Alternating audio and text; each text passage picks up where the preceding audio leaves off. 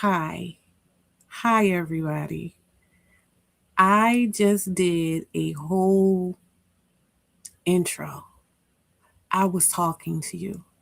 I was not late. I pressed a button. I did something at 6:35. But and the crazy part is I did something at 6:35, and I think the something that I did was I turned the music on because usually I have music playing for a few minutes, and it was while I was doing the part of my intro where I was explaining how I wasn't actually late and I just like to have music playing for y'all. It was when I realized I was not live. Yeah. So there's that. But yes, Nakaris, you were correct. You was on time. And it was me. My bad, my apology. But that's because I was reaching out to y'all to let you know because this is very important. This is going to be a very important stream. This is going to be quite an impactful stream, and this is going to close a lot of loops. This stream. Um, yeah, I I felt. I know some of you have seen my posts about the murder of Dr. Cerina Fairfax, and I'm looking right in the camera when I say that. Clearly it's something I feel very strongly about.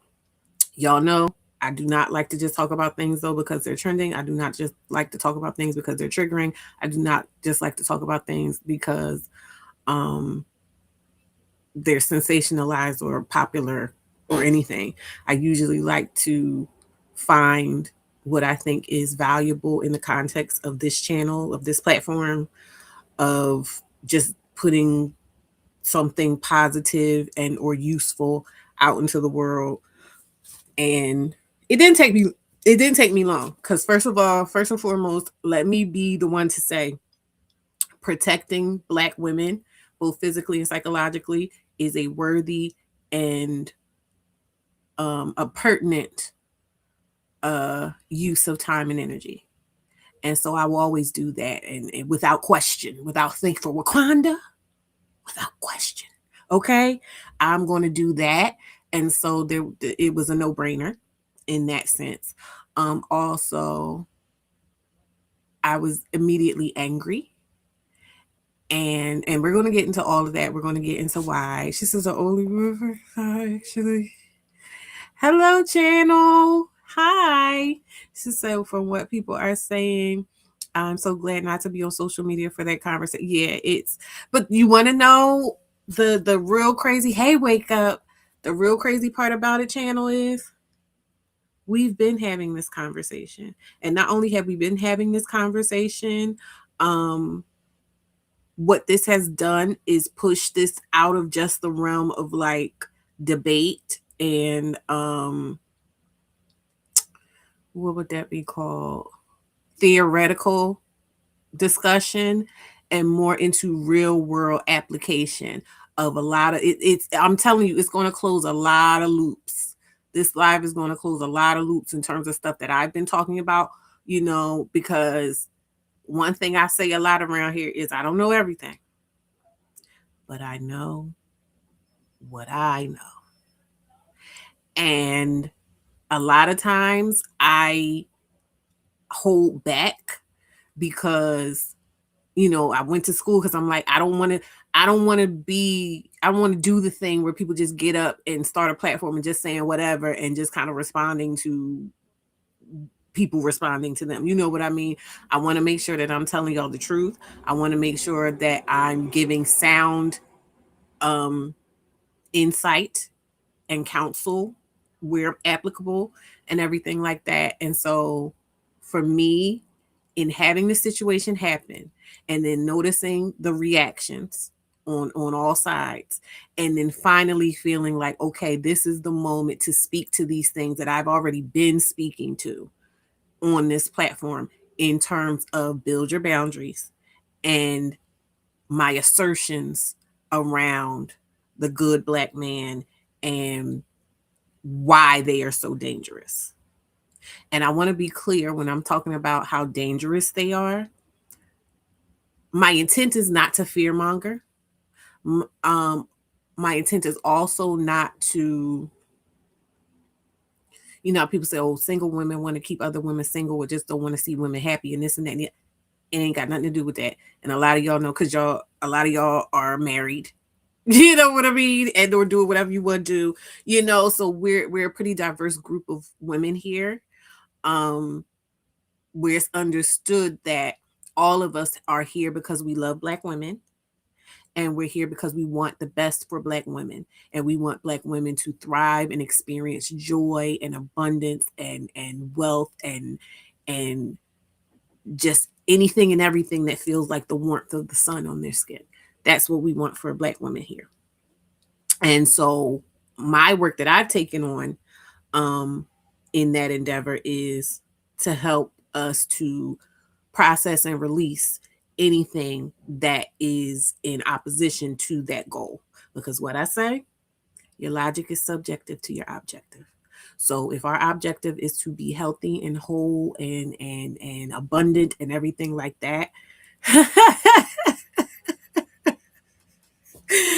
if our objective is to be healthy and whole and abundant and all of those things, then we need to eliminate any. Thank you for coming, Stacy, and please, in any way, this is the one. If you ever heard the sound of my voice before saying these things, this is the one you really need to lock in and listen to. Share, because this is a needed conversation. This is going to be a clarifying conversation. This is going to be an unburdening conversation for a lot of people, hopefully, because I've been able. Hey, Amethyst. Look at you. Wake Up is always on it, and she always make me remember. Where is it? Do I have it? Yeah. Yeah, this is really important, guys. Like, this is really important because this will give context. Remember when I was saying to y'all that I got a lot of context that I needed and clarity that I needed from sitting in the manosphere of all places and learning about how they thought. And it helped me to make decisions instead of concessions. This is what this conversation is going to show you, how you may be missing that information that you need. It's there, but it's not. There's so much going on, right? There is the systemic obfuscation of the clarity needed to be able to do that. There is the personal and internal drives that are keeping you in allegiance with these systemic things, and also keep neutralizing your survival instincts. It gets deep, okay? It's getting so deep.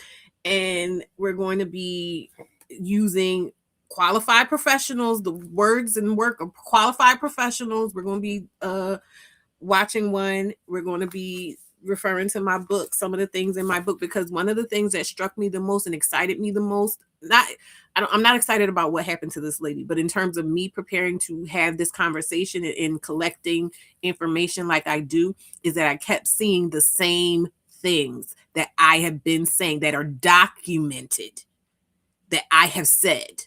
You know what I love when I'm like, yes, I've been saying that. So, because that is not because I want to be right, and not because I'm the only one. I've told you before, I feel like all of us that are out here saying anything are just saying ancient collective wisdom in our own, with our own little spice on it. Okay. So I love to see my intuitive leanings validated, is what I'm saying. And more so because I know for a fact that I'm not steering you wrong. So that is important to me. That empowers me. That gives me the confidence and even more conviction than I already had to do what I needed to do. Channel says, I admire your objectives. I won't go counter to them, but in my own time, I'm 100% okay with fear mongering. It's dangerous. So, no, let me tell you, when I say I'm not fear mongering, because this is one of the ways that this is one of the master's tools, is making women feel like, number one, that they are being bitter or whatever, so shutting them up. And if they can't shut them up, they're neutralizing what they have to say by making the other women that can hear these women feel like, oh, they're just trying to keep you from something that's good for you. And so when I'm making that clarification, it's not because I'm worried about being seen that way. It's because I want any woman within the sound of my voice to know that I want you to be happy. I want you to be happy with or without a man, if that's what you feel like will make you happy. You know what I mean? For me, it's not about what your life looks like when you start choosing. I just want to make sure you're the one in control of the choosing. That's all my objective. That's all I'm concerned about, is making sure that you are in the driver's seat of your own fucking life. And also, I want to be clear so that it's not misunderstood, that I'm not saying that I think that Dr. Cerina wasn't in control of her life. If anything, were I a betting woman, I would think that she was in more control of her life than that man wanted her to be, that she was with him and while they were still in alignment until they were no longer in alignment. And so once she recognized that they were no longer in alignment, unfortunately, that was when he did the thing. You want to know what the lip combo is, Layla. The lip combo is, because I got everything sitting right here. So I line my lips with my color case, with this color, and then some of this color, like on the outer corner, you know, the edge. This is some Pat McGrath lip balm. It's called, oh Lord, what's it called? Flesh 3. And then I put a little gloss on in Soft Life from Juvia's Place. It's true, Mystique. Hey, girl. So yeah, that's the lip combo for me. Thank you for noticing. I wanted to look good for y'all. The crazy part is, initially, I've been spending all afternoon doing the outline for this, but initially when I was going to talk about it, I figured I was going to be crying a lot, so I didn't even want to be doing makeup. But I think now that I have more of a guided, you know, path for this, it's going to work. I probably will still cry. Y'all know me. In production inquiry says my dad wasn't an abusive weirdo, but absolutely true. In my state, my parents were married for 17 plus years. I don't know if duration of marriage matters. Hey, Mary. I mean, listen, for me, it's not about duration of marriage. It's not about any I'm calling them vanity metrics. It's not about any vanity metrics. It's about what's actually happening, what's actually going on. Like, what is actually going on within these marriages? It doesn't matter if they last 100 fucking years. If he's abusive, fuck that. You know what I mean? So,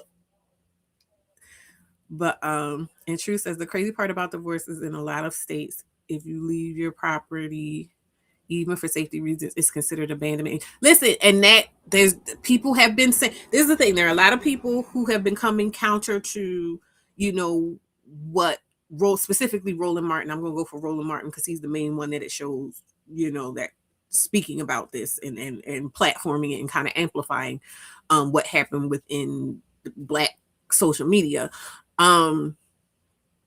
But yeah, a lot of people were saying, like, because we're going to get into all of this. We're going to get into all, like, you just wait. How was my weekend? Did I get to see the Halle Bailey movie? No, I did not see the Halle Bailey movie. What was I doing this weekend? I think I was resting. I did some stuff. I'm gonna be honest. I was just kind of like chilling. And the worst part is, so then Sunday, when I called myself getting back into the swing of things, that's when I sat down to record, and that's when I realized that my new webcam was out of commission and not working when I was trying to get ready to do my standalone video for today. So I was just like, I wanted to do a live Saturday, but I forget what was happening Saturday, that I was like, oh, well, I won't do it today. I'll just do it on Monday, when I realized I wasn't going to be able to do my standalone video. I also didn't think that this was going to be able to wait till Wednesday. It didn't need to. Thank you for the super chat. I'm saying there are laws that prevent leaving the home in Virginia. Yeah, no, that's what people were saying. Some people were saying in response to people who were trying to do the work of obfuscating what actually happened to blame Dr. Cerina about, well, why were you there and what was going on, and instead of just focusing on what that man actually did irrefutably. They were trying to say, oh, well, why would you stay in the house, and why do women, that whole thing of why do women stay, But again, we're going to get into all of that. The world hates women for real, and I wish more women would adjust accordingly and dwindle the numbers for the survival of future women. And I bet an abusive male was behind that. All right, so what I'm going to do is I'm going to go ahead and do this intro. And then when I do this intro, we're going to get started. And yeah. This is a mother. No problem. You in charge of the girls, right? I am in charge of the girls. Are you in charge of the girls? I am in charge of the girls.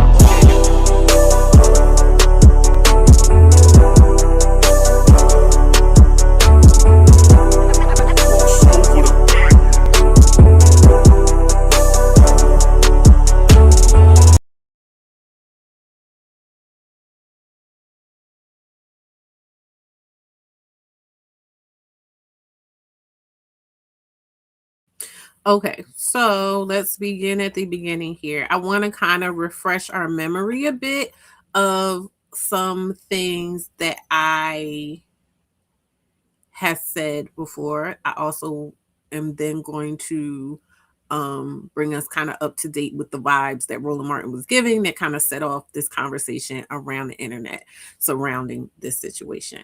So I'm going to bring us here. Hold on. Don't start playing yet.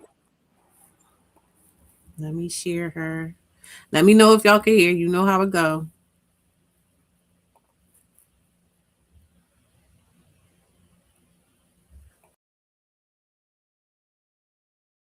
To this idea of Cassie and other people and victims, of victims being culpable for the things that predators do. And they're predators because, again, it's not just in the heat of the moment type of thing, like, oh, I just have this thing and it takes me over. It's, oh no, I'm going to set up these systems, I'm going to set up these people, I'm going to set up, this money, I'm going to put all this stuff towards the end of when I encounter someone. I don't even know who it is just yet, but when I encounter someone that I want to violate in that way, I want all this stuff already taken care of. So before they even know what's happening, I've already taken what I wanted from them. And that's the problem. So when we're talking about people like Diddy has shown himself to be and been proven to be, this is the woman, this is the man. This is where the woman's boundary is. This is the man just on the right side of that person's boundary. And what happens with these kind of people is that they push and push and push. And because these women are not recognizing the things that I was talking about in that conversation, where I was saying we need to leave these people alone, what happens is this keeps moving. And by the time it gets so crazy, you're all the way the fuck over here when you started out and meant to be here. And this person this is where the boundary began. This person is now here. So this person has gone over your boundary, but because they were able to wear you down and push you over here, they can technically say, oh, well, I didn't go over your boundary. You talk about women don't like. This is why women be there. This is why women be getting pushed. When they care about what y'all have to say, when they think y'all can do something for them, when they think that y'all maybe are on the line and they can rehabilitate you and they can lift you up and they can help you build and all these other stuff, they wind up over here and y'all tell them that it's their fault. And you say, but I'm not on, I'm still on the right side of your boundary. The boundary was here. But there's somebody like me that's standing right here and pushing your ass back. I got to be a misandrist and I got to hate men and I got to do it. Guess what? Call it what the fuck you want. And I'm over here offering practical solutions. The first of which is getting your fucking mind right to actually understand what's going on, so that you can be making decisions instead of concessions. Because a big problem that's going on with women is that you're having bonding conversations and bonding encounters with people that are bargaining with you. These niggas are bargaining all the time. That's how you start out here and wind up here. It's always a bargain. It's always a negotiation. It's always a whatever. And what you're not realizing is that caveat that I always have to feel dominant means that this boundary is never going to exist, because he wants to be able to lead you and place you wherever he wants to place you, while still being able to say, oh, will you let me? Oh, will you let me? It's your fault because you let me.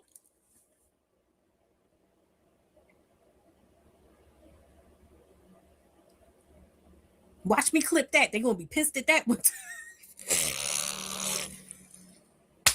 They're going to be pissed at that one too.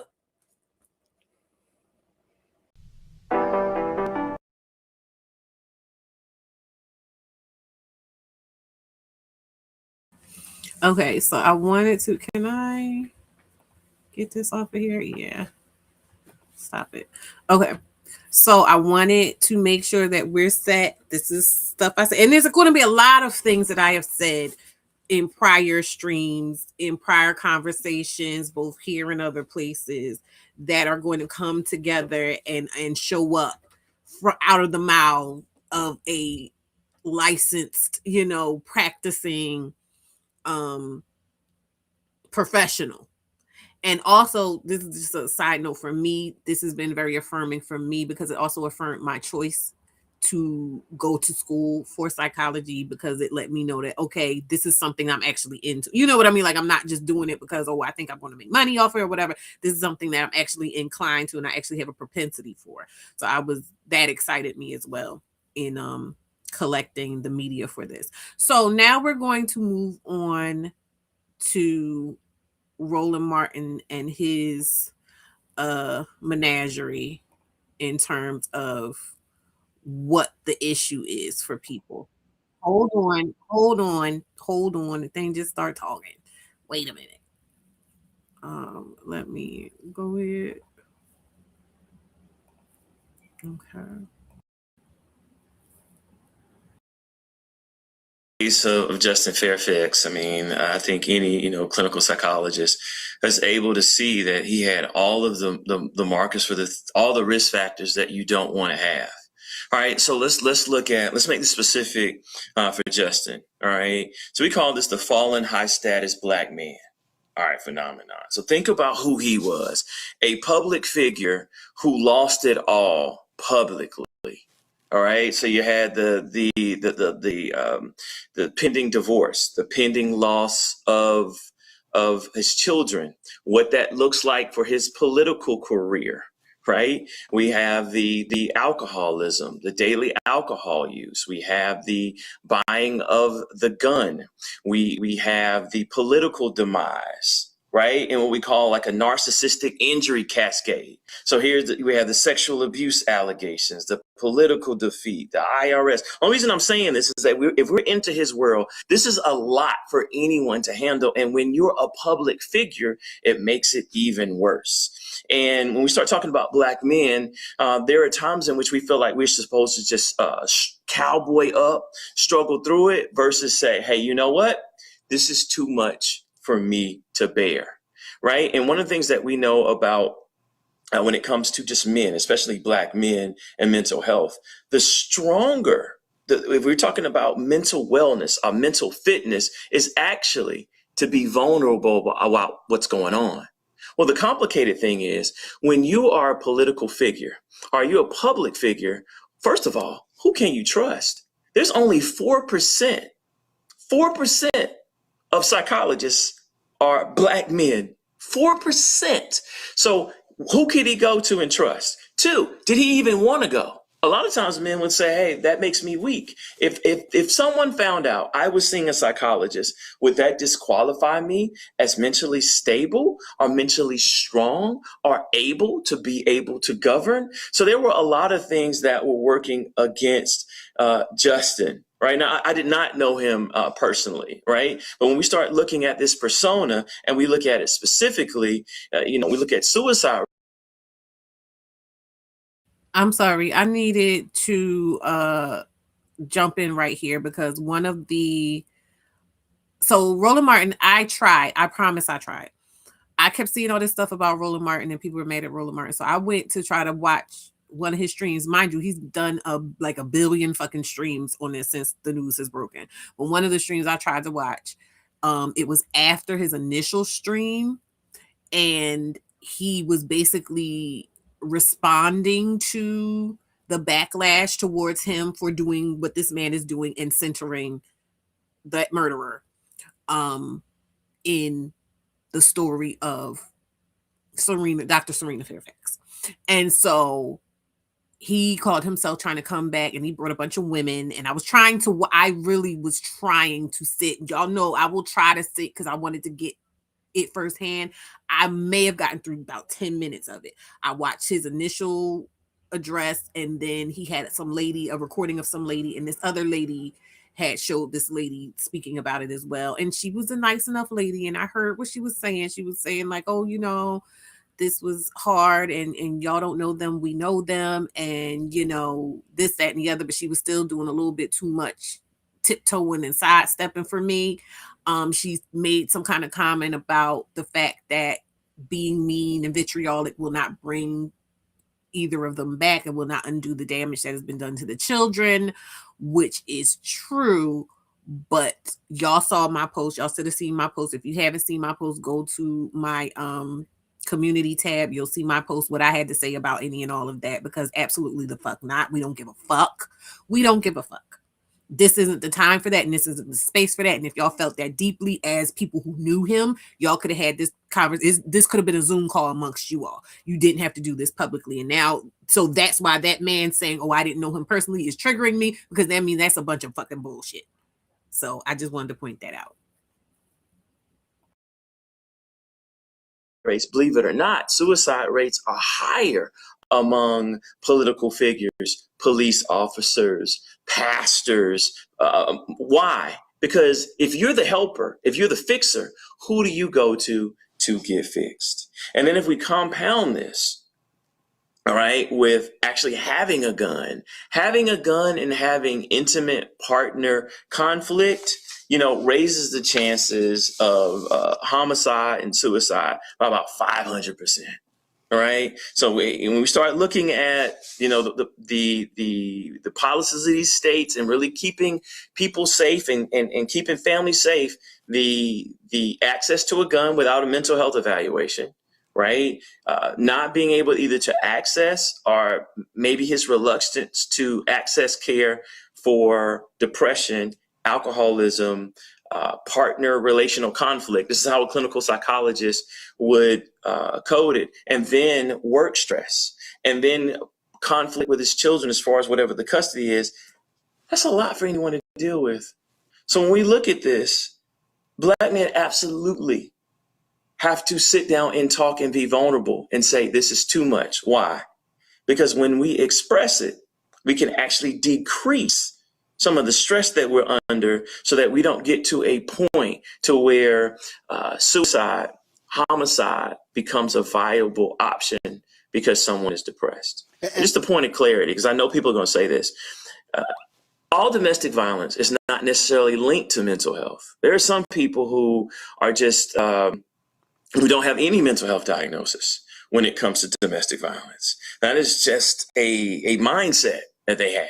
All right. But there are also others that in this case, where there's comorbid depression. I also want to point out this comment here. Can I make this bigger? Let me make this bigger.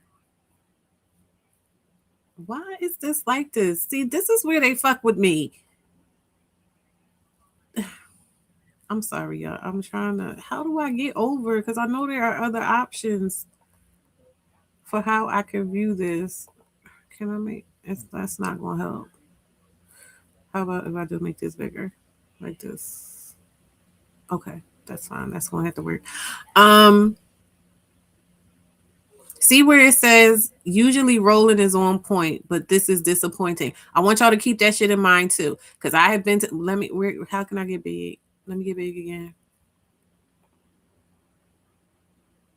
Um, y'all recall that I've always been saying that the good, the good guy, the good black guy, is the one that can do the most damage for real, because you don't see it coming. And not that women who take more overt abuse and or like will deal with a rougher type of man, it's not that they deserve what happens to them. It's not that, you know, they're more cut out for it or anything like that. It's just that that belief that you're smarter, or that belief that you've done certain things to protect you, will fuck you up. It will fuck you up. Okay, that thing that, and it don't have to be, it ain't about, because I want to be clear, sometimes yeah it can be about you measuring yourself against other people, but the real damage comes from your personal identity of like, oh no, I'm supposed to be smart, and I'm supposed to be, you know, that childish part of yourself that wants to do good and can feel the shame and the guilt and stuff like that. I feel like it's a more grown up adult energy to start trying to, I'm not like her. Hold on to that.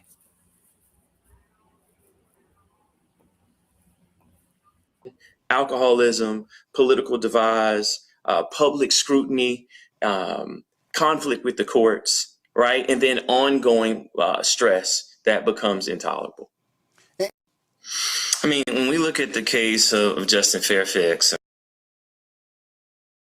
Okay, so that is, listen, y'all. Okay, so y'all with me, y'all got it. Someone asked him how he knows if he's making biased assumptions to humanize a murderer for public support. Wonder how much of this is a cover for them not seeing it coming. To be clear, I don't blame them for what he did, but but in trying to make sense of senselessness, people say stupid things. We're going to get to that. This is such an important live, and eventually have to go handle things. We'll catch every good, wonderful. Thank you for showing up. Thank you for showing support. Thank you for letting me know you were here. That means so much to me, you know. And do all the things, hype it, do whatever you can, up to and including spend a little money. But if you don't, do all the things. Let's get this out there for the women's. So yeah, obvious. You saw it in the comments, and the obvious problems with the framing around discussing the situation. Now, y'all know me. I don't play devil's advocate, but I do try to provide expanded perspectives. You know, again, in the interest of making decisions as opposed to concessions. There is a space and a need for men to discuss this with men and unpack these things with men. Even though I would say, based off of the conversation they're having, that's why we've gotten nowhere in like the last fucking 70 years. However, they can do that, right? That's their place and that's their job, and they can do it, and that's not our business.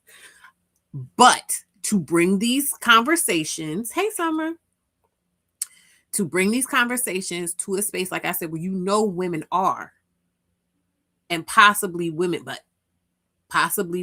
have experienced this or are experiencing this. But this is where we get into that whole identity thing, and this is where we'll get into the women that are helping with this shit too. You brought this, you were very comfortable to bring this and frame this in this way. And then when he was getting so much pushback, he said, oh, yeah, in fact, can I find it? Roland Martin statement. Images. Yeah, we're going to do this one. Can I make this big? I don't want to go to nobody's LinkedIn.com. Ugh. How can I do this?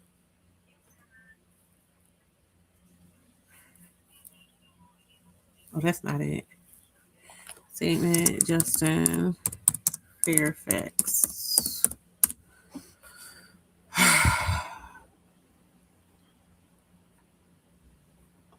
Oh, come on. I can't find it right now. But basically, he was like, I took that post down. He took some post down. And he was like, I took that post down not because I saw anything wrong with it, but because the boule told me that I violated some kind of you know, rule about speaking on members or whatever. So basically, he doubled down. He was like, I took it down. I took it down, but I ain't take it down because y'all wanted me to take it down for any other reason. And I wanted there's very particular population of people that may be watching this. What does that sound like? What does that feel reminiscent of? What does that remind you of? Okay. So let's see. What do we have here? So, okay, now I can get started with like my notes on it. Dr. Cerina was everything Black women are told we're supposed to be. And yet she still isn't receiving the respect she deserves. And I'm saying that I'm coming at that from the perspective of this is Level Up Single Mom. Y'all know good and well, Level Up Single Mom is about combating the stereotypes and helping single mothers, Black single mothers specifically, cut through all the noise to be able to make better decisions, from a more centered place. And don't do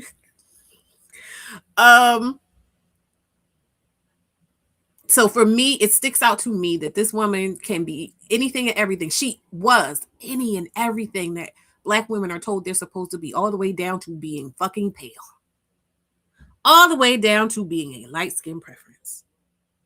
Ooh, she was everything Black women are told they're supposed to be. And they still killed her. And he still killed her.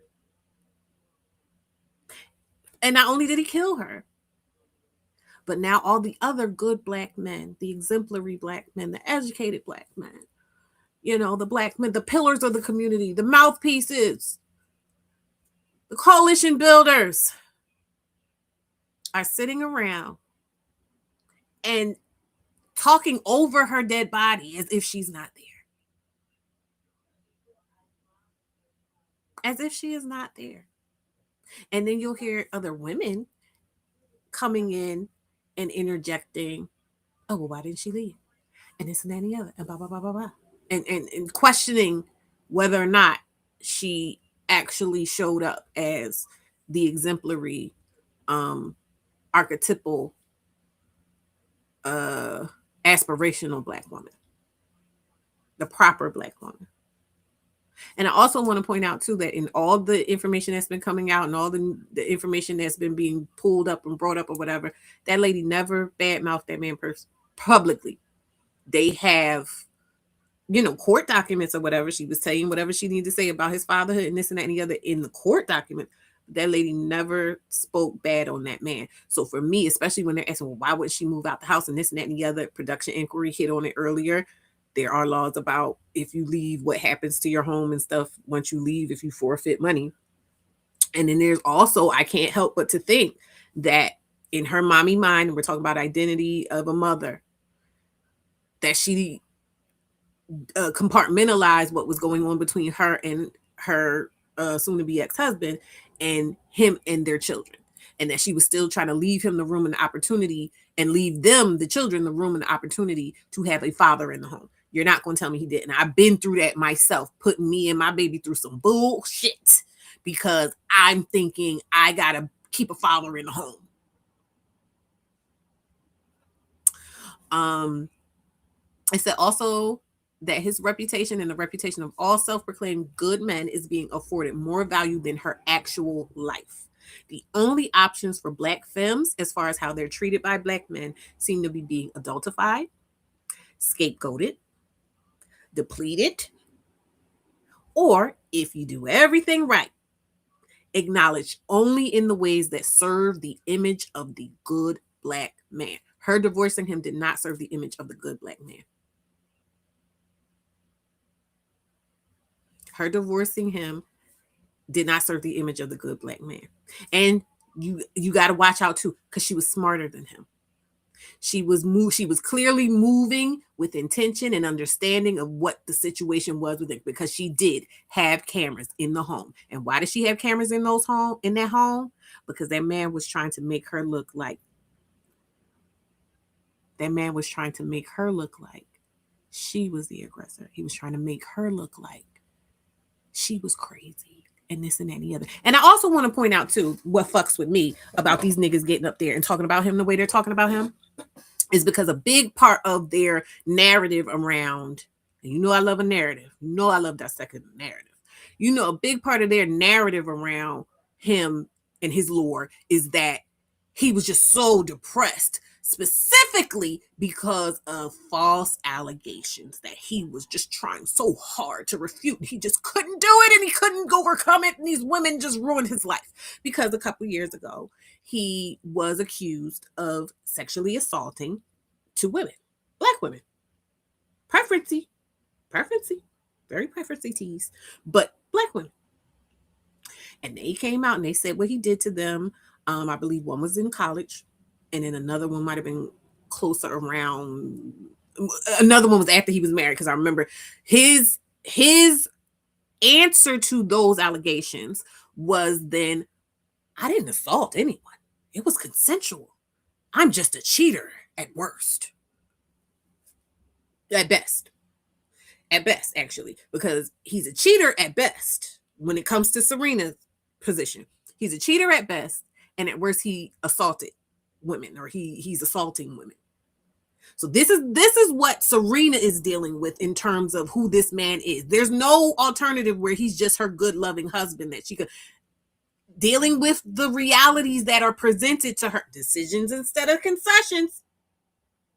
The realities that are presented to this lady at this point now, who has these kids and everything with this man, is that either I'm married to an abuser, a sexual deviant, or I'm just married to a run-of-the-mill cheater.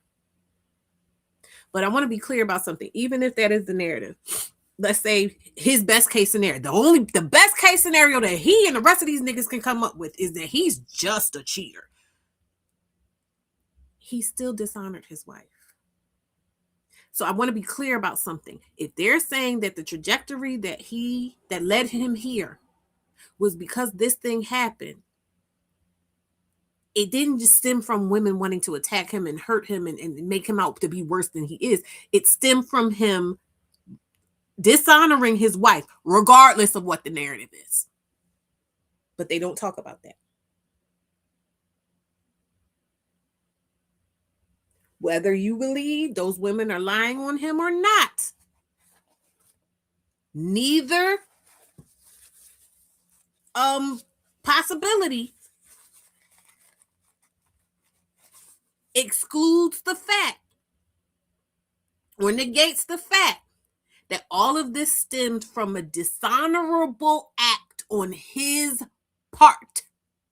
Because the narrative is that all of these things that stressed him out so bad that led to her wanting to get away from him and divorce him had to do with those acts, or that act of being sexual with those women.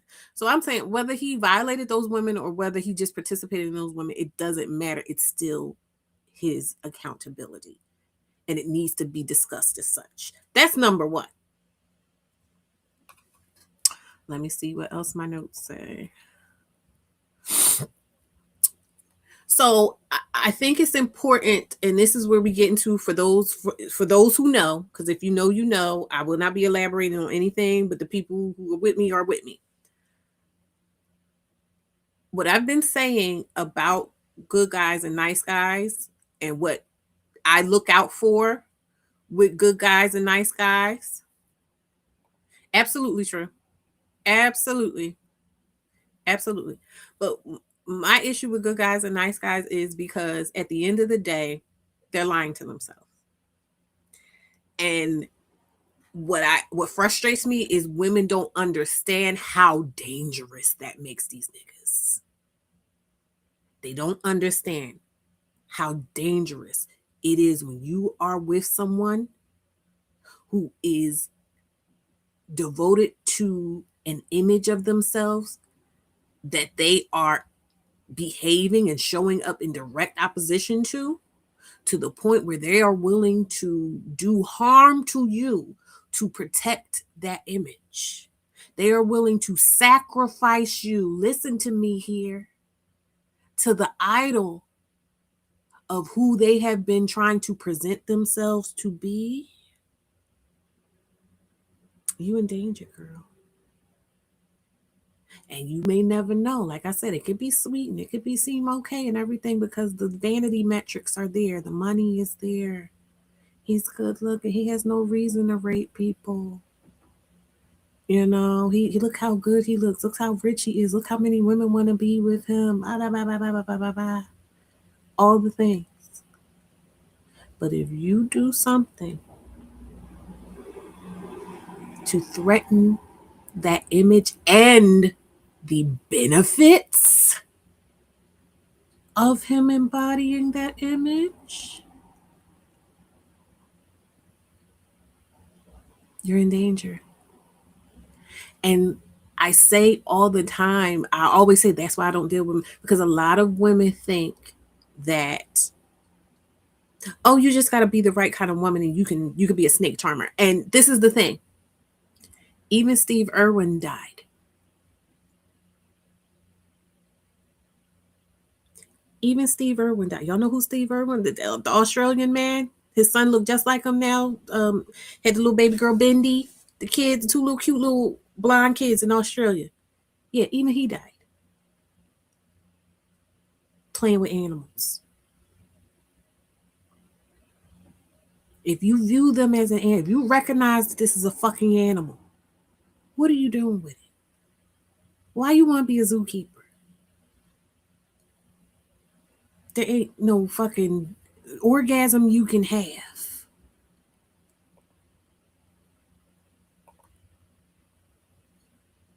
You know? Not sacrifice for a narrative. Yeah. Sacrifice for a narrative. Entitled men get very angry when told no. Sure do.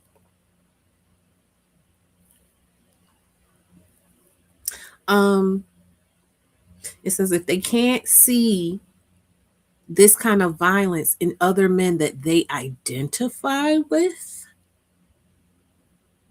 if they can't see this violence in other men that they identify with, then they can't see how they could do it. And that is what makes them dangerous. Because here's the thing, somebody that's aware, and this is something I learned through parenting, I had to learn that it is capable for me as a mother to harm my children. It is more than capable, not capable, possible. It's more than possible. I am more than capable of harming my children. I'm actually poised. I'm the one that's most perfectly poised to hurt my children the most. And so therefore it is imperative that I be aware of any and all of the ways that it's possible for me to hurt my children so that I could safeguard them against that. So when you're in relationship with someone who refuses to see their capability of hurting you and or harming you in any way, that is not a safe person. Now, we're going to be watching something a little bit later that's going to talk more so about a more of an awareness in these men of what they're doing and how they're doing. But I need you to understand, this is primal shit. This is subconscious shit. This is intuitive shit, because some people like to think that they're so cerebral and that they cut off all of their emotions, but everything ain't fucking emotion. Some of it's subconscious, and subconscious is intuitive, and intuitive is ingrained. It's programmed. So that means it's involuntary. It just happens. It's automatic. It's like breathe. How do we fucking breathe? How do our hearts beat? We don't make that shit happen. Some of this stuff is just locked in. It's socialized.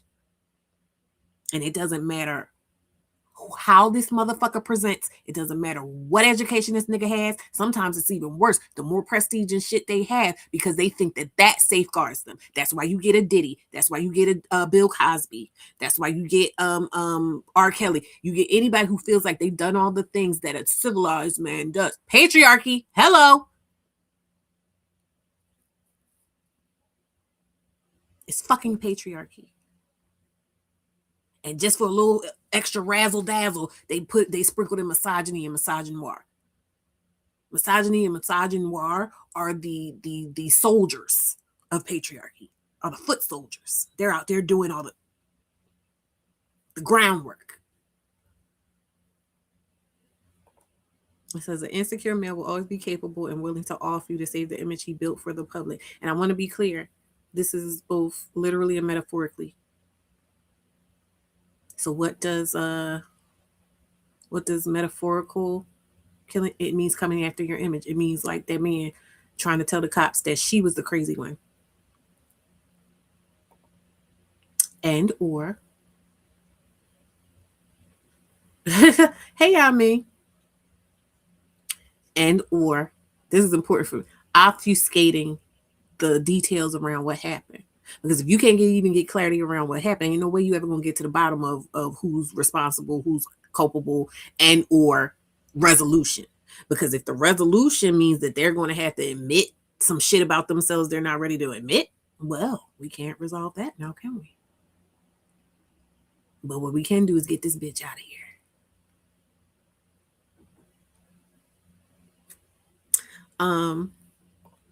A smaller scale of this is when a person does a smear campaign on a person they don't like or did something wrong to in order to destroy their name and credibility before they get exposed.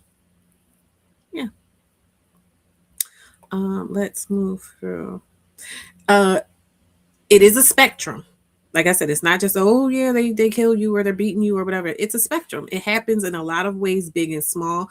We're going to watch a movie, like I said, from a credentialed, I was going to say a credentialed adult, but a credentialed professional about these things. If you don't call them out, protect yourself and support other women in protecting themselves. That's the big one. They'll do it to you and sit around talking about how befuddled they are that this happened, as opposed to connecting the dots between the thing they identify with in the person that did this to you and themselves that are relevant to the outcome. So what I'm saying is they're not connecting any dots about what he actually did. They're still talking about those accusations as if they're false. You telling me that if a nigga can do this to his fucking wife, that he couldn't have snuck in and tried to take a little trim on the side? You're telling me you still can't connect the dots to how he could do something like, if he could do this, that he might have did that? Because to me, that makes more sense than anything. Why would you be? How do you get from being sad about somebody lying on you to killing your wife? And not just killing your wife, because it's different if it was just them too. He cursed their bloodline. I want to be so fucking crystal clear about that. He has cursed it. There is a boy, and I am more inclined to be concerned about the boy, because I know that the boy is going to do everything he possibly can, probably, to try to be that covering for his sister. But he doesn't have nobody. I mean, he has their extended family. He has their extended family. It says, also remember, not all women who are harmed by these males will be the perfect victim. So we have to unlearn the programming many women have that makes them apathetic to women who are not perfect. Yeah. That baby, and he's a teenager, but still a baby to me. I call 20-year-olds and stuff baby. You know, people in their 20s baby, because of where I'm at in my life. That baby found his mother gone, found her body as it was when his father finished with her and left her as she was. So he didn't see her, in the morgue all cleaned up. He didn't see her in the forensic examiner's office all clean. No, he saw the full brunt and brutality of what his father did to his mother.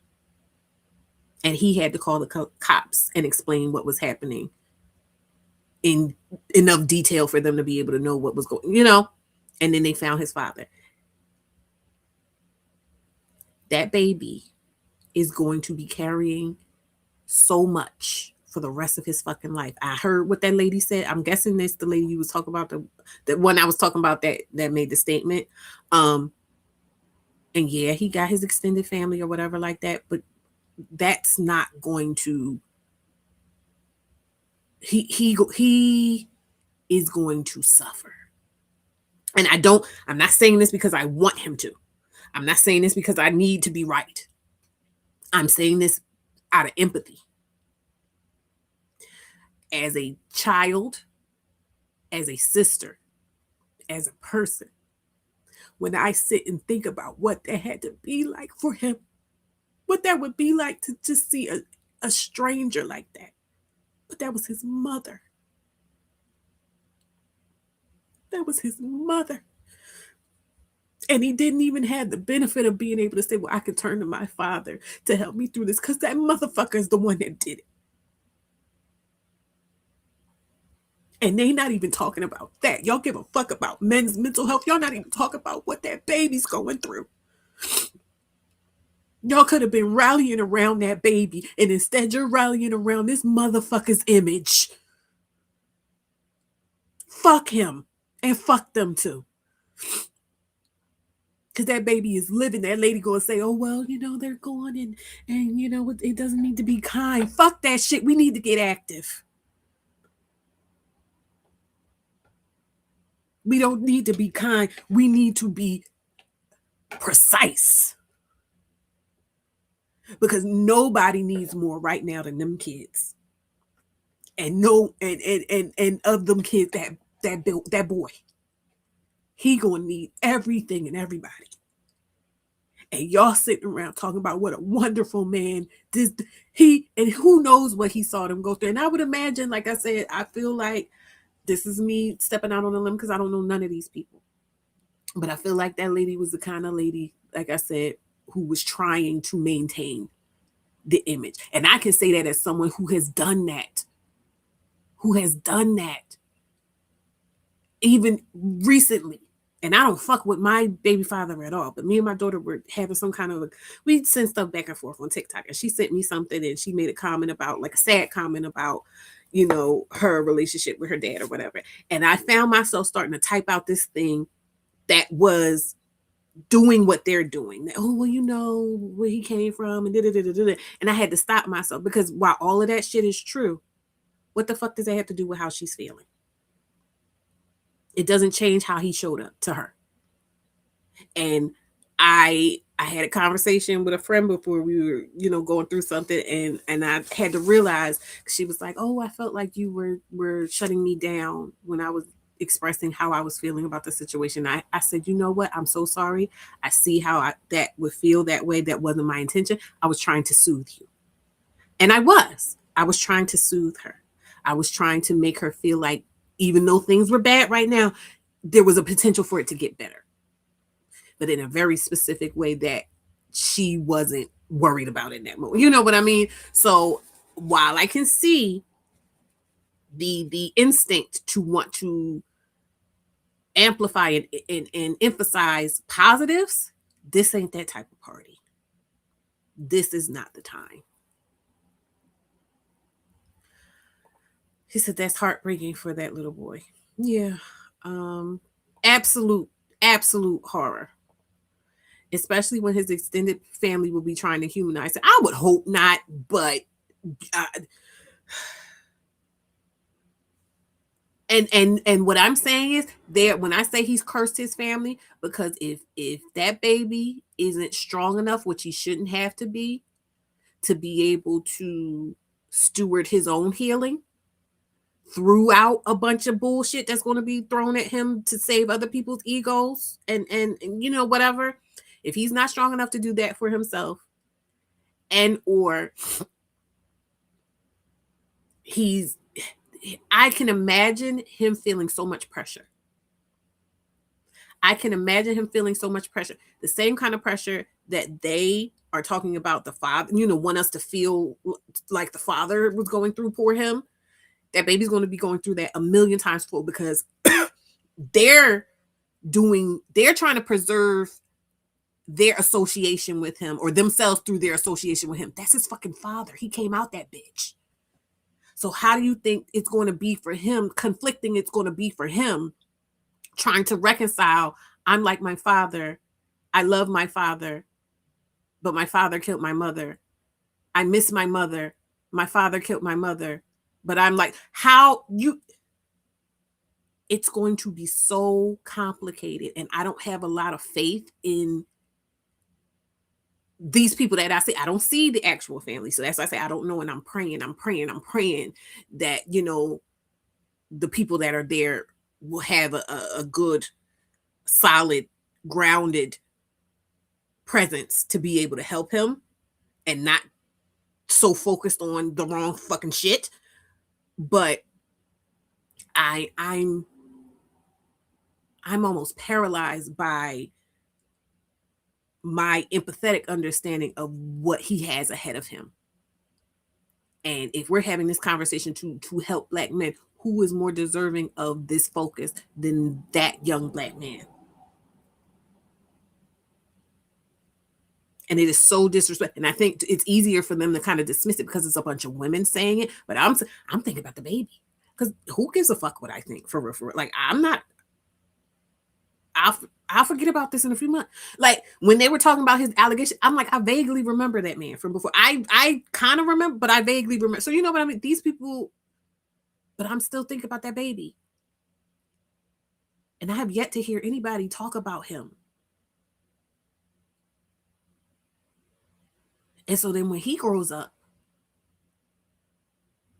and he done struggled and he happened to have a woman around him or something and he snaps, and it's a cycle. I don't want him to do that. But guess what will happen if he do? Oh, well, his dad. Then they'll put it on his dad who's not here. And even when there's nothing else going on but what he fucking did, they ain't gonna give it to him then. But they will give the blame to his father to save his image. Once he's already hurt another girl or a woman. So the women and the girls will never seek any kind of justice or any kind of...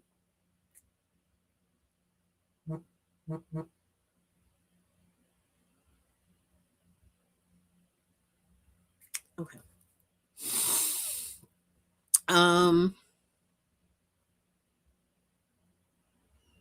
Okay. And I want to, and just so you know, so people don't think, and I don't care what people think, but again, this is about validating what I've been doing here, showing my work, what I've been doing here. What the fuck? So many things. Okay. It's about validating what I've been doing here. It's about showing my work, showing my proof, and also the fact that I'm about accountability for everybody. So this is a book I wrote. It's called Level Up: The Single Mother's Guide to Reclaiming Her Dignity. It's specifically about getting clear about what's going on when you are in a relationship where you feel beholden to continue that relationship, continue to allow access and or aspire to being in relationship with a man because you have children with him. I wrote this book in 2019 or something like that. I've been selling it here, and you know, this is that book. This particular passage, and I one of my videos that I was planning on recording and stuff is about accountability. So that's something like everything's aligning. I said, many of us will loudly profess the pain our mothers inflicted on us and yet can't make the correlation between similarities in our romantic choices and how our children might be affected in ways similar to the ways we were. So I'm saying, like, if you have problems with your mom around how she was dealing with men and neglecting you or putting them above you or letting them abuse you or whatever like that, you'll see a lot of times people will say, we're never going to be like our mom or da-da-da-da-da. And then something will happen and you realize you're behaving maybe not exactly like them, but in a kind of a way you're behaving like them. And so I'm saying we'll sit and say what our parents did, but we won't be able to see it in ourselves as parents. I said, we've got to do better. We've got to be better, and we've got to do better because we have more of an opportunity than ever to learn better. Maybe our parents didn't teach us. Maybe our community didn't care for us to know. But it's our duty to learn and do better for our children's sake. And this book is meant to end any and all deniability of culpability and alternatives and usher in the beginning of a golden age for us all. If I'm over here talking to the dreaded single mother, the awful single mother who's destroying the community, and I'm over here as a single mother stepping up and saying I'm an advocate and I'm a mouthpiece and I'm a standing in front of the group and saying give it to me and listen to me, I'll show you. And I'm over here talking about being accountable to the choices we are making because our children are watching us and being affected by those choices. Why the fuck are these grown ass men, again, these pillars of the community, these good fucking black men that did everything right and did? Why isn't that the conversation they're having, again, surrounding this particular boy who is actually struggling right now and going through something right now? They could have been using this time to rally around that boy. And if they wanted to use a male, if they wanted to center a male, it should have been him. But it's that murderous, cowardly nigga that couldn't even stand and face his own son in what he did. That's who they want us to hold in our hearts. Not the lady he murdered and not the children that he stole her from. Because he could have left and she would have been there for them. And again, I bet she would have let them keep their loving viewpoint of their father. But he would not let them keep their mother.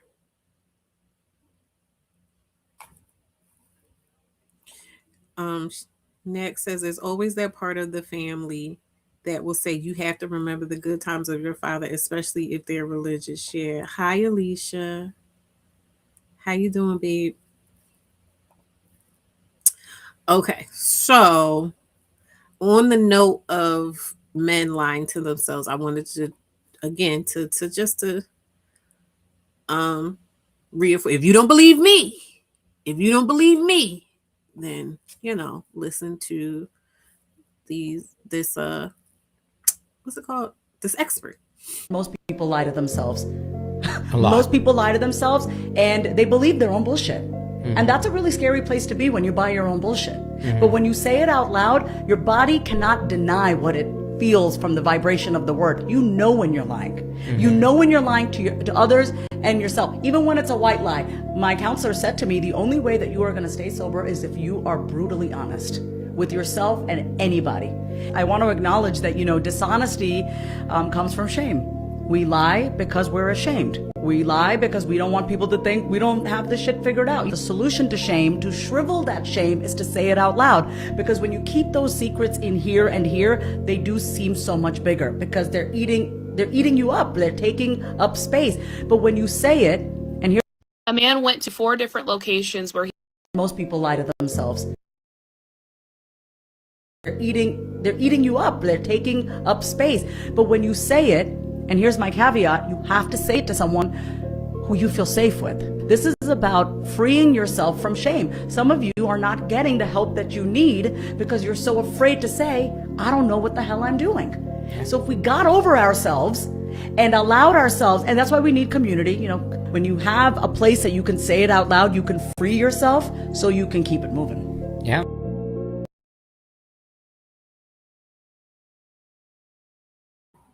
So I want to kind of point out too that in terms of what she was saying about like not admitting that you don't know what's going on, a part of that is accumulating degrees and this and that and the other. You know what I mean? Like once you feel like you've mastered adulting, you've won capitalism, right?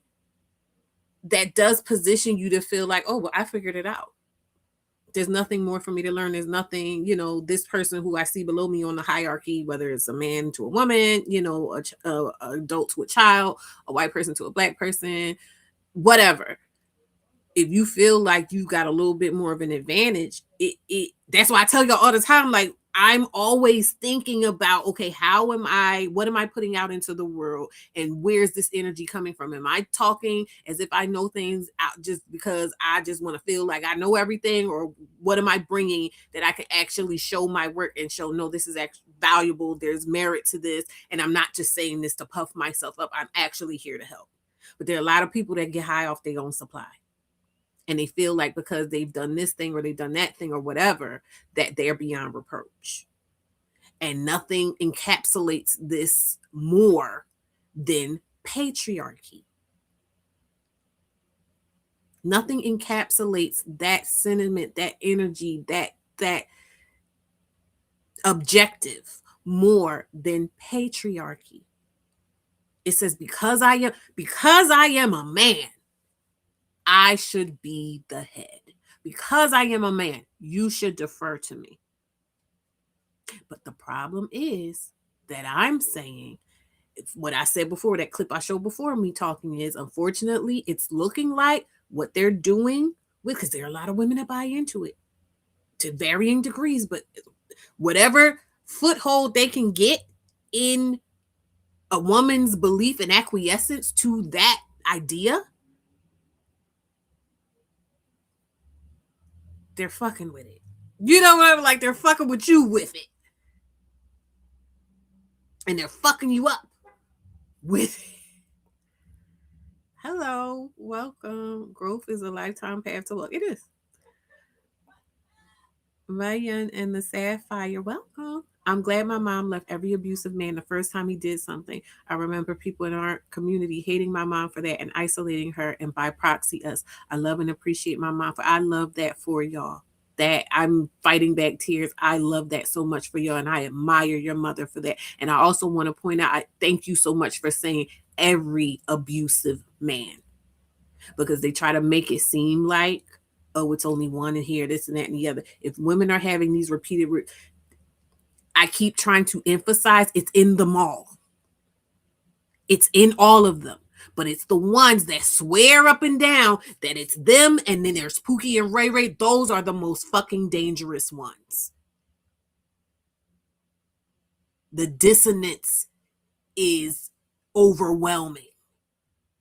It's too loud. Hey, Lorenza, welcome.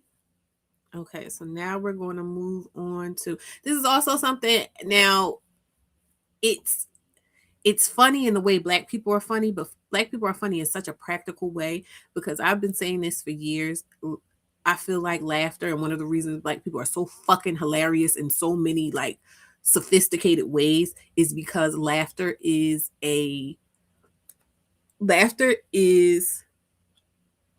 and I feel like the antithesis of trauma, or it is some kind of an analgesic to trauma.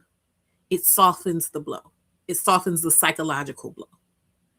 And one of the things that has been occurring to me, and I looked it up, I was trying to see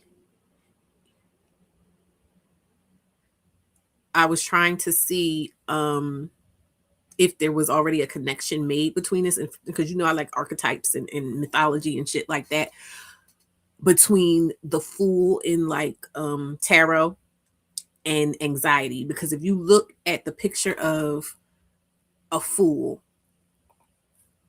hold on, Fool archetype.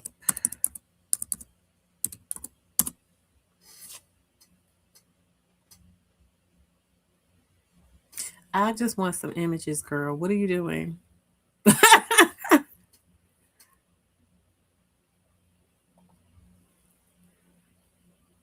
Why are these so freaking little? Open in a new tab. Is it going to be big enough? Yes. Okay. Let me share this. So this is a Fool archetype. I want this to be bigger. This is the archetype of a Fool. What does this look like? Hey, Fitness, tell me in the comments, what does this look like to you? Just the first thing that comes to your mind when you see this image.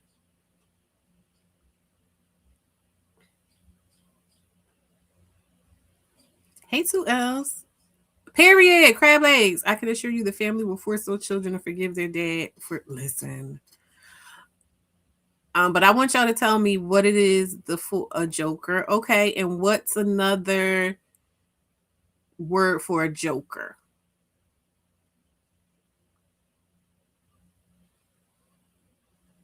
A jester. Okay, and what would be a more modern day term for a joker or a jester?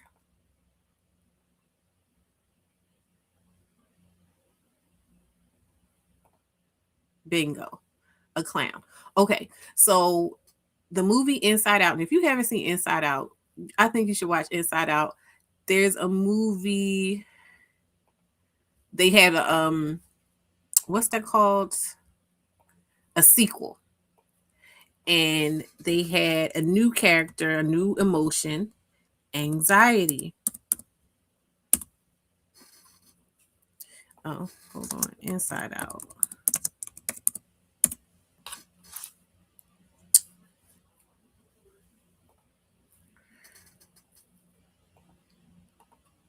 Can I open it? Open. Shit. Sorry. Hold on. How do I open it? Son of a biscuit. Hold on. What did I? Okay, there it is. I don't know why this thing was playing with me. Okay. This is anxiety from Inside Out. Is that not reminiscent to you of a clown? What you talk about production inquiry? Oh, you talk about what the family going to do or not do. But what does Inside Out give you clown vibes? I mean, does anxiety from Inside Out 2 give you clown vibes? Because it did to me. This occurred to me the other day, and I was just like, hey, I wonder if there is a connection between the fool archetype and anxiety. But then again, this is a new image. So I would say this is more of a new interpretation or understanding if they were connecting those vibes from the collective consciousness, that this is a newer, iteration of it. So maybe this would be the a newer understanding of it. But for me, I was just like, I could see how anxiety and the way anxiety functioned in that movie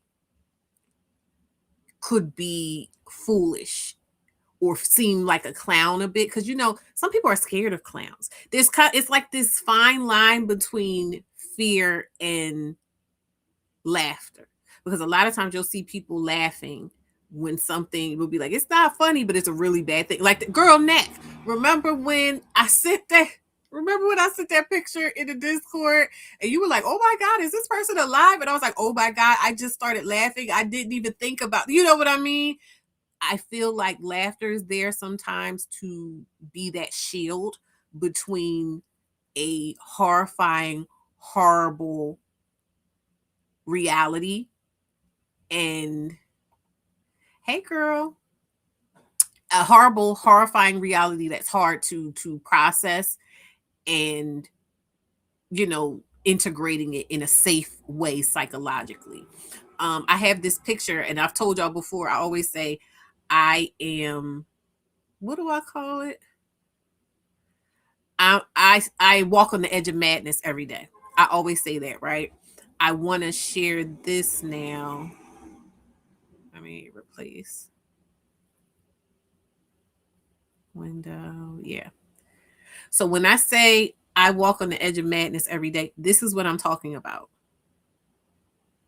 This is what it feels like to me when I say I'm walking on the edge of madness every day. So in this case, anxiety would be the feeling you would feel being in this space between, this land and this void. And you can't go back. You can't go back this way for whatever reason. Maybe whatever you were on before is not there anymore. Maybe it's not safe anymore. But this void is just unknown territory.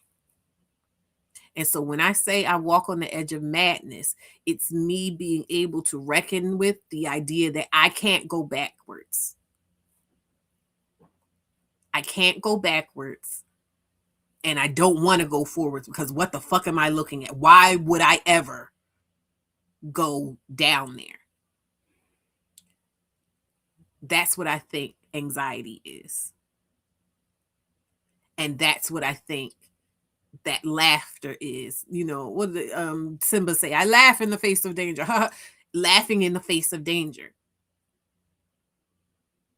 So when you're anxious, you can either give into the anxiety and kind of like fall apart. You're still not going anywhere. You noticed in the movie, spoiler alert, the anxiety paralyzed her, or paralyzed itself within her. But the answer is going into that void. And what is the void? It looks dangerous, but really it's just unknown. It's unmapped territory. It's unmapped territory. And so when you see people who seem to be stuck and stagnant, who seem to be, teetering on the edge of a decision they need to make, or even you need to make, this is where you are.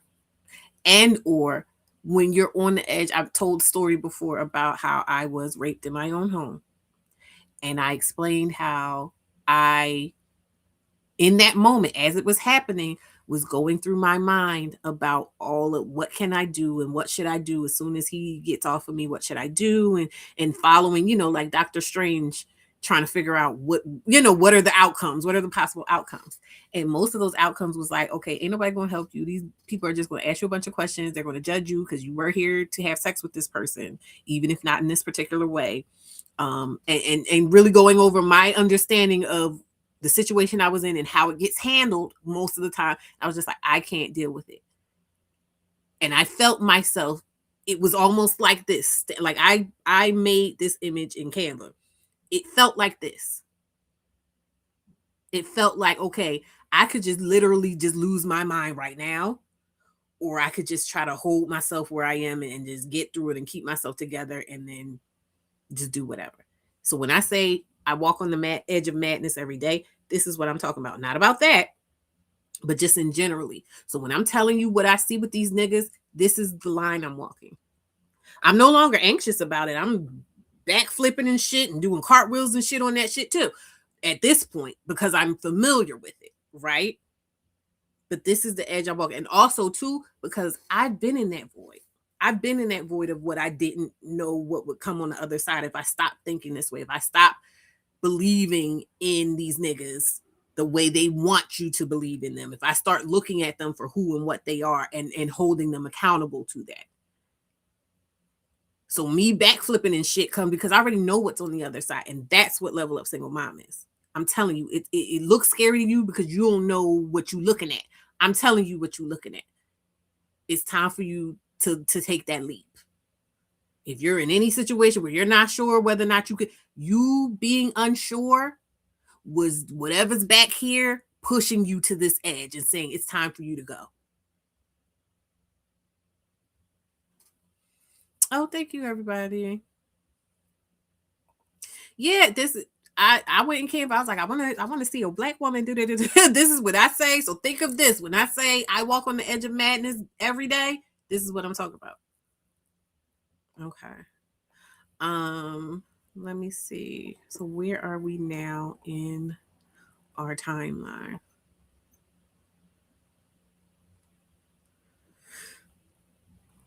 Okay, I wanted to show you. This is something, this is what I'll talk about with what's it called? Humor. So I'm gonna show y'all this because it's funny, but it's also fucking real. It's also real as shit. Hold on. I'm going to share it. Okay.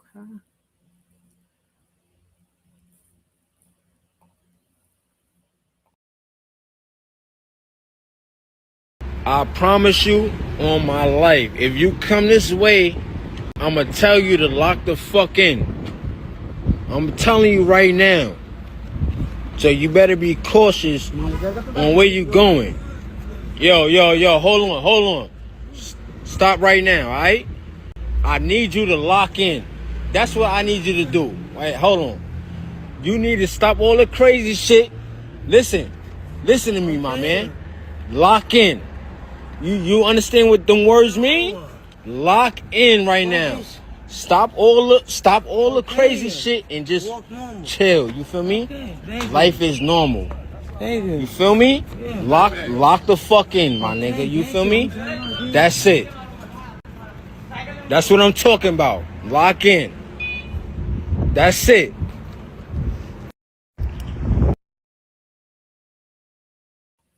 Did y'all see what happened? You say yeah, but did you see what happened? Let me know what y'all saw in that interaction. Like, of course, yes, in the comments, everybody's laughing, and I did too. But there's something really, really important that you need to. I want to know what y'all saw.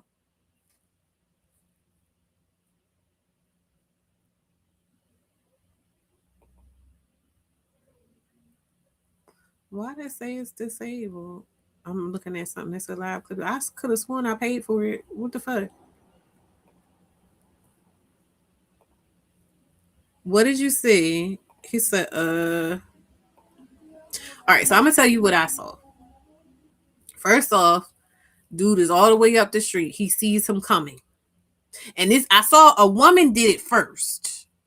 Not ashy hand. Please, everybody was coming at his hands too. But that's not it. Wake up, please. Saw Kensington Avenue. See, look at y'all. Y'all laughing. But guess what? We're all, I'm gonna let me get the picture back. Let me get the picture back. Let me tell you what I see in the void. Okay. Hold on. Let me replace. So I'm gonna tell you what I see in the void. Right here on the edge, yeah, we see the ashy hands. We see him, being funny. Like, what would make? Yes, do they know each other? What would make him just address this man like that? This is what I see from my vantage point in the void. He saw this man. He might have seen that John that TikTok where the girl did it before. I think it was a white girl too. She saw somebody tripping out. He understood he was on drugs and he was tripping out. What he did was he recognized the guy was coming. He said, "Hey." She said it feels like preemptive violence. It's not though. He said, "Hey." He let him know when he was all the way up the street. I recognize what type time you want, and I'm letting you know if you come towards me, I'm going to tell you to lock in. I'm going to get you together. You're going the standard I'm setting is that if you're going to make yourself known to me, you're going to have to get yourself right. And the guy still came towards him. And so he said, "Hey, lock in. Hey, you made yourself known to me. You put yourself in my sphere of energy. I'm going to need you to get yourself together." And he talked him through it. And then the man got himself together and the man thanked him. He recognized where that man was at. He understood what he needed to do. He believed he had the capability of doing it. And he made that his standard. If you're going to interact with me, this is how you need to come to me. This is the energy you need to come to me with. And the man did it, and he got himself together, and he walked off normal. He said, life is normal. He told him, if you in my sphere of influence, if you in my energy, then life is normal in my energy. Act like it. Now, why is that significant? It's significant because number one, it shows you the power and ability that we all have. But it's also significant because let me get this out of here. It is also significant because the expectation of women is to do that, but to also allow the man to think that he is the one that's doing it or he wants it. So you have to do instead of you being able to say, "Hey, cut that shit out." The expectation of a woman is that you find a way to, to inspire. That's the way they try to make it, inspire. And if the man doesn't lock in and do what he needs to do, it's your fault because you didn't get him right. But you're not supposed to be direct about it. You're supposed to be the neck and not the head. All this other bullshit, a bunch of obfuscated bullshit, right? So what was happening? He saw what was coming. He forewarned him, "Hey, this is what you need to do." He followed through. And the dude received it and went on his way, and everybody was better off for it. All right. All right. So that's where we're at with it. She says, you gotta be nice. The fuck if you do. Okay. So we saw that. All right. So I have these notes. These men wanted us to know that this man was a good man that was just hurting. And he wanted you to see him and them in him, ignoring Cerina and your connection to her and all that she represents. So the image of a Black woman, she had to be moved out to keep and hold their image and his image in a particular light, i.e., sacrifice yourself for their comfort. Because at this point, we're just dealing with their comfort. And like I said, they didn't even think about the boy, the baby boy. They're not even centering him in how they're talking about this. Because they could have, if anything, even if you don't want to talk about what he did to the mom, you could talk about, oh my God, that boy, he's going to go through so much and oh, how he must fit. You get what I'm saying? They ain't even tap into that shit. I ain't heard none of that shit yet. So we're going to watch this video, this amazing video. And I saw a clip of this lady maybe over the weekend. And then this came across my my YouTube feed and I started watching it today. I was like, this is it. This is perfect. This is exactly what we need. This has nothing to do with Justin, what's the face? This has nothing to do with this. This was already out, I believe. Or it was already, let's put it this way, it was already edited, cut, and everything by the time this shit happened. So it has nothing to do with it, right? This is how you know we in alignment.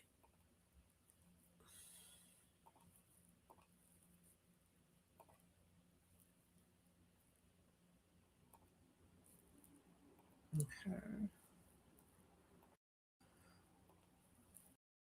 Narcissists and people who are manipulative, they don't have a type. They don't have a type. And so when you're all worked up and you're all emotional, they're laughing because they can control you. The more upset you are, the more you're yelling, screaming, crying, calling, texting. They love it. They love it. And they know how to pull it together when the cops come. They're calm. They're like, she hit me. She's uncontrollable. That's what they're banking on. I watched it and I couldn't believe it. It was masterful. It was masterful. And it helped me understand that these manipulative, narcissistic, psychopath type, they are everywhere. The issue is, do you see it? As a licensed therapist, you've worked directly with psychopaths and narcissists, and you've revealed something utterly chilling. They've actually admitted to you that they know exactly who their next victim is going to be. So for anyone watching who never ever wants to be that woman, how do they choose their target? I actually worked in the jail.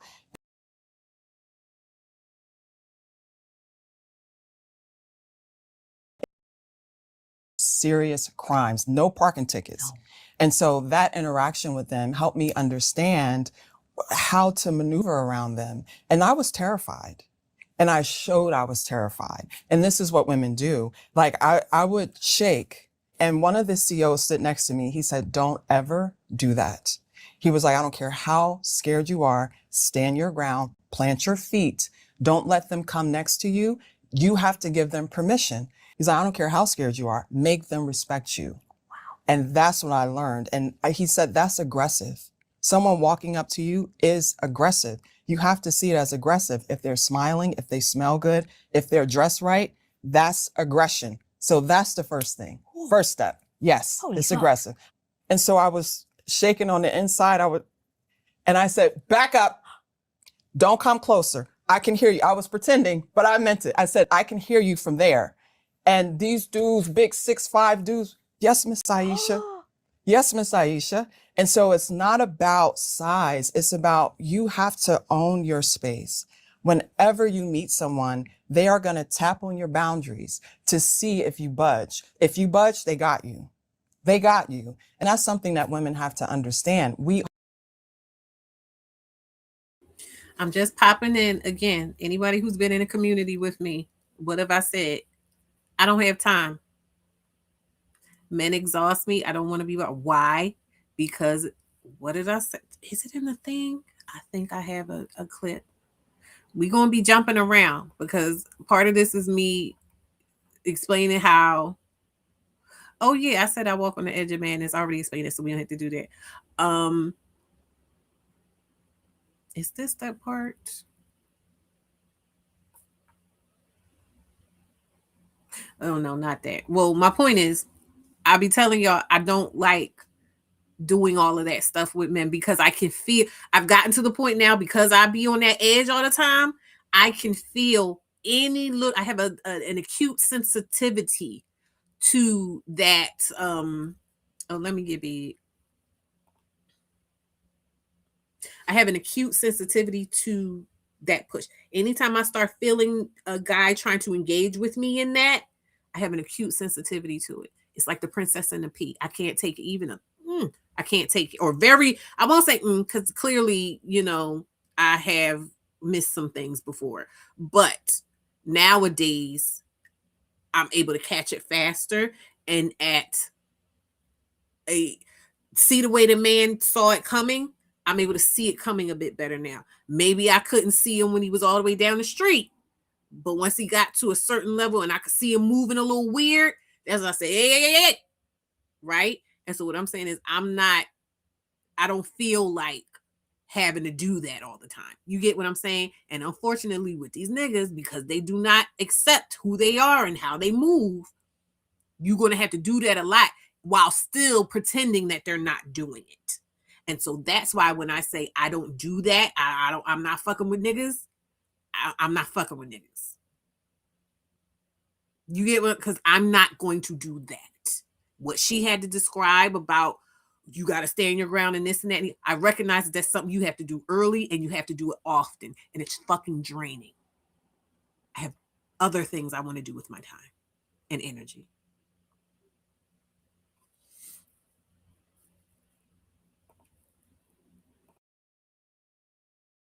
Have to see that as aggression.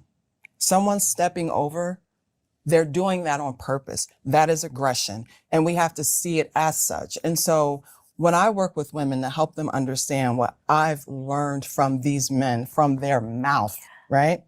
They also tell me that they see.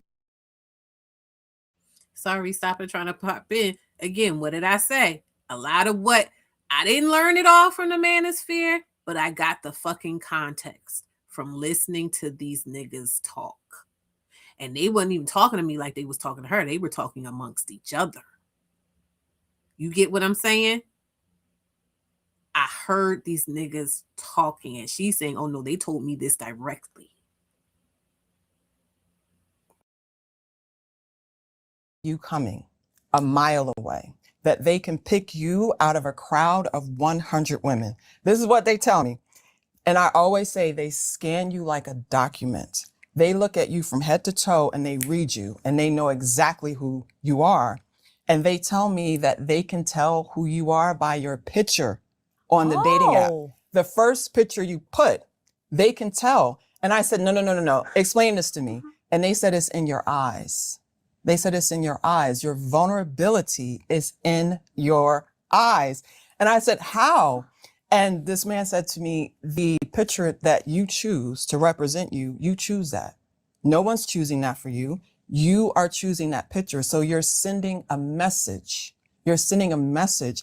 And you think it's a picture that the best lighting, you look the best. It's the picture that reveals you, what you're hiding, what you are hiding. So they know. So own your space, right? Own your space and know that you can't hide. They can see your vulnerability. Your relationship to your vulnerability is what's important. So I just want to jump in really quickly to give a bit of an anecdote. I wanted to tell y'all the other day when in the Discord, but we were talking about other things. So I had an encounter with a hotel this weekend on Friday. I was coming back from dropping my daughter off at my aunt's house. And why I wanted to tell you about this encounter with this hotel was because I was watching him like during the whole process. And I've had this experience many times in my life. As a kind presenting person, I'm going to say that as a kind presenting person, as someone who presents as approachable and amenable and accommodating and non-threatening, as someone who presents that way, I will have encounters with people where it's clear to me, maybe it's not fully clear how they see me, but it's clear to me that they're seeing something in me that is more so about what they want from me or what they think they see in me as opposed to who I actually am. And on the one hand, you don't know anybody when you kind of have to go off of appearances, but this is where, like, when I'll say things about my looks or my weight or something, I can see them sizing me up and comparing me to like other people, and based off of their, amalgamation of my worth or my value, they'll talk to me in that way. So for instance, if with this particular person, he was a hotel, that means he ain't got no fucking money. He's outside with these niggas and they talking about this and that and the other. He's selling them oils. So you know how they get down. So I was at the bus. I went to Taco Bell because I was able to get me some food by myself.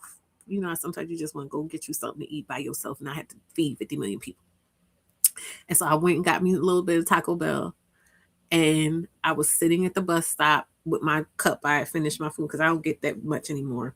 It's this lady that shows you like modified orders if you're trying to lose weight or whatever. But anyway, I was sitting there. I had my cup and I'm waiting for the bus. And he comes around the thing, the little pavilion, and he's like, "Oh, I have these oils in it." I'm like, "No, I don't need to see them. I don't need to smell them. I don't want any oils." He's like, "Oh, no." So he's not listening to me. And I'm not going anywhere because I'm waiting for the bus. So I'm just like, he's showing me this oil. And I'm like, I'm still not buying nothing. He's like, "Oh, I'm trying to feed my kid." I'm like, "Look, I got $2 in my pocket. You can have that. You know what? Like, you can have that, but that's all I got now. I don't want nothing." So anyway, then he starts looking at me and he's like sizing me up. And I had on like this colorful dress, but I had a jean jacket on over. It was real nice that day. I had on a hat that had like all these black Barbies on it. And I had that on. I had put some thought into my outfit, but it was like kind of I don't want to say unserious. It was just very colorful and playful and girly and whatever like that. It wasn't like serious woman outfit. And I remember he was sitting there, "Oh yeah, you so beautiful. I like you. Yeah, I like your style. So he's giving me all these compliments and I see him look at me and he's like, "Oh yeah, your feet is pretty and this and that." And I'm like, I can understand him sizing me up and trying to butter me up and thinking that like I give a fuck that he's saying, like, "Oh, I'm going to say these things to you." And I could see him basically putting together this idea about how he thinks I would serve him in his life. So, "Oh yeah," he said something about, "Oh, you eat food or something, but I know you can cook." And this, so I'm seeing him creating a role for me, is what I'm saying, as he's talking to me. He's like, "Oh, can I get your number?" And this and that and the other. And I'm just kind of playing along because I'm like, I'm never going to talk to this man again. I don't give a fuck. You know what I mean? So I'm answering questions to a certain degree or whatever. And pretty much truthfully, because I'm like, I don't even care to fucking lie. I will never see you again. You know what I mean? I didn't even make up a fake name or nothing. I just was like, yeah, we're never going to talk again. But I could see him. And the sad part about it was he was smiling. And she's going to say, like, "This is so good." But he was smiling the whole, and I could see him like, yeah. "Yeah, you pretty." And he kept coming back and smiling and making faces at me. And I'm just like, "Oh, please let this bus come." You know what I mean? But I'm saying that's part of walking on the edge of madness, of being able to see this shit as, and it can be, when it's not annoying, it can be funny sometimes too. So that's what I'm saying. Indication of anxiety and or humor. You might be on a threshold of something, of a new awareness, is what I'm saying. A new level of awareness. Listen to because I'm like, "All right, well, what's up with you?" He didn't say any of it. And I'm like, "Oh, what's up with your kid?" "Oh, I got 4 kids." I said, "Well, where the fuck is their mom?" And he said he was married to her. There was this old doctor man. I was waiting for again, every time I go outside, that's why I tell you I be hiding. I was outside. I was going to pick up my daughter last week, Easter. I'm going to pick up my daughter. This old man got off the bus. He has little stuff on or whatever. and it was raining. I'm gonna give you the cliff notes. This man was a doctor. He had been in the military. When he got out the military, he went to school. He got his doctorate. He said he used to work at Lincoln Hospital. He was telling me about his wife that had passed away and how they had lived in Chestnut Hill and they were a blended family. He was telling me about his family from down south. He was telling me, like, I enjoyed the conversation. And he asked me, like, was I in school and what was I in school for and this and that and the other. Like, I was enjoying the conversation with him. And for him to be a doctor and stuff, he still was a nigga. You know what I like, the way he was talking. So I was having, and the elders can be very fun to talk to. So I'm talking to him. Eventually he got around to trying to talk to me.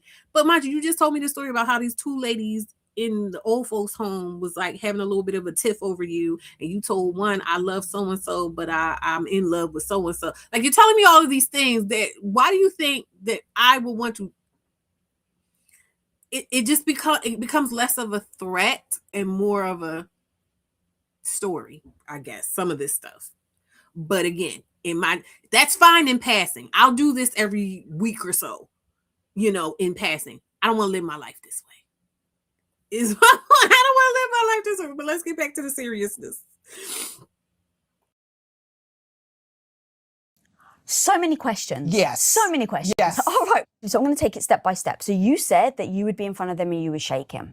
So in those moments, you started to actually assert authority, put in a boundary. Yeah. That seemed like that made them respect you. Absolutely. Understood. So now going to the vulnerability part, what are they actually picking up on? So you said that they scan you. Yes. Let's start with the eyes because you said that. Yes. What in the eyes do you think that they're spotting? What they've said to me is that they don't see the makeup. They don't see the clothes. They don't see what you think people want to see. They see your vulnerability. And they pick up on micro movements in your face, micro movements in your body, and they are noticing everything subconsciously that you're not aware of. Remember, they're in a manipulative state. They're in a predatory state. So they're looking for what they can take advantage of. So they see your insecurity. The issue is, do you see it?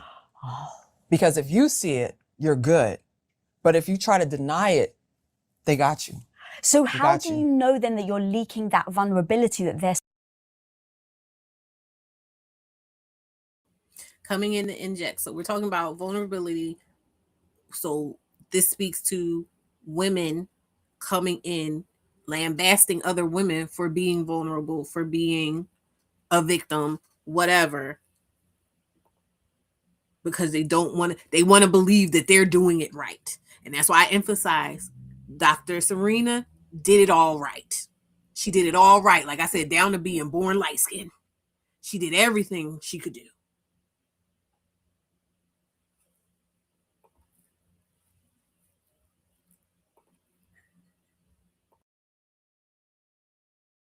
spotting? The reality of it is that we're all leaking it, no matter what. The difference is, do you accept it, right? If you know your vulnerability, if you know what makes you uncomfortable, do you own it and say, it's fine. This is just what it is. This is me. I don't have. I'm going to take a moment right now to highlight our resident angel, Alicia Renice. Thank you for doing the work you do in helping people to be able to do that and helping people to be able to integrate and reintegrate their vulnerability. You are needed. You are seen. I'm giving you your flowers. Thank you so much for being here. And thank you for being my friend.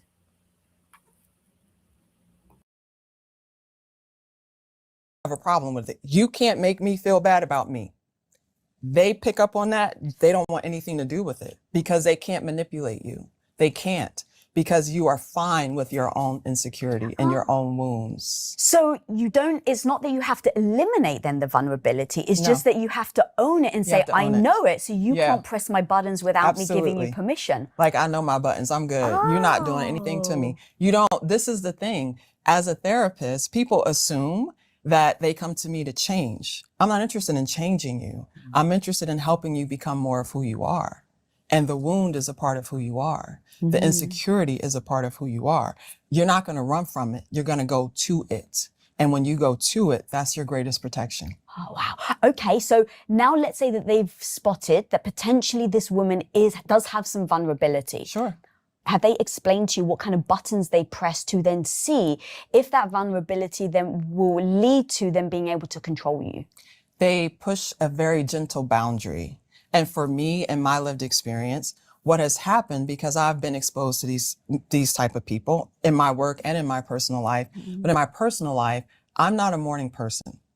And I make that very clear. Don't call me before 10. It's not going to work for me. I'm grouchy. My voice is deep. You know what I mean? You're not going to like it. And so if you call me before then and I've asked you not to, you're not listening to me. That's a boundary. That is a boundary. And when I've had people do that, I've answered the phone and be like, yo, I told you don't call me.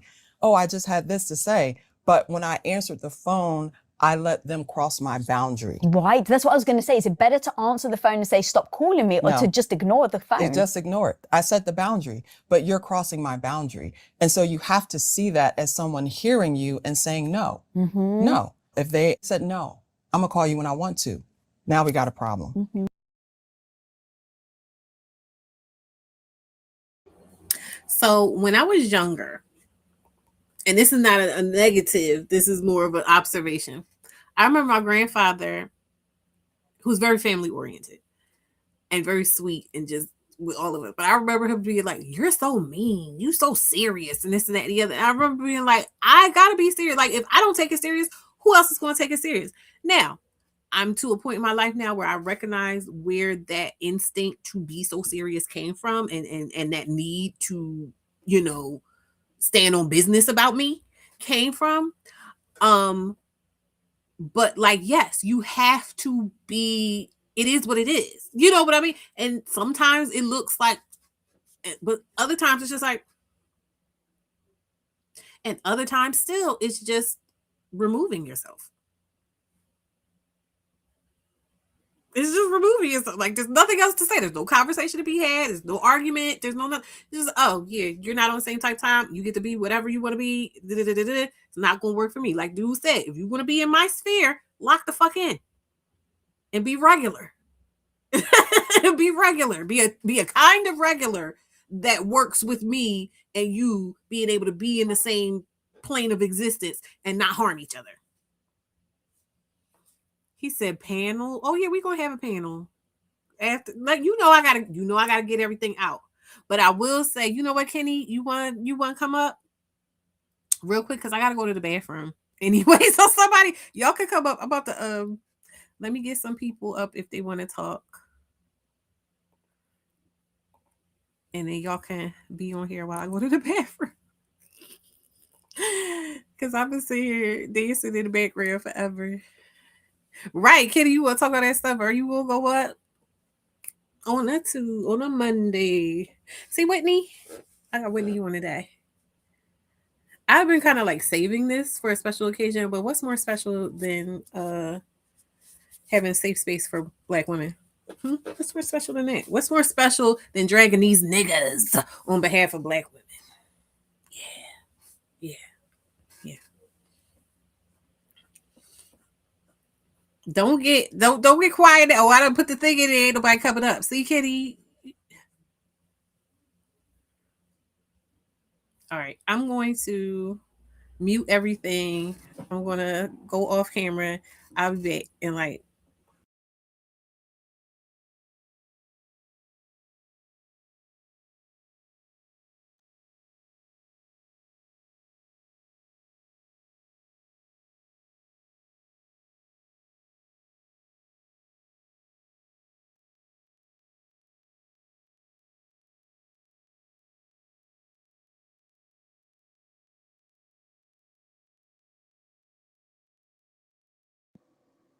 Can you hear me? I can't hear you. I'm gonna leave and come back.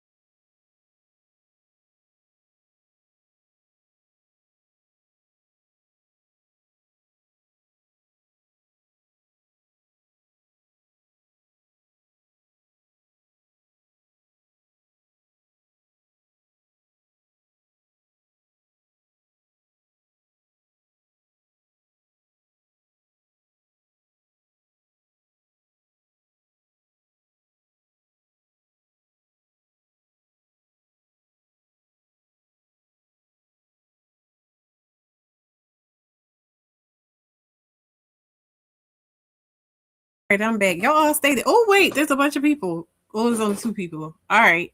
I see some familiar faces and I see some not familiar faces. Isaac Newton. Oh God, who the fuck is that? Wait, let's see.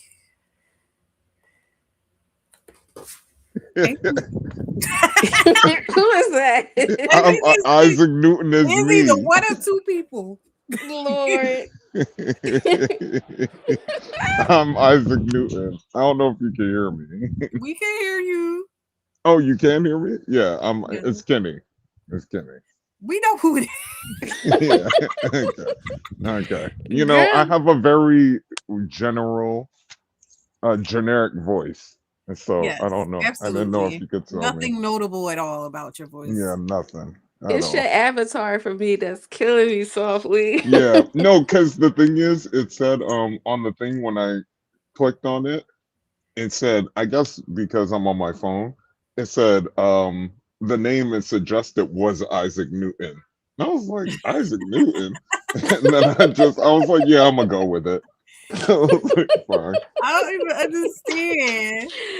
Vitamin was like, who the fuck is this? No, 'cause listen, Yeah, she was you scared. know, we've been every now and then, depending on what I'm talking about, we get Yeah, visitors. sometimes they just pop up on you.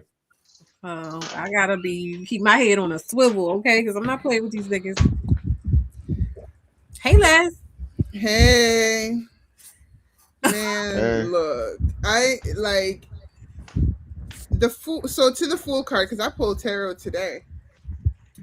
The fool is absolutely intrinsically connected to the idea of processing chaos, because the idea of the fool is that you are, so the fool is multifaceted. It's the beginning of the hero's journey. The first step is that you're the fool, so you're going to go out on a quest.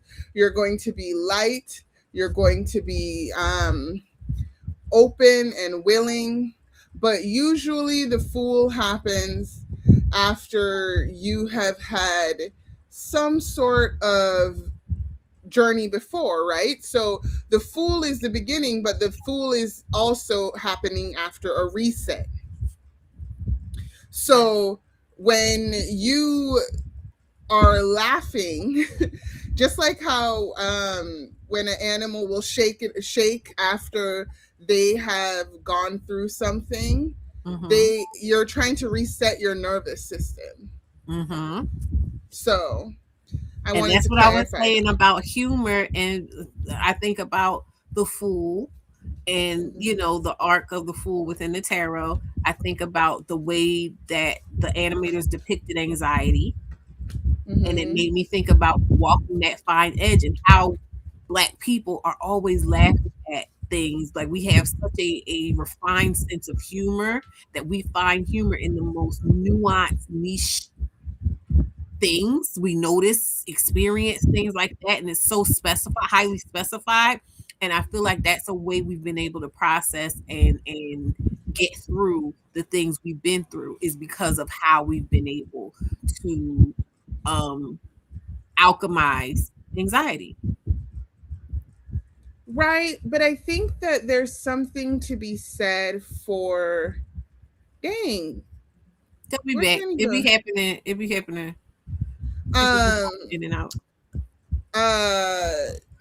There's something to be said for the fact that anxiety is a really healthy feeling. Your body is acknowledging a real threat. I've read so many different things as I've tried to go on my own healing journey that talks about the truth of validating your anxiety, because in terms of this woman talking about this man sizing her up, if you're looking at me in a mind of a predator, I am in danger, right? Regardless of whether or not it's funny to you or it's just something to do on your end, you feel whatever people say to make themselves think that, it's not that big of a deal. from my perspective, you're coming into my situation to mess with me and to take me off balance.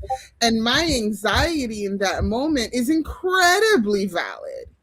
And so when I think about the need to laugh, because I do laugh when I am nervous. I do laugh when I am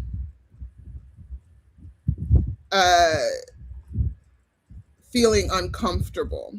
And also, I think that as I've gotten older, I've learned to take that laughter and discomfort very seriously. Like, why are you here? If you don't want, like, if I'm not feeling safe for any reason, that is a great reason to get up out of there. You know what I mean? Yeah, no, but also because Yeah. they should feel uncomfortable that you feel uncomfortable. It should scare them. Absolutely. Yeah. Absolutely. I even heard my heart say that today. If I'm feeling uncomfortable, we all feeling uncomfortable. Yeah. Yes. Well, I want to take a moment to point out, and that to me stands out in that clip I showed of the guy telling the man that was clearly on drugs to lock in. That was part of, I feel like he was handling being on the edge of that madness in a being 100% present. Yeah. You get what I'm saying? Because Yeah. most of the time we'll just cover our eyes, or we'll just feel anxiety and try to look away or do something else. He was like, no, I see this happening. I see this person about to have an encounter with me. I'm going to set the tone of what this encounter is going to be. And again, this is not me saying anything about like anybody who's not able to do that and has a bad outcome and is hurt or anything like that. This is not me saying you're wrong or bad for doing that. I'm saying that we are taught systemically by this society, by these institutions, and again, namely patriarchy, capitalism, all these things. We're taught to shut down our connection to our bodies and its infinite primal wisdom. And so our reactions to things is to either negate that these things are happening, be dissonant about the fact that these things are happening, or relate it to something different. So for instance, the idea of butterflies. When you meet somebody, that's not butterflies, sis, that's anxiety. Now she's explaining about how in a situation where she knew she was going into a dangerous place with dangerous people, so she understood what it was for. But what if she saw that same motherfucker out at the club, dressed the way she liked to see niggas dressed? Yeah, she's because of his also outward appearance, she would recognize. No, it's cool. Because of his outward appearance, she might recognize that. Oh, he gave me butterflies, girl. Oh, for sure. No, but also like one thing that really threw me off was when she was like, they size you up. And because one thing about me is I typically walk around with a big ass smile on my face. I do. And I have had, there's actually most people just treat me nicely, but I have there's this one guy, and it's happened twice now, where like he's like, I don't know what the fuck you're doing. Like I remember I was dancing, I think I was listening to Beyonce or something, like, and I was listening to Beyonce and I walked by him. I guess I walked by him, I don't even know, because between you and us, the nigga's ugly. So like, I wasn't thinking anything of it. You know what I mean? But I walked back the first time. I walked back because I was like, oh, because I had just gotten weed, and it was either weed or cigarettes. It was something, and I went back, and I was like, oh, I need to buy a lighter, and I went back, and then he like sped run after me to come in the deli and tell them not to sell me a lighter. And I was really getting upset. And I was like, oh wait, I have a lighter in the house. I was like, I actually don't need to do this. I was like, yeah, it was like you. And then the second time, he was like he actually physically pushed me. And no. The thing is, you're saying "aw," but the push was weak as hell. It It was the don't fucking weakest push. matter. Yeah. No. I Don't put your was hands like, on me. yeah, no, Absolutely no, it not. was disgusting, to be Yeah. clear. Yeah, it was disgusting. But like when he pushed me, and I was like, Kenny, I think we're gonna be all right. You know what I Oh, mean? just in Like, case you had to yeah, exactly. Like in case I had to react. Wow. But Oh when my he But god. pushed, no, but like that's you would something think else I would feel too. like I was in danger. I was like, Kenny, we're not in danger. We could just But go. that's Do you something know else how not? too that you'll experience as a person that is like grounded in themselves and accepting of themselves. When you are doing things and demonstrating an acceptance of things within yourself that other people haven't accepted in, you will see that kind of that's where you'll have those weird Yeah. outbursts to like, 100%. Yeah, because you know how do y'all watch Lord of the you would Rings? think I spit on him. Did You y'all know what I watch mean? Like Lord of the that. You would Rings? think that's where the Yeah. beef came from. Like I did something to him. Because Sir even Isaac the Newton. second time, I was like, "Did I do something to you?" And he was No. like, "No, just get Kenny. out, just get Sir out." And I Isaac was like, Newton. You don't know okay." his name. Mind you, he pushed me. He told me to get out, and he was pushing me on my way out. And I was like, I Oh was no, he was already doing too much touching, leaving. Kitty. You should have Yeah, he fucked was him doing up. too No. much. That's a lot. I'm Touching. trying, Kiana. I'm trying not to go to prison. I I'm trying my understand, but Exactly. as hardest. you see, sometimes you gotta meet them where the fuck they are. Yeah, and that's what she was talking about. She was like, "Nah, you got to cut that shit Yeah, off." cut And I that was shit like, out "Yeah, right that's there. why he did You it. gonna meet me where He you did got it me fucked twice. up But I at. gotta That's why." acknowledge something in you though too, Kenny. Like as a man, I mean obviously, well not obviously. I will acknowledge I've never been a man, but I will say that I know that with guys, situations escalate absurdly Yeah, for I no was like, reason. I was like, this seems like a person that has nothing to lose. You know what I Right. mean? Like, I was like, mm-mm.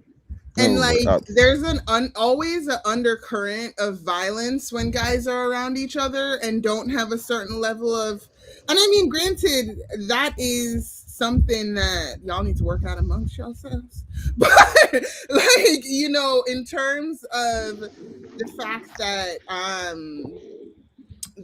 that it could get to a place completely out of nowhere when yeah. I want to acknowledge that because No, Yeah. because also, what if we got into a fight, right?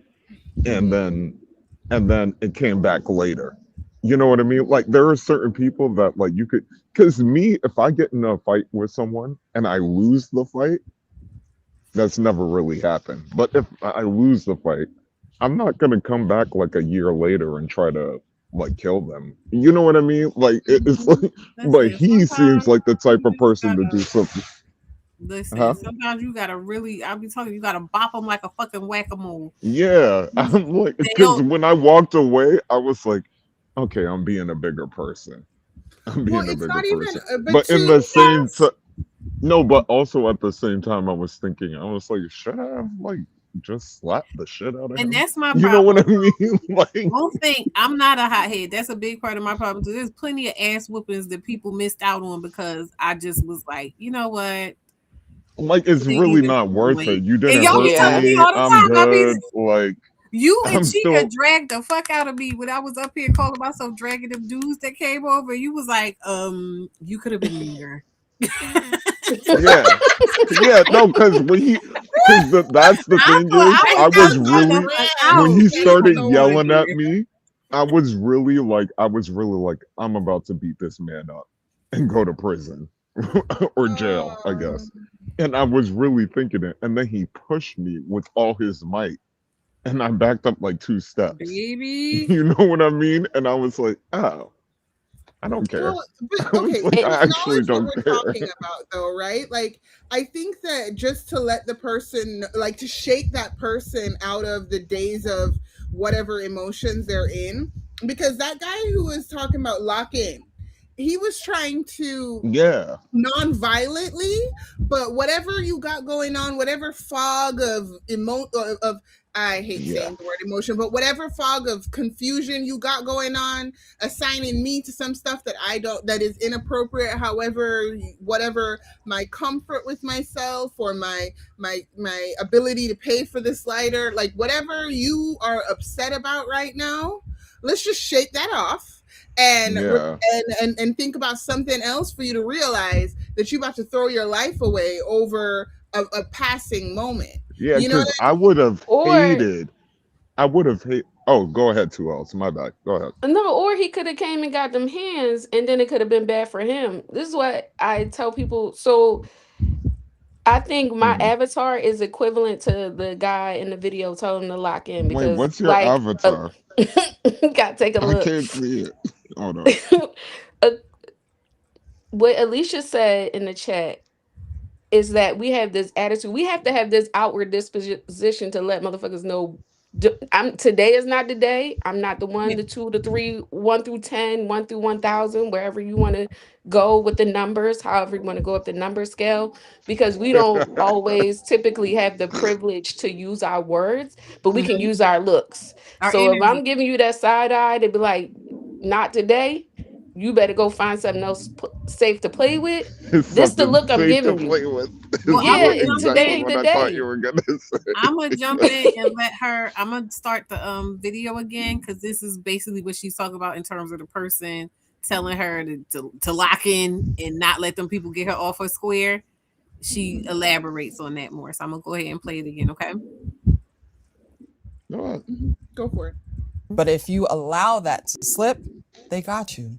And so it's those little things that we maybe don't notice, or it's not a big deal. It's always a big deal. When you first meet someone, everything about your interaction with them is a big deal. Everything. What are the little things like that in that first interaction? Do we not realize that we may be getting tested by someone that's nefarious? You're always getting tested. Always. And even if there's no nefarious intent, you have to figure out what is the intent. What do you want? Do you want proximity? Do you want friendship? Do you want someone to just go out and have fun with? Like, what is it that you want? And so to discern that, a lot of it is observing that person.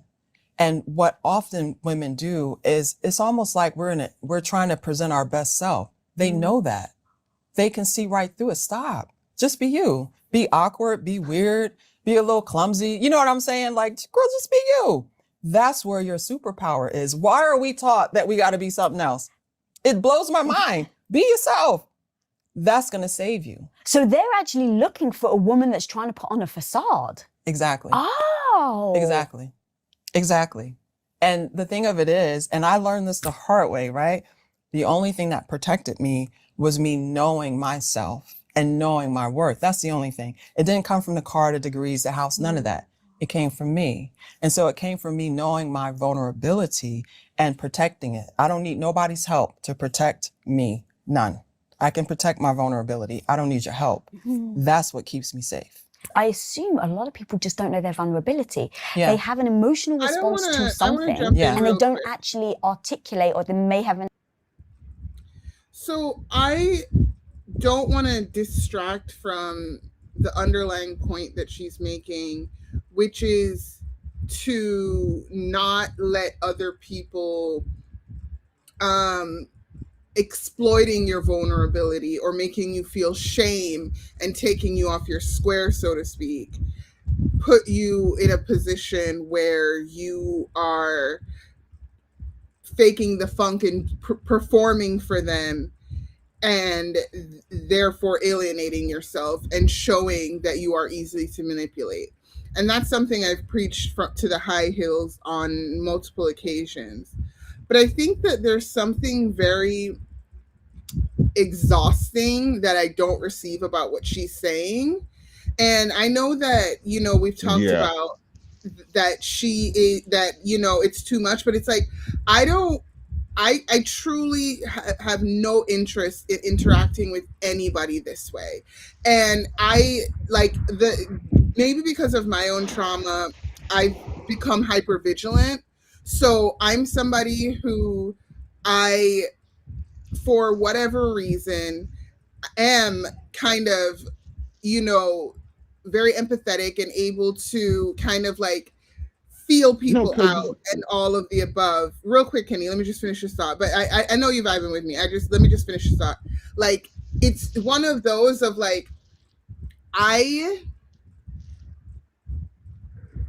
understand that this is normal behavior. Like, it is normal to be in a situation where you're doing this push and pull, but I actively reject you if you make me do this. Like, I have no interest in having any relationship with you at all if I feel at all like you are doing any of this stuff in the beginning. Like, and I mean, maybe me being myself will kind of like make this slide over and it will all be neutral, but the level of exhaustion that I just felt like hearing what she's saying, it just gives me more of that Black women, you're responsible for how people treat you. You're responsible for the energy in the room. You set the temperature. You you decide how other people treat you. Like, that's a lot of responsibility and ownership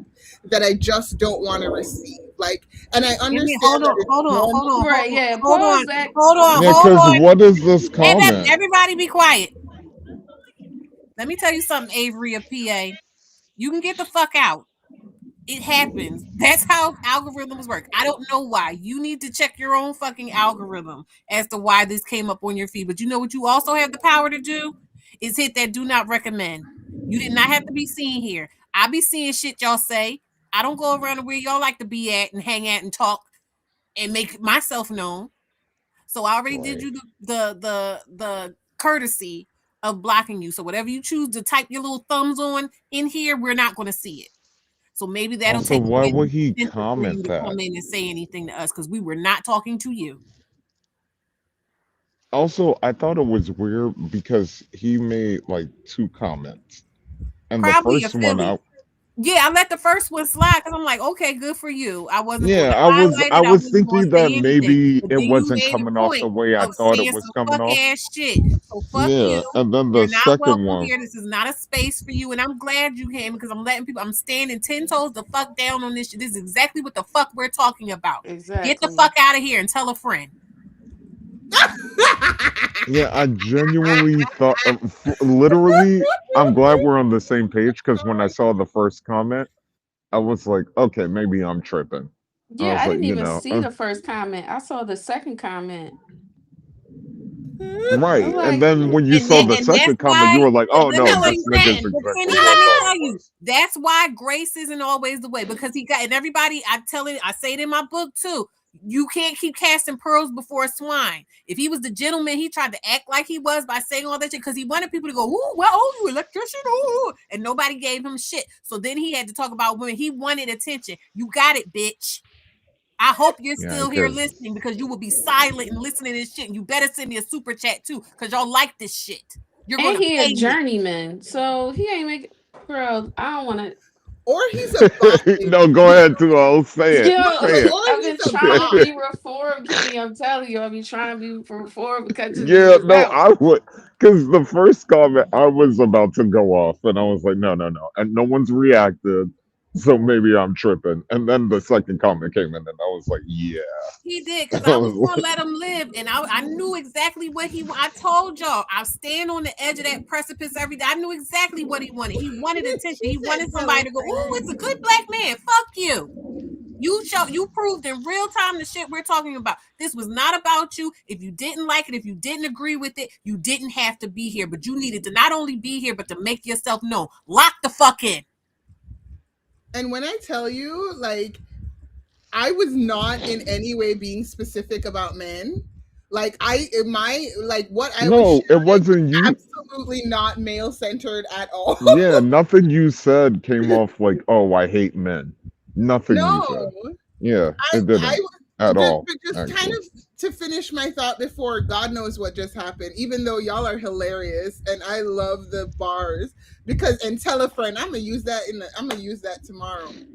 Yeah, because you know he gonna run back to his little niglet friends and go and listen. Nigla is crazy. Nigla is crazy. How am I gonna concentrate? Okay, no, but for real, like I am it don't gotta be this hard. And I understand that to be practical, right? That some people there are always going to be people who make it who want to make it hard, who want to come in, right? Like and just kill the vibe in this way. But I think that we do ourselves a disservice giving them this much energy. Not talking about this specific interaction. You told him to get out, and we are back to business as usual.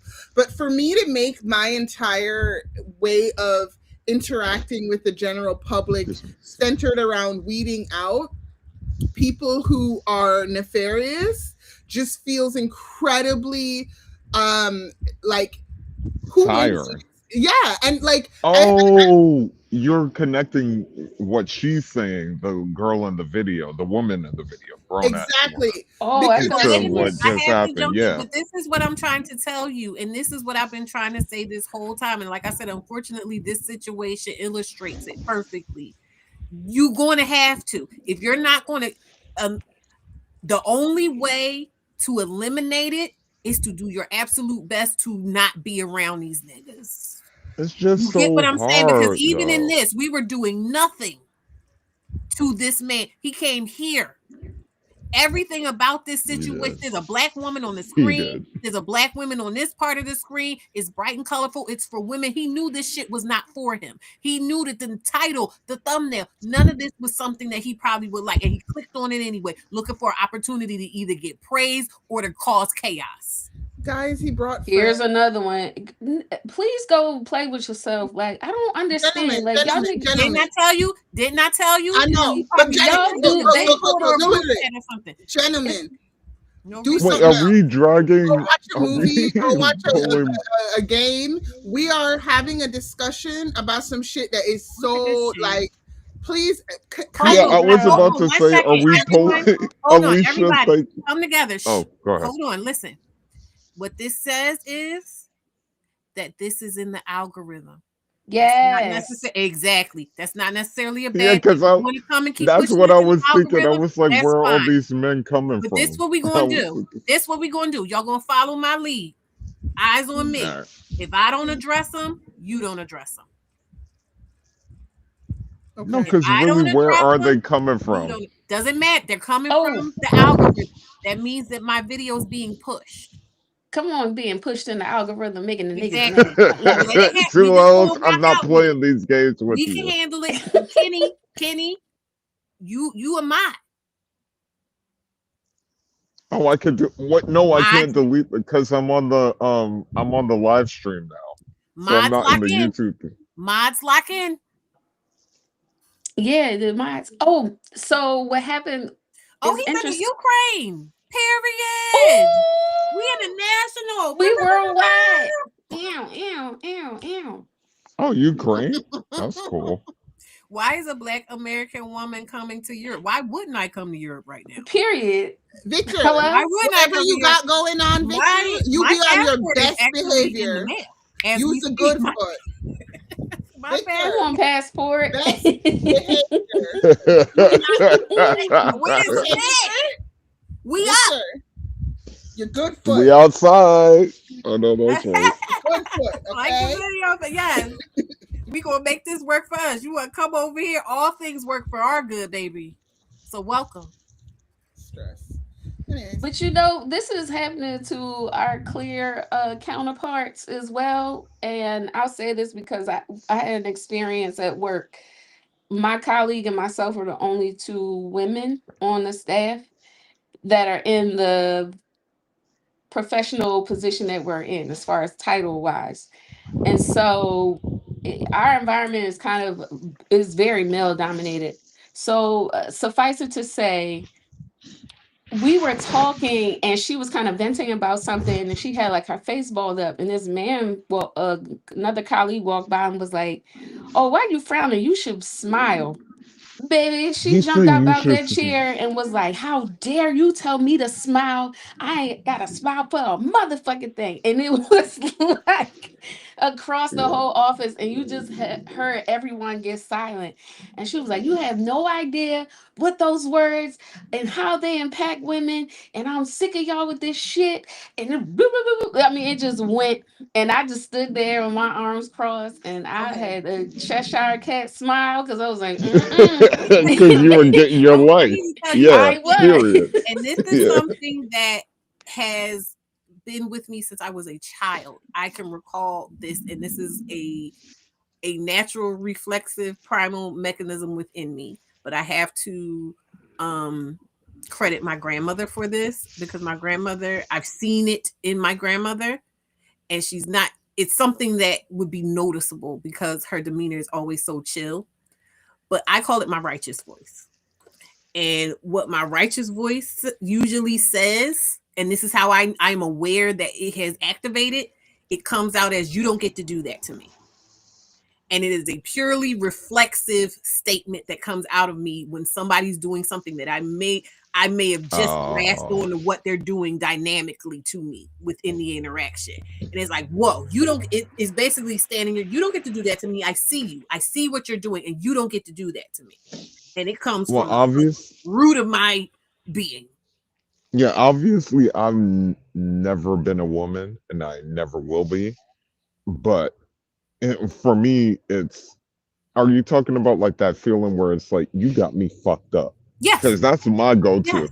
Yeah, you got me. It's that point where you're like, okay, I have tried to tiptoe around, and usually it's because you're just trying to be amenable to peace and everybody being comfortable. But it gets to a point where you're recognizing that this person is actively trying to disrupt you. There's a limit. Yeah, yeah, there's a limit. Victor, For instance, that you guy I was are- telling you about, the Bye, guy who Victor. pushed me. Thank Huh? you for contributing, and I get it. I'm glad I'm not an African American man. He has no national allies to bail him out. He needs to bail himself out. But thank you for your engagement, Whoa. and thank you for indicating that we I are. don't like it, Victor. Is Well, that a he- positive? Yeah, guess I was what- like, is guess that a what he did? positive comment? You But tried guess it. what he did? Guess what he did? He excused himself. The other nigga had to be put out. You I know, still don't you know what? like it, That's Victor. fair.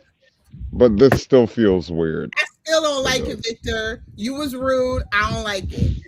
I mean, well, this is what comes with being in a public space. We're going to have people come in, but like I said, if I got to deal with people, I'd rather deal with a Victor than a whatever the fuck that man name is, Pennsylvania man. And see, that's the thing. Don't laugh. This is what I'm saying. This is what I'm saying. My bar is where, like, what if we choose where the bar is and we don't even disseminate between, like, after the bar, you're just in the pool, you're just out of the club, like you just kicked out the club. I don't need to hear nothing else. You feel me? Like, it's just one of those of non-negotiables. Yeah, and I really feel like, oh, you know, you think it's because that lady so pale? Girl, what? The thumbnail. No, sweetheart.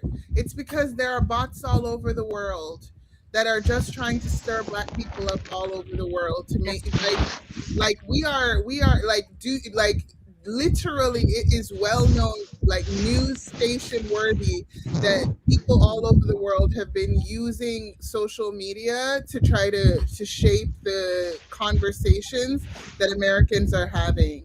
That's what's happening.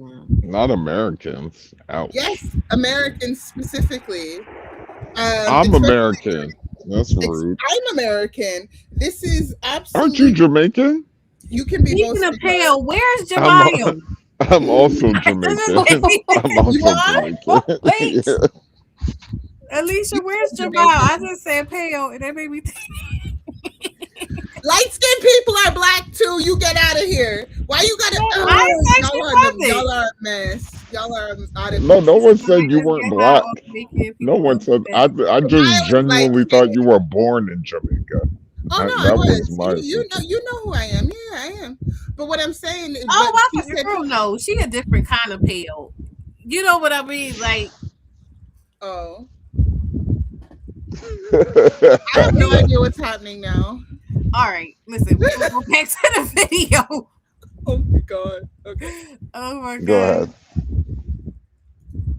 Done the deep work. And so when I think about either a narcissist or a psychopath trying to take advantage of you, a lot of women aren't even aware. So how do we rectify addressing your vulnerability, owning the vulnerability, saying it out loud so that if you happen to be a target of a narcissist or psychopath, you're actually going to push them away by owning that vulnerability? So we're all targets. Narcissists and people who are manipulative, they don't have a type. They don't have a type. They are looking for everybody everywhere all the time, right? They don't have a type. What happens is we entertain them. And so you're going to come across these people at work, someone trying to sell you a car. It doesn't matter. They are everywhere. And so you can't avoid them. But what you can do is say, I'm going to be observant of people that are around me and understanding that people that want to take advantage of me want to keep me emotional. They want to get an emotional response from me. They want to get me in my feelings and stay in my feelings because we're easy to be manipulated when we are emotional. That's the key. People are doing things on purpose. They're doing it on purpose. And so someone trying to get you, trying to evoke a lot of emotion is manipulating you 100%. Okay, so keeping you in your Sorry, this is another if you know, you know. So if they're saying things that are purposefully inflammatory, it's that. If they're saying very specified, hurtful things that are inflammatory towards you that they know would trigger you, it's that. Can you clarify real quick? You mean okay? Do you mean the interviewer is saying things that's No, she's saying specifically? that when people are trying to make you emotional, that this is a part of that. So I'm saying that if you've ever encountered a situation where you either experienced or saw someone saying something highly specified Mm-hmm. towards someone that they knew would hurt their feelings or anger them, Mm-hmm.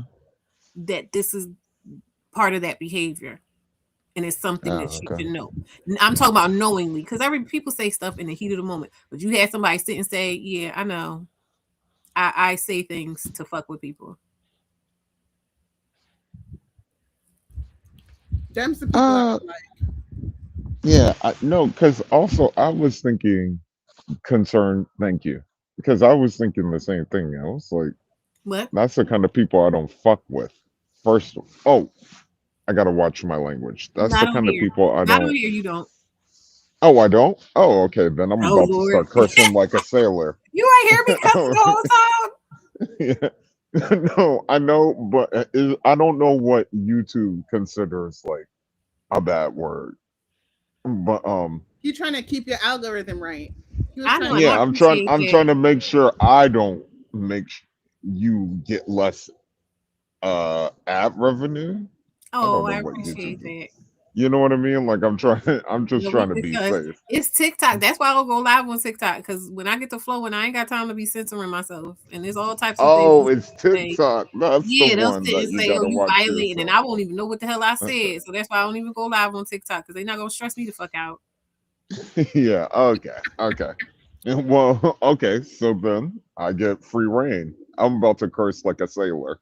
Um, uh, I don't know. There's something about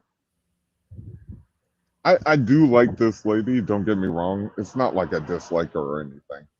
Hmm. But are we good? Like, What do you mean? what's going on? I No, agree, I was just Penny. emphasizing the point that she was making about how when somebody is trying to make you emotional on Okay. purpose, they're trying to knock you off of your square. I think there's a difference between I have had the experience of saying something that for me was just truthful and not truthful in because sometimes people will be truthful in a way where again they're trying to get And under your still be skin, trying they're to trying knock to you off judge your you. fucking Yeah, but square. sometimes you're just like, Yeah. oh, I just happen to observe this, and your energy about it is neutral, and it will trigger someone. You know what I mean? That's different than someone going, I see this about you and I'm judging this about you and I'm going to make a comment, but technically I didn't insult you. Can I Yeah, be You know, honest? please, Because always. I don't want to hurt anyone's feelings. I kind of think this lady is kind of lame. I'm, but she said things that also have I've been like, oh, okay, yeah, yeah, yeah. But like, she gives me she being like a Tyler Perry movie, and maybe also might be fucking Tyler Perry. You know what I mean? I what? don't know what it I'm is. not following. I don't What? No, no, understand no. what I'm you're gonna jump in saying. real quick. Let me tell you, I get what you're saying. There's something manosphere about this. There's something about Yeah, it it's that something about feels the way like, she's talking about people. yeah, because first, and this is what I identified because we're on a similar wavelength in our observation. I know that she means well and she's trying to help women because that's the thing, Kenny. Like a lot of women are very far on the pendulum that will freak out No, I don't when mean it in a guys bad way. do. I don't mean like to me, I would vote her for president. You know No, what I I mean? Like, wouldn't. This is not because this is the thing. She's still validating the idea that you have to use violence and domination in order to oh, interact with the world, and oh, that is that's something I Okay, no, no, no, intrinsically no, no. reject. I'm gonna stop you right there. yeah, I, that's I not mean, what I now was you're thinking. I entitled to know. your Actually, perception. that's not what I meant. I meant No, no, no. But I want to make this my clarification. qualm Hold on, is Kenny. I very want to make this tame. clarification. For me, yeah. I mean, yes, she has other things, I'm sure. But what I'm saying is, number one, she's giving you practical tools. She's telling you what to look out for. She's telling you how to handle it. I Yeah, think the part that is I agree with uncomfortable, all that. I think the part that is uncomfortable for people, and is the reason that I wanted to use this because she is a professional and she's articulating the things that I've already been saying, is that she's saying it is that serious. Do Oh not wait, no, fool no, yourself into thinking that it's not that serious. It is. Kiana, Kiana. Okay, Miri just said it. She said it gives grip, like Yeah, I learn have my that on. masterclass vibe. But That's Kenny, let me actually explain hell. to you. Yes, that's what we're all doing because yes, we come and we talk, but I'm literally selling a book. And I'm selling a book partially because yes, I'm trying to I help already and this is bought the it. information I have, but I'm selling it because I live in a capitalistic society. I need fucking money. So if I know Yeah, something that yeah, can help people, I should get paid but for it. yeah, Me. I feel I like feel I'm like somewhere in she. between what you said and what Concern said. Like somewhere in between there. That's where I am. Because I think. I'm like, I'm hmm? sorry. I No, feel go like, I ahead. mean, I get it. Like, if it comes off like a gray flag, I'm not going to discount how y'all feel. Mhm. But I also feel like a lot of people just had got her fucked up, and she's at the point where she ain't letting nobody else I'm get her sorry. I didn't Exactly. mean fucked to It's laugh. up. like, I'm look, this sorry. is what I I'm learned. They sorry. have been fucking with me. I mean, I feel that. I just think that for me, I don't think there's anything wrong with coaching. I don't mind that she is trying to establish herself as somebody who is an authority on the subject of standing your ground and commanding respect, right? But I think that one of the things that I have decided to reject personally is this idea that I got to do that much.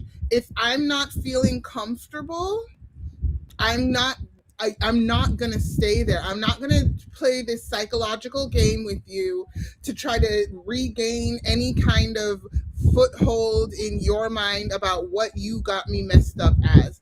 And I'm Okay. not trying to deny that that it isn't normal in interactions for this stuff to happen slightly, but my worldview, just personally, is one where I'm not like I see the engaging in any of that as a trap, because there's no way for you to win. Somebody's going to end up feeling like the other person,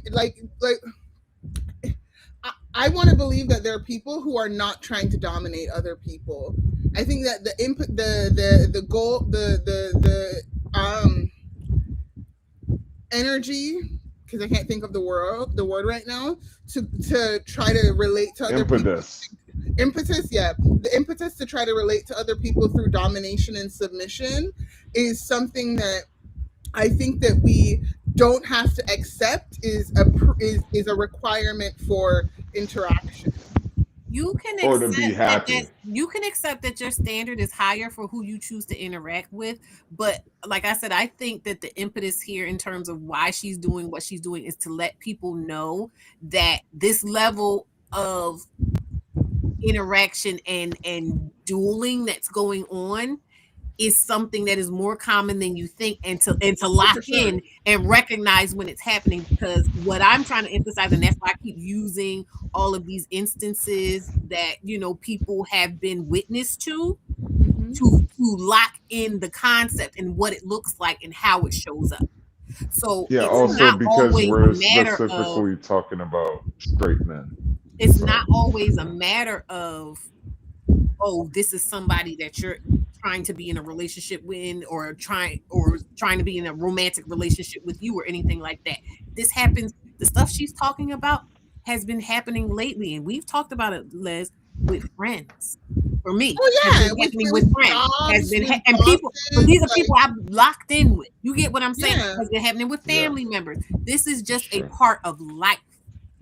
And she's Yeah. saying that a lot of times, and why this is wrapped up in what happened to Dr. Cerina, is because you don't always know until you know. And so what she's saying is, Well, I'm giving you the indicators of how this shows up for yeah, you before it can get to that point. Because she's going to yeah. share some stuff about her personal experience within her relationships. And a lot of what she was saying in terms of, y'all see me talk before about how in my mind I was like, how can I be smart if I'm letting this nigga do this to me? She says that type of stuff too, because she's like, I'm credentialed, I'm a therapist.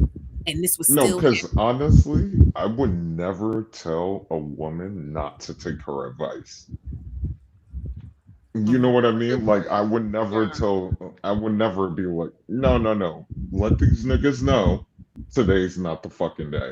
You know what I And mean? this Like, is the thing. I When you would get in the definitely, habit of recognizing these things and realizing how much you've actually been doing it up to this point, that's when you start being like, oh, fuck no, I'm not doing this. Because you think, oh, I'm not dealing with, Pookie and Ray Ray. I'm dealing with this rich nigga. The rich nigga is doing it more to you because he feels emboldened by your dependency on his money. It looks different than what you think it looks like, and a lot of times yeah, we will tell ourselves we're not going through it because we don't want to. First of all, again, walking on the edge of madness. What do you think it feels like to be? yeah. I told y'all about my rape story. I had to realize, like, I'm being raped. Like, it literally was I'm being raped right now, and I could fall over this cliff, or I could try to hold myself here for right now and figure out where I'm going to go and what ground is going to be the most stable for me moving forward. Yeah. So sorry. Also. Yeah, I mean, unfortunately, it's a part of life, but the Yeah. awareness is what is important and what we can extract from that is valuable and helpful for people moving forward. Yeah. Emotion seems like a very strong Yeah. tactic, if you will. No, yeah. Let's talk about maybe then psychopaths. Not at all. What are some other tactics they may try to do to get you in the first place? All right, guys, we'll be right back with Aisha. But real quick, if you've gotten value from a single Women of Impact episode, please go ahead and smash that subscribe button or use the QR code right here. It's how YouTube knows that you really do value this channel and the content actually does matter. So please go ahead and show the love by subscribing. Now, back to the episode. Let's talk about maybe then psychopaths. What are some other tactics they may try to do to get you in the first place? They want to mirror you. And a lot of people talk about when someone mirrors you and not really understanding that this is an FBI level tactic. This is a tactic that is trained. People are trained to do this. They are trained. You and I are mirroring each other right now. Yeah, we are. And it's because we're in tune, we're alignment, we're having a good conversation. Our body postures are connected, right? And they will come and immediately sit down and do this because they are trying to artificially introduce this. I'm right here with you. There's a connection. And it's all to create this artificial intimacy, artificial. But what they're creating is intensity. Not intimacy, right? They're creating intensity. You like this, I like this. We're mirrored, we're aligned. Tell me more, tell me more. We're just like everything to create this artificial instant connection, which is intimacy, which is intoxication. It's like you're drunk. What's interesting then is they're waiting for that moment where you are then, oh my God, I feel like I've known you forever. Exactly. Is that what they're really waiting for? And they know, aha, I got you. They want you to feel safe. But here's the thing. They're not talking to me. They're not talking to you. They're talking to the teenager inside of us. They're talking to the part of us that was confused and isolated and angry. They're talking to the little girl that took care of everyone, that washed the dishes, that made sure their siblings were okay. That's who they are talking to. That's who you can't hide. And they make that part feel safe. That's the key. They make that teenager in you feel safe and seen. That's what they're doing. And that's why it goes past your conscious mind, because they're digging into your subconscious mind where that fear and that insecurity lives. And they are so good at tapping it. And this just came to me. I worked with a boy, a teenager. I was maybe 2 years out of school. And he was mad at me. I was working in a group home and he got mad at me. You know what he said to me? He looked me dead in my face. He said, "You will never get married and you will never have kids." This is a 14-year-old boy. I don't know how he picked up that was an insecurity. I was like 20, I'm like 25 or 26. That was what I wanted, but he knew it. How we used to call kids that do that ear hustlers, like they ear hustling, they listening. Girl, he looked me in my face and said that. And I crumbled. Like, how did this kid know that was my vulnerability? Something I was giving off. How at that age? How? That's scary. It's very scary. When you can say, look, even a 14-year-old, if their brain is wired in a certain way, they can figure out how to press. What kind of chance do we stand with, a man that's in his 40s? None. And they were predators. They were offenders. And when I tell you they knew everything, how did he pick up on that? Yeah. He must have heard me having a conversation as something I must have said in passing, not realizing it, that I was giving off this fear, because I did have that fear, but I hadn't articulated it. Wow, the stuff that we're leaking that we don't even realize. We don't even realize it. So when you were working in the prisons with specific, dangerous predators, and you were scared, and you got that piece of advice of no. You want to talk about that? What do you mean? You mean about what you said thing? about what you remarked on? You said that's insane. Yeah, that is crazy because the thing is, I completely believe her. I do. Yeah, I think criminals, it's not surprising that she was in a prison and somebody who is used to taking advantage of people's vulnerability could sniff it out. But this is the thing, and this is why, like I said, I think Wait, the 14-year-old was in prison? Well, he was in something. No, I think she said it was in school or some kind of program or something. I don't think she was around regular teenagers. I need you to not get caught up on, well, these are inmates and this and that and the other. Because again, he was an ex-deputy senator or whatever. He killed his wife. What she's saying is that this is something that is, and I think she mentioned it earlier, but this is like a long video, so she gets into a lot of stuff. This is about socialization. Like, she's even going to talk up later about how couples therapy does not work for this kind of thing, because it is a socialization thing, because it's not about psychiatric or psychological issues. It's about norms and classical conditioning. This is just how society. When we talk about patriarchy, you said it perfectly fine the first time. Socialization. No, but I'm saying this is about when we talk about things being, ingrained into the fabric of society. This is how it works. This is how systemic stuff works. It's automatic. You get what I'm saying? I can come up here and say to you that I grew up, it was never pushed to me that I needed to get married. It was never pushed to me that I needed a man for anything. But yet somehow, once I got pregnant with my oldest daughter, all these psychic landmines that had been implanted in me just from being in this society went the fuck off and had me thinking I needed to be somebody I felt like I wasn't, and created all this chaos in my life. You get what I'm saying? Oh, yeah. Yeah. So it's about how we are conditioned to react and respond. And like I said, to not tap into ourselves and the intrinsic knowledge of our bodies and our DNA from the people who came before us. You understand the people that it was beaten out of them natural human responses to things, because if you respond to this as a sovereign human would, they're going to cut off your finger, or they're going to cut off your hand, or they're going to rape you, or they're going to sell your child away, or you get what I'm saying? Ooh, that got dark. But Yeah. yes, I do get what you're Walking on the saying. edge of madness. This is it's all in us. We always talk about, well, I'm not saying you specifically, but as a culture, as Black people, we're always talking about generational curses and this and that and the other, and the ancestors. These are the mechanisms of how this shit works and shows up. And even down to the socialization. So even if you weren't socialized in a sense to desire marriage or to go after marriage, right? There was, or there is, a socialization of women being male centered, right? And how they show up in the world and how they are supposed to present themselves. And it's always under the guise of the male gaze. Like, how's a man going to treat you? And you got to move around in this world to, I mean, shoot, even down to protecting yourself. Like, it's really not safe out here for the women and femmes. Like, You got it's to keep your terrible. head on the swivel. Yeah. Yeah.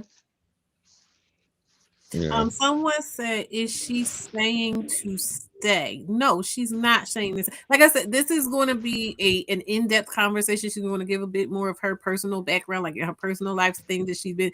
This is not about staying or going. This is about being able. Okay, you can't do anything. You can't make any real solid, diligent decisions if you don't even know what the fuck is going on. And so this is about being able to orient yourself in exactly what is happening to you in real time. So like I showed with the guy saying lock in, he recognized in real time, okay, I see this person coming. I see what type of tip this person is on. I know what I want out of this situation. I'm letting him know what my standards and parameters are before he engages with me. When he engaged with me, I'm going to show up in the energy that I told him I would show up in if he engaged. I say it all the time. I'm an if-then person. So he made it known in a way that was unmistakable. If you do this, then you need to do this. If you come and be in my face, you're going to have to tighten the fuck up. He made it clear what his expectation was. He did not allow this man to do a bunch of woo-woo shit. Yeah, he said lock the fuck in. Up. And he did. And then he walked off better for it after he left that man. He didn't go back to bending and stuff once he got past him. He kept walking. He started walking even better. Yeah. No, because honestly, yeah. I mean, wait, was that guy gonna assault him? She said, that's exactly what I'm saying. Single men say, okay, and what's your point? What do you want from me? What do you want from me? Hold on, what are you talking about?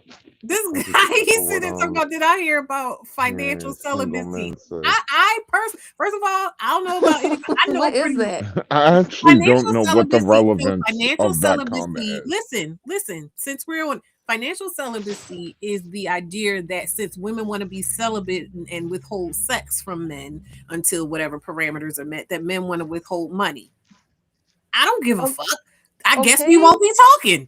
You know what I mean? Like I don't know. She said women don't. Not only that, but like if he's like actually a good man, just and saying whatever. I don't know what Trey Wells. Yeah, I don't understand. 18. Are you 18? Are you a young man? I'm going to assume you're a young man, and I'm gonna tell you this, young man. Women don't want to get married now. It ain't even about no. I'm gonna tell you this. Do you want to? No, get married? that's what he said. I didn't say that. Let's hold on. Let's be clear. I didn't say that. I I got you, was but I'm reading trying the to comments. let's get them together. Do you want to get married, Trey Wells? Because if you want to get married, you need to figure out what type of wife you want, and you need to only talk to women who fit that criteria, and you need to work that out. Yeah, don't I put me don't on know that. I what would you're talking never about say with some anything shit else, like but I that. will tell you this, young man. Any man that has spent any time around me since 2018 has spent fucking money on me, whether I fuck them or not, because that's my standard. And so that's what you need to figure out for yourself. What is your standard, your rules of engagement for anybody you're dealing with? And you just stick to No, that. because Don't worry about what anybody else is doing. no, Don't worry let's about if we really over here unpack talking that about though. being celibate or financially celibate, whatever. That's not your business and that's not your concern because you're not getting with any of us. So No, figure out what you want in your not life only and go that, after it. God bless. but how about we spin it? You know, I hate to say reverse the roles, but let's reverse them real quick. Do men want to get married? I don't care. This is the thing. I No, don't no, care. no, You know no, why? no. You're. I'm talking to that guy who just said, "Do women?" What did he say? Women don't want to get married now, so men don't want to So get married either. and I want to You know, and it takes two to tango, since you right? bringing something back too, women don't want to get married now. So what he's trying to do, proving her point again, is he's trying to. Oh, well, she gets into it later, but he's trying to dangle something. Oh, if you want to get married and you want a man to do Yeah, that ain't like going who to work gives a over fuck? here. First of all, it's grown women over here. A lot of the women over here are married. A lot of the women over here have kids. Don't want to be bothered women. This ain't the place for that. You saw single mom Also, there are and you plenty of thought you was women gonna that come and are rile people up. We don't give a there are fuck. He plenty said, of I have the women wife that that aren't deserves. married Then that are why? completely He said, I not have the happy. wife that deserves. So why the fuck are you Okay. over Why are here you with here? women that you clearly feel like are beneath you? You want our attention. You still want something from me. And guess what, Yeah, baby? this is You irritating me. This is wait. actually But really wait. getting on my But wait, nerves. wait. Let me show you something. And what you've done, honey, is that you've told the algorithm that this is some good content. So you're helping make me money right now, baby doll. Oh, So why period. don't you, if that's not something you're into, why don't you log out of my life and go back to your beautiful wife and show her the appreciation that she deserves since she is so worthy of you? How can you? Oh God. Okay. How can you be a queen without a king? Wait, is that wait? No, I must have misread it. First of No, all, no, hold Kenny, on. you Let me. sitting there getting mad. You a mod.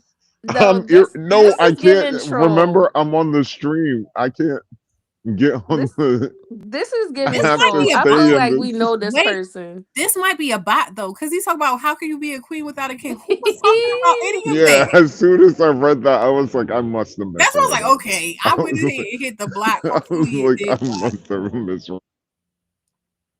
I'm hit it again. That's it says something went wrong. I don't know. Anyway, but Kenny, get on your job. You supposed to be holding it down.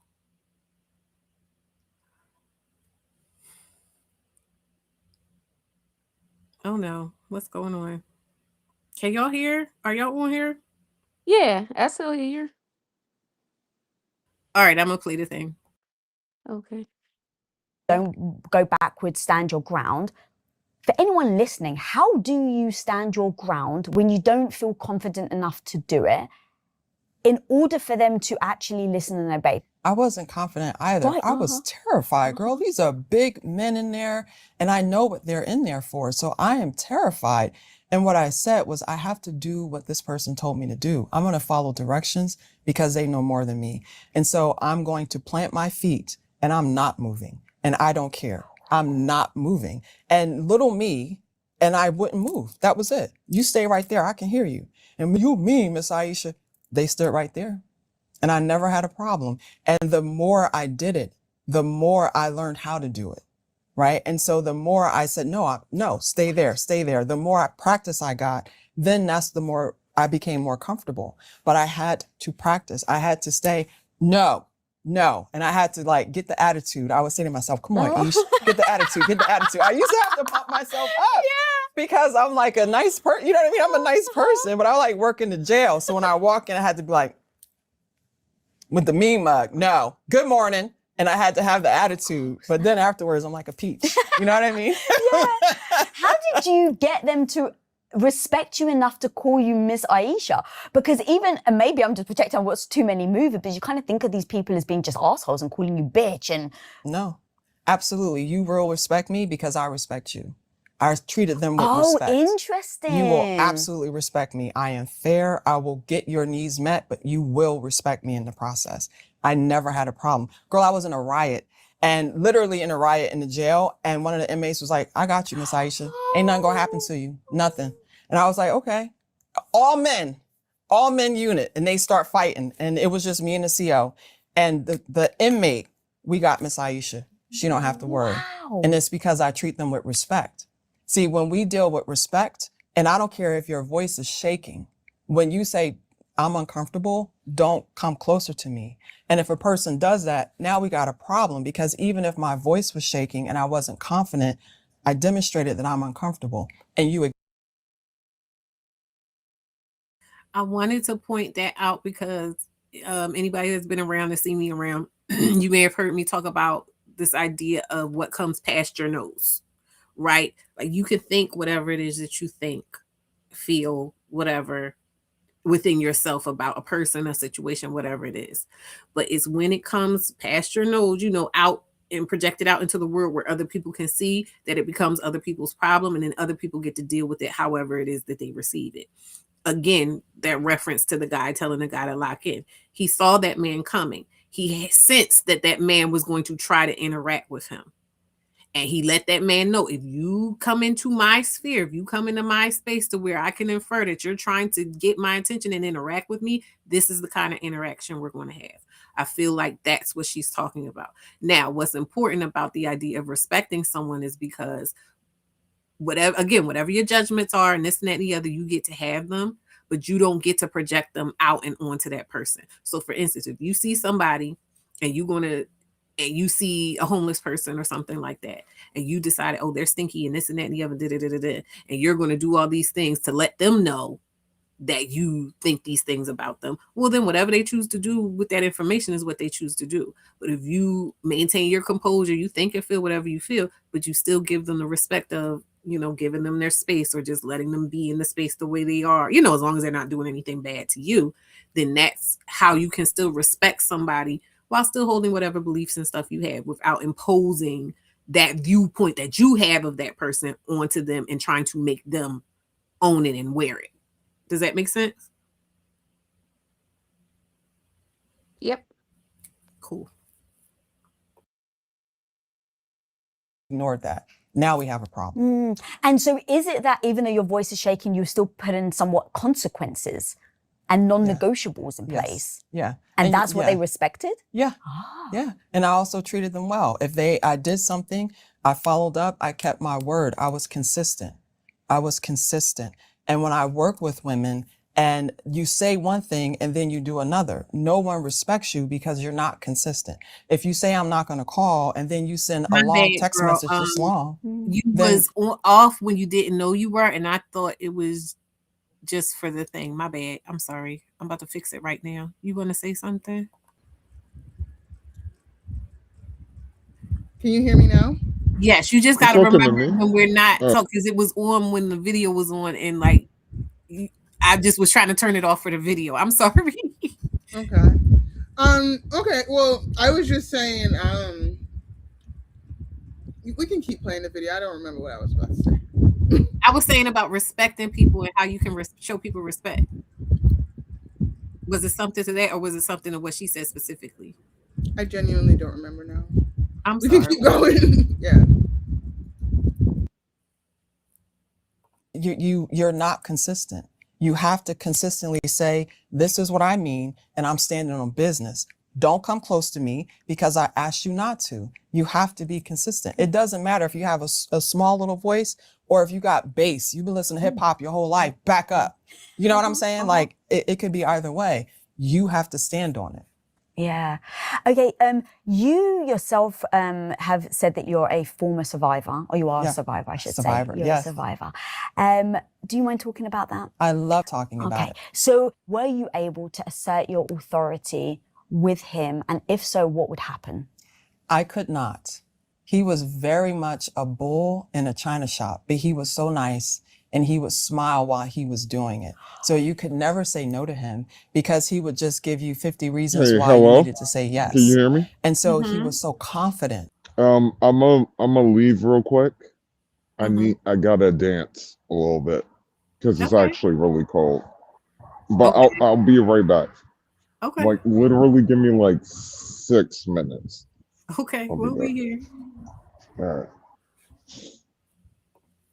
When he would speak. And a lot of people talk about psychopaths and narcissists saying things to you with so much confidence that you start to question your own. You're like, wait a minute, that happened. You're like, it absolutely didn't happen like that. And for someone to be smiling while they're saying it, it was just so difficult. And so I always did whatever he wanted. Oh, he's fine, whatever he wants. And I didn't realize it that I had no boundaries and he ran everything and he was efficient. He took care of everything. He paid all the bills and he mowed the lawn. He did everything. So like, let him do everything. And just slowly losing my identity, losing what I wanted and prioritizing him.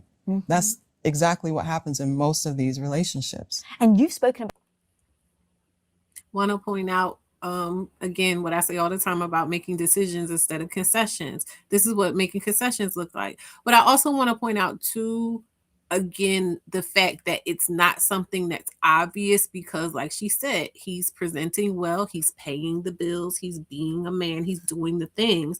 And so you override this idea because clearly there was something that was going on to make her have to go in the first place, but she was overriding her internal judgment based off of the external. And he's smiling and he's not yelling at me, he's not beating me, and oh, he pays the bills, and rationalizing, just letting this person move her beyond her boundaries.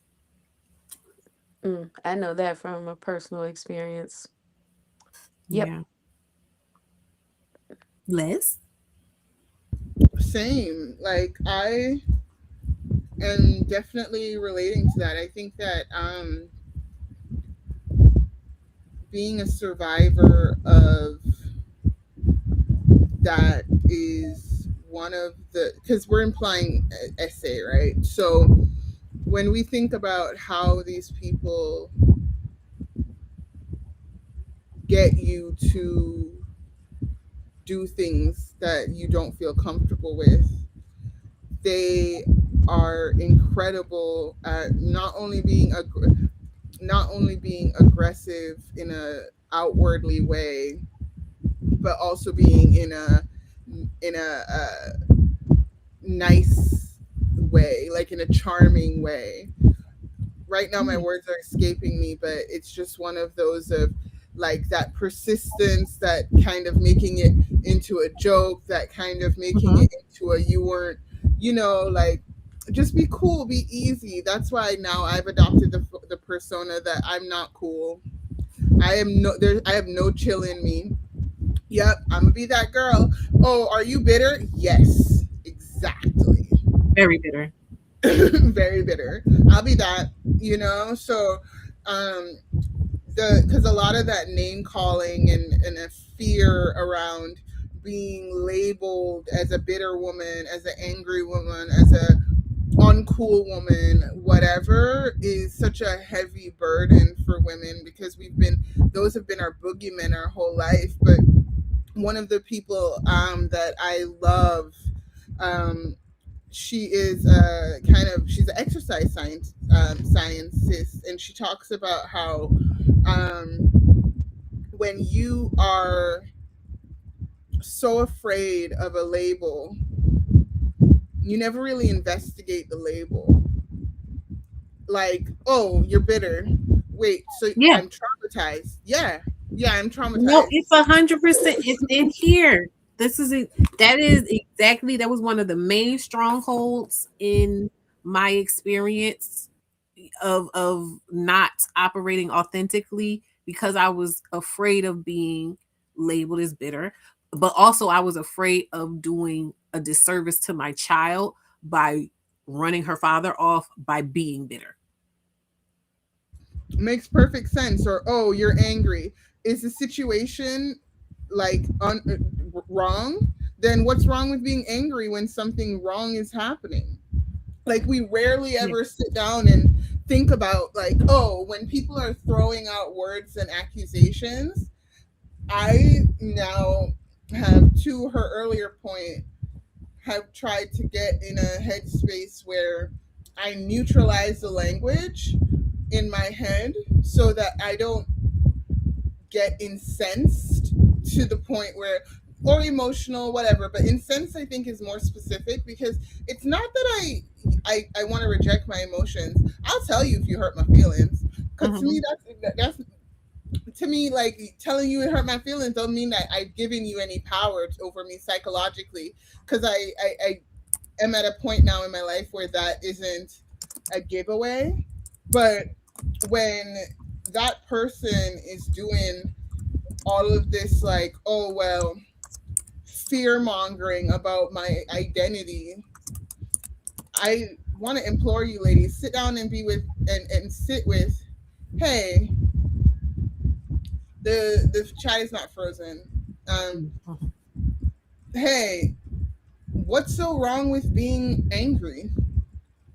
Or, hey, what's so wrong with being in a situation where you didn't do exactly what we who are in a safe situation, who are talking about it in hindsight, who are armchair quarterbacks right now, are saying all this you should have done, and I didn't do it.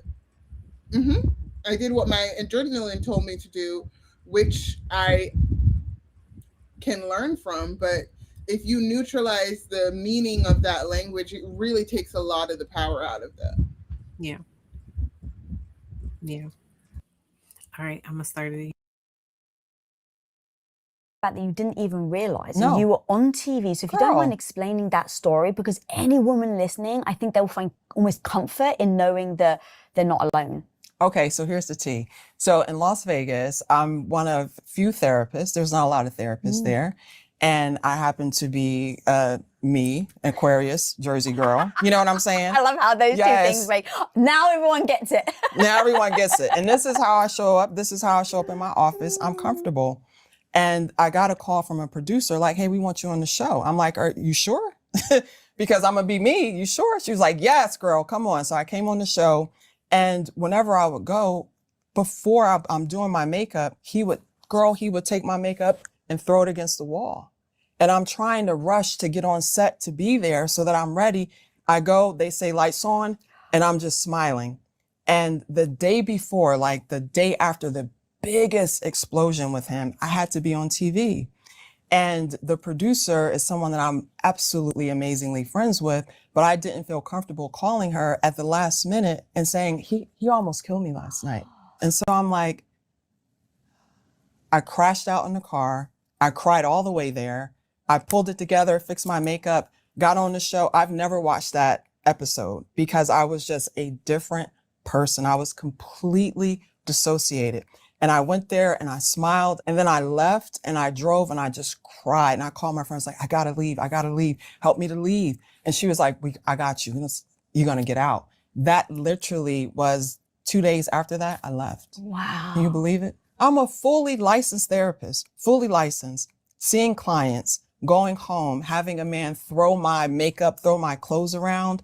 I was terrified, but we were on Facebook, smiling, girl, you couldn't tell me anything. This is my man, okay? And this was a facade. It was a facade, but I wanted that fantasy.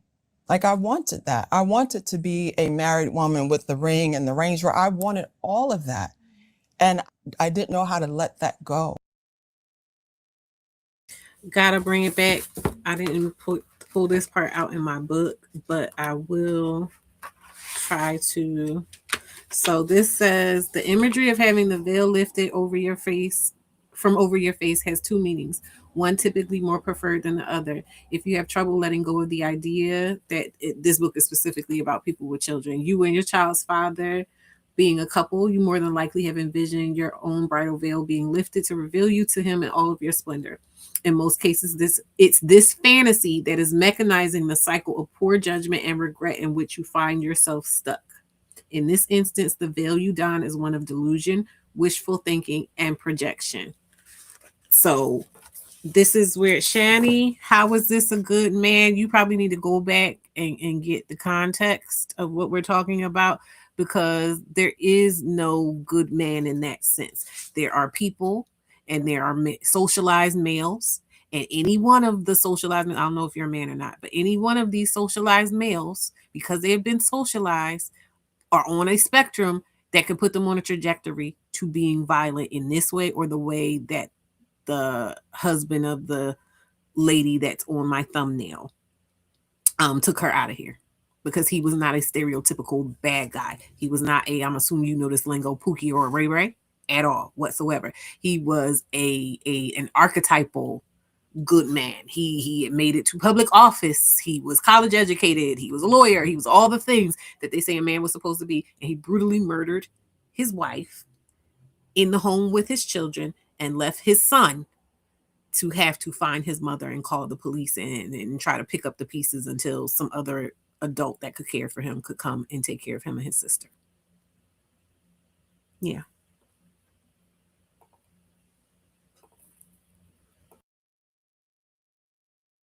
I didn't know how to grieve that and how to be honest about what was really happening. And he was a big grown toddler. That just hit my spirit, because the lack of maturity, I think, is the crux of the issue, fitness. Like, when we think about the fact that these people who have these tantrums, like, y'all see how when babies are angry, toddlers, they might start hitting, they might start like biting and stuff like that. They then have to learn through socialization how to emote differently, how to process, how to give it some space, how to understand their feelings that they're having and kind of weigh them differently. That takes growing up, right? Or it takes someone counteracting those negative behaviors. And that's the thing with society. Like, boys are just left to be whatever, right? It is girls and young women that are groomed to assume whatever position in life, whether it's to be a wife or what have you, but it's always under the guise of standing behind or beside really behind a man or underneath a man. You know what I mean? And to your point with toddlers, I'll say that I always give toddlers the grace that they're trying to find a way to articulate how to get their needs met, similar with the infant. They don't know how to articulate that they are in need, so they emote. And that's why sometimes I don't like to liken adults who just are maladaptive to toddlers. Because you can't be a toddler and the head of the household. Yeah. You can be a toddler and be my lover. Exactly. You know, like, agreed. And that's the thing. Like, I see it the exact same way, actually. Like, the thing about it is that we have decided in that decision to love our sons and raise our daughters, we have crippled so many adults to not having any skills to emote appropriately, to handle their emotions, to process and stuff like that. And so when they're acting out, when they don't get what they want, or they're feeling in any way uncomfortable, it is so consequential. And I just wanted to highlight that very same thing, because it is so consequential. This person who harmed this lady, who is throwing her makeup down on the floor, is either feeling like she is, getting shot. He's either jealous of her for some reason. He's feeling like this thing is getting more attention than him, or he's just displeased with not something. He's displeased by something, right? And instead of acknowledging those feelings and figuring out what he's going to do about them, right? He is harming her. And it's the same, like, there's this line that I saw today in passing. They're like, great minds think alike, but dull minds or something rarely differ. I personally think that great minds think differently, but like dull minds all think the same, because it's because it really is so like copy paste behavior. It's like Ike Turner. It's like we're watching the same movie over and over and over again. The minute these people don't feel like they're the shiniest thing in your life, or that you have some sort of life outside of them, or that you like, why is it that this woman is having this man destroy her ability to get ready for these events, like beyond tantrum, right? Beyond physical abuse, like just literally just being a derailer. And the thing about that is that when we think about children, to your point, 2Ls, like how embarrassing and pathetic is it to, they think this is big man behavior, this is putting down the law. It is the most pathetic thing in the entire world. And I think we need to, as a society, reposition that, because there's nothing powerful about that. We make it look like, I think we're too nice when we describe it, really, is the underarching thing I'm saying. Like, we're too, like, this is pathetic. You're being pathetic. You know, I think they rarely ever get somebody looking at them not as scary, but as pathetic. Yeah. I mean, I don't know what um the lady, what she was thinking about when those things were happening, but I'm gonna speak for myself. When those when he was in a fit of rage, the guy that I was with at the time, I would try to de-escalate for my safety, because I didn't want it to go further, because I knew if he felt like I was inciting him, then it was going to go all the way up.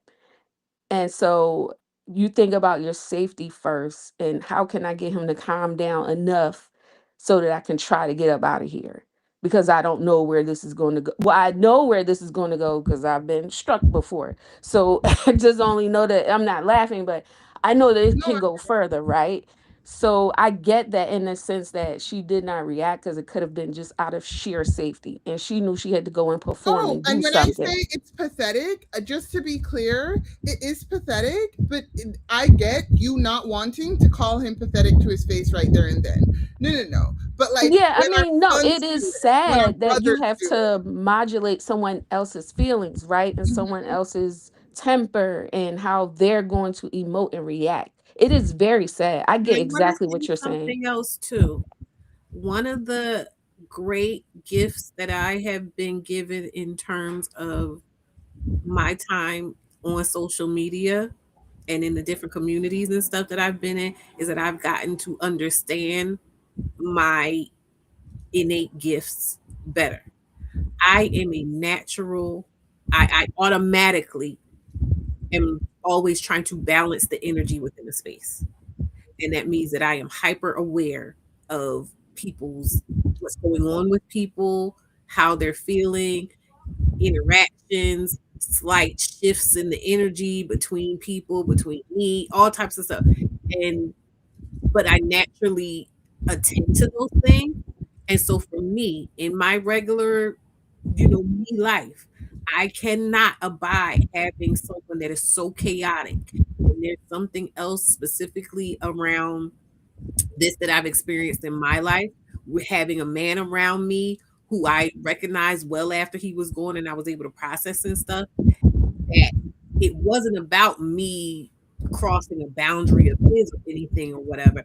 It was always about him wanting whatever, it didn't matter what it was just beyond my boundary. How he treated me was always perpendicular to, okay, what do you not want to give me? Whatever you don't want to give me, I want it. And I'm not going to give you any kind of rest until you give it to me. And so that was me going through all of this with this person and being stressed out and being confused and being overly emotional and having their family and stuff point me out like, oh, why are you acting weird? What's wrong with you? You get what I'm saying? Of having someone exploit that within me. Mm-hmm. TV host, and I told her, she was like, Aisha, you should have said, girl, you could stay with me. And I was like, I couldn't admit it. I just could not admit this was happening to me. And I'm on TV and I'm working and I'm a therapist. And then how are you a therapist and you're being abused in real time? And no, you're not saying anything to anyone and no one could tell. Like I was just smiling. My makeup is perfect. Girl, it's what we have to survive. We really do. Thank you so much, by the way, for sharing that. Thank you. I've heard you talk about all the reasons why we end up staying. Coming up. He was someone that everyone in the room would just gravitate to. He was very kind. That's true. He was very generous. That is true. But that is all building an alibi. All right, you may not like to hear it, but I say this with so much love. But listen, we need to talk about your mornings because I know that you've done this exact thing.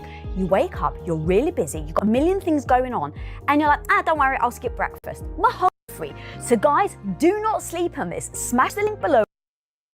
You know, my therapy voice and explain things because in my mind, he just doesn't understand. He doesn't understand how scared I am. He doesn't understand. Hold on, I'm gonna rewind this. And if I explain it to him, great. Yeah. I've heard you talk about all the reasons why we end up staying. And you said, we are led to believe that inside every abusive man is a gentle man waiting to come out, and the right woman can access that gentleness in him. Then you say, that's freaking nonsense. Yes. And I would do my sweet therapy voice, you know, my therapy voice and explain things because in my mind, he just doesn't understand. He doesn't understand how scared I am. He doesn't understand that he's hurting me. And if I explain it to him, then he's going to get it. And in that mind, I couldn't accept that he knew exactly what he was doing. He didn't care. I couldn't accept that. And everything, we talk about being raised on hip hop, every single R&B love song is, I can change this man. Oh, right, yes. I'm riding for you. I'm a Shout out to Transmutation.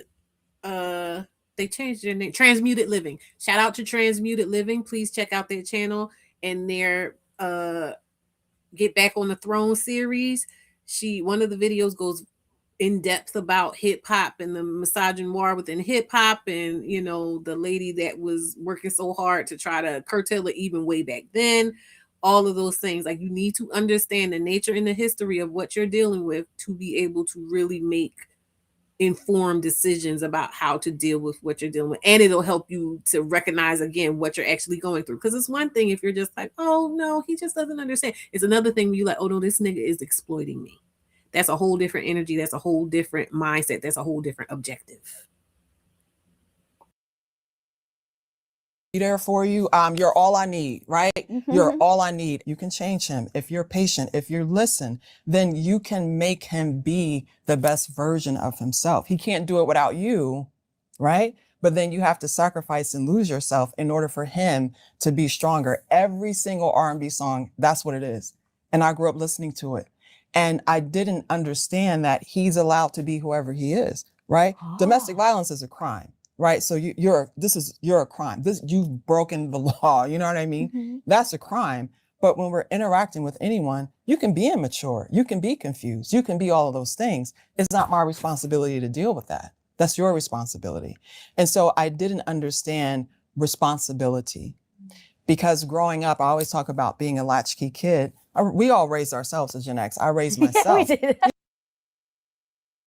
I'm jumping in here because I think it's important. Yes, unpaid labor. And I want to also point something out. Just because you do that for people doesn't necessarily mean that you always don't realize it. Um, we can make decisions about who we do that for and when and why we do that. But again, when it comes down to the who we think we're dealing with, we will find it. We've watched panels where women are clearly becoming fatigued from having to do this shit. But because the people are the good guys, they're educated and they love, LGBTQ and trans people and all, they have all of these, vanity metrics to make you feel like, oh, you should just be able to give them a break. But those vanity metrics should also translate into them not having to be told or baby walk through this type of shit.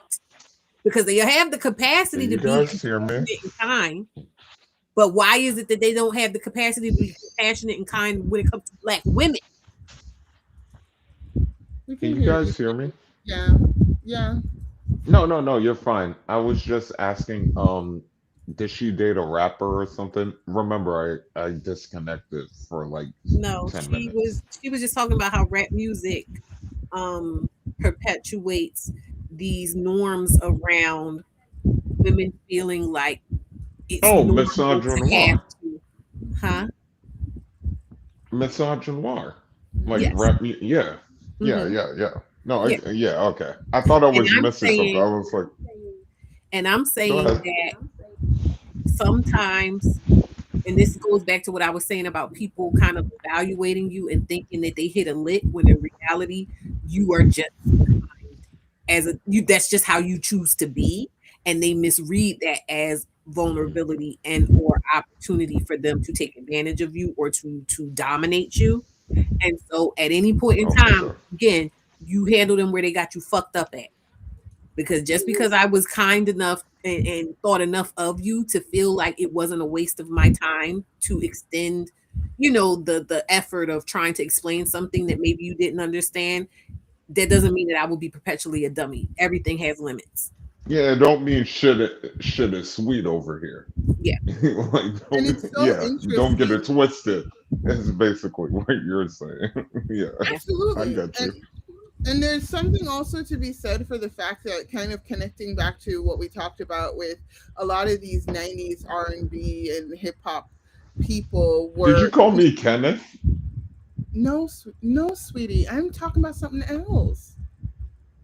Oh, my bad. Okay. It's okay. Well, I mean, mind you, I thought I was when you said Kenneth. When I thought you said Kenneth, I was like, not she using my full government. I was like, huh? Okay. Well, back to what I was saying. Yeah, I wasn't thinking. Okay.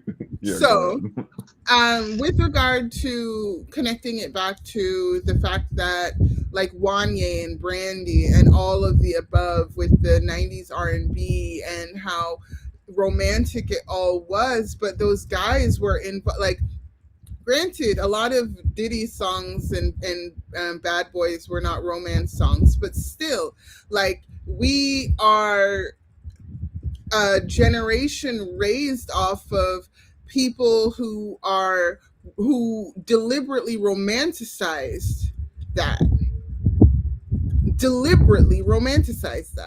and so we can't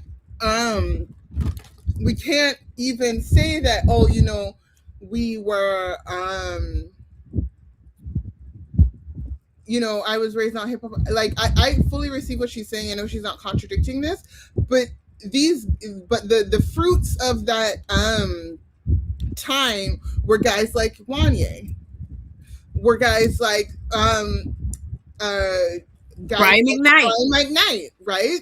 It's Like, the image. They were it's they it's got in not that only image. in our private experiences as people who were listening. Those men were deliberately, like, existing in a duality. That's why I'm not ever going to allow people to try to treat any of Bill Cosby's victims as if they had ulterior motives for coming and being with him. He literally created an image as America's that was what everybody was calling him, and he leaned into that. And that is why that is something that I will not abide by. Somebody that leans into a a an image that they know affords them a certain level of trust, but they will not live up to that image that they are actively profiting and benefiting from on purpose, not on my watch. Not on my watch.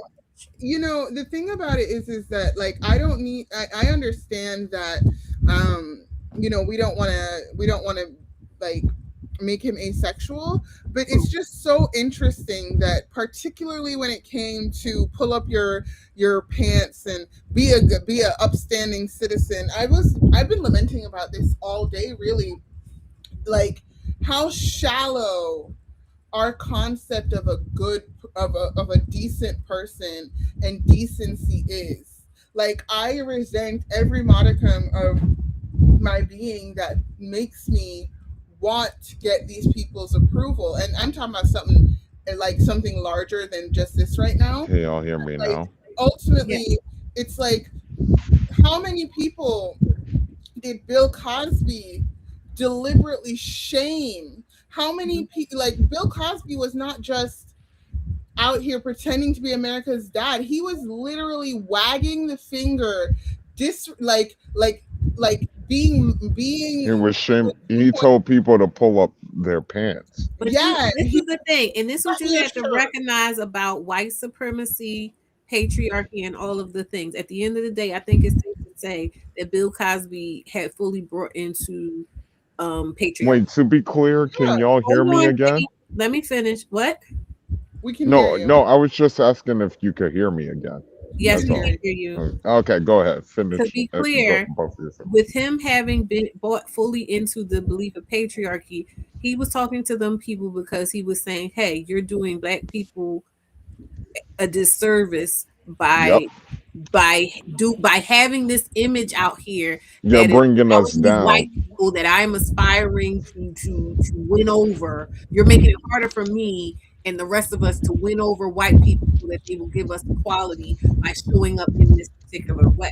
Now, mind you, was he doing all that shit in the background? But again, as we can see, that is basic patriarchy. People have to be victimized, people have to be at the bottom, all types of things. So he was doing patriarchy correctly.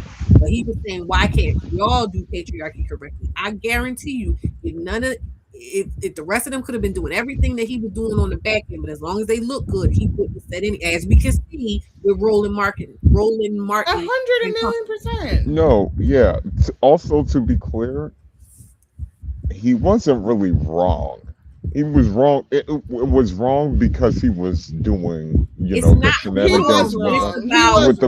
No. He's not wrong. I didn't think he was wrong. He was trying to get Black people to assimilate to white people to get more things, which is not a wrong instinct. Yeah, exactly. But it's about it's wrong morally because at the end of the day, it wasn't rooted in good things for all Black people because again, Black women and children were going to suffer.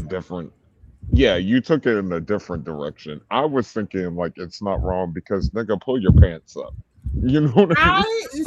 And I say that as someone who loves to see a man with his ass out.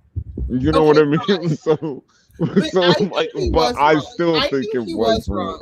Because the thing about it is that this impetus to go ahead and demonize the youth, this impetus to go ahead and invalidate the differences in culture, I think is inherently self-hating because wait, All right, go ahead. Let me let you cook.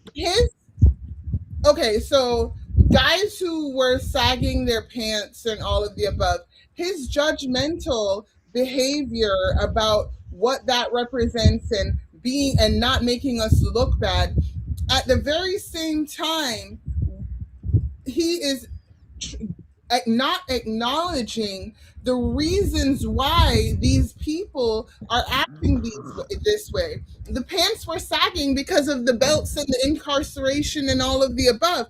If you want people to behave differently, you have to address the system.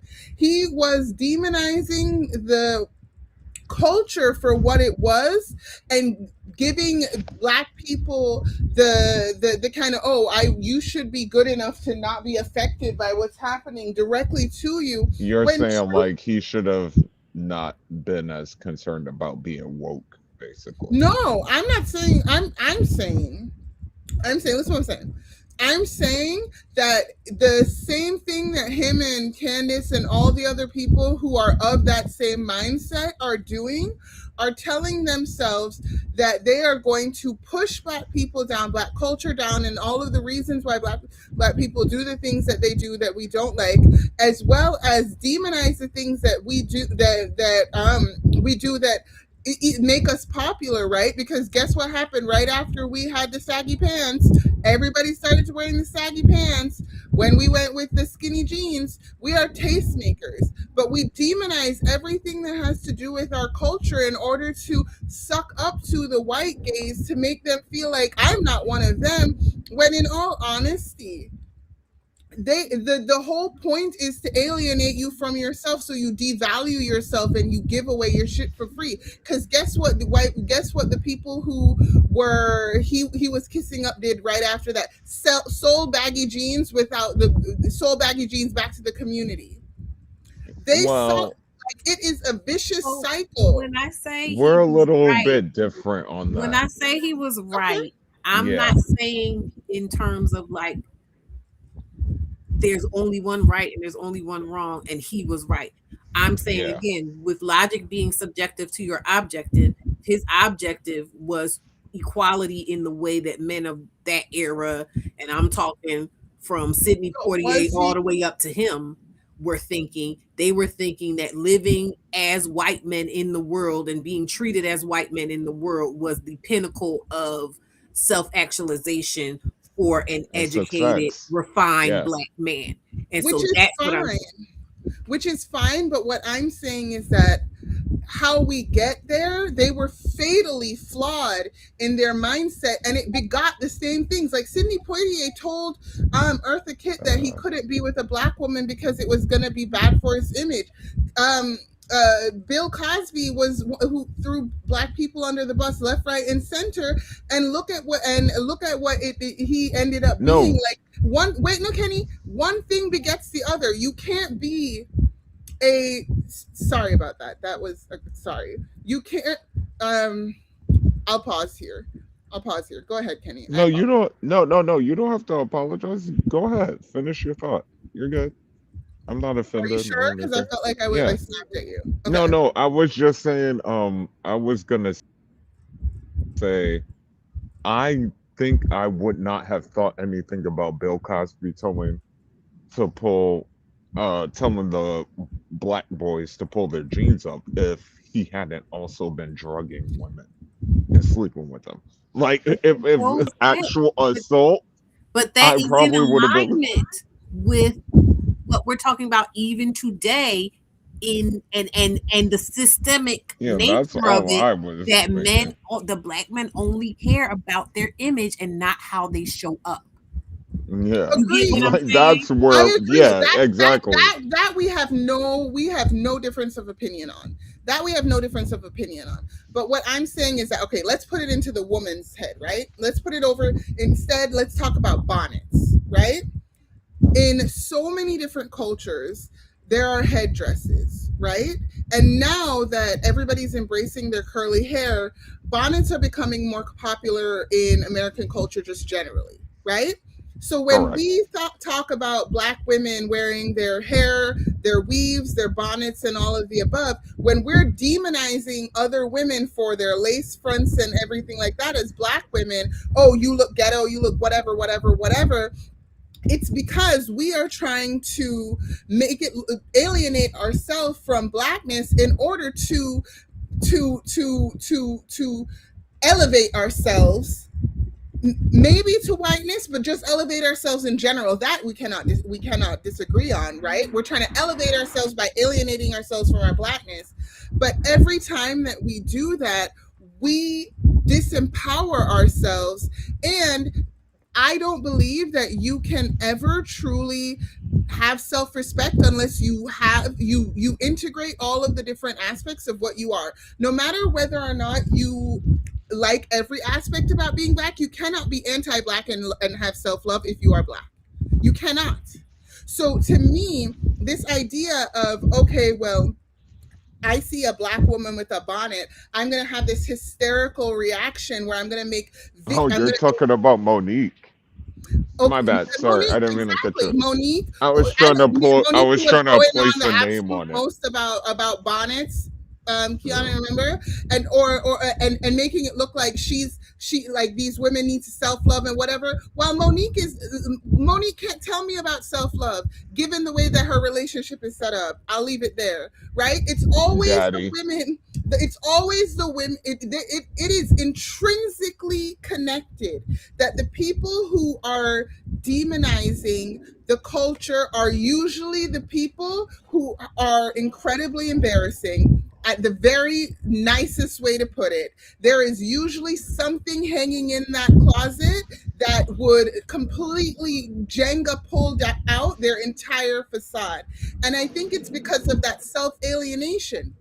There's when we make it look like Black people, when we wear weaves, even though women have been wearing weaves from the dawn of time, right? Women have been wearing wigs and extensions. I saw the other day that they were putting like the women back in the Victorian days were using horsehair and yarn to be able to do those elaborate things, right? Like, it is absolutely not uncommon for women to do beauty treatments, but we demonize our beauty treatments as Black people to elevate ourselves over the Black culture.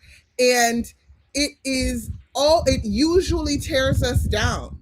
It usually, in effect, tears us down because we're not acknowledging where that comes from and looking at it from a lens of appreciating the stories behind it. Why do Black women wear our bonnets? Because it takes a lot of effort to do our hair. And so we're trying to preserve the look until the time has come. That is mostly self-care. Like, the person who's wearing her bonnet out in the street is usually the person who, when that bonnet comes out, baby, that hair is perfectly laid. She is not like me, sleeping on or going to bed without a bonnet, waking up looking like God knows what and why. Right? The amount of times they're pushing down our throats to wear your bonnet to sleep, wear your bonnet to bed, wear your bonnet all the time. It is like, why we wear our bonnets is actually neutral, but we demonize it because we are anticipating. I'm talking about Black women. We demonize it because we're anticipating that, oh, we look different. But there is something different about us. What's wrong with acknowledging that? There is something different. Our hair, the styles we like it when it's neat in a different way. Our culture don't like messy buns like everybody else does. You saw how they did Coco Gauff. I'm going to let 2Ls jump in real quick, and then I'm going to get back to the video. All right, but y'all got my point, yeah.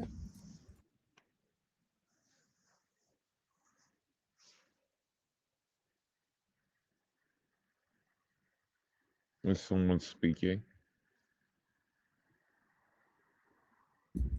I'm done talking. Whoever wants to jump in. I thought 2Ls is talking. You can't hear her? I can't hear 2Ls at all. Actually. Y'all can't hear her? I can hear her fine. I can't hear her at all. I actually genuinely can't. I can hear Les completely, but I can't hear 2Ls. Well, maybe y'all need to go out and well, hold on. Chat, can y'all hear 2Ls?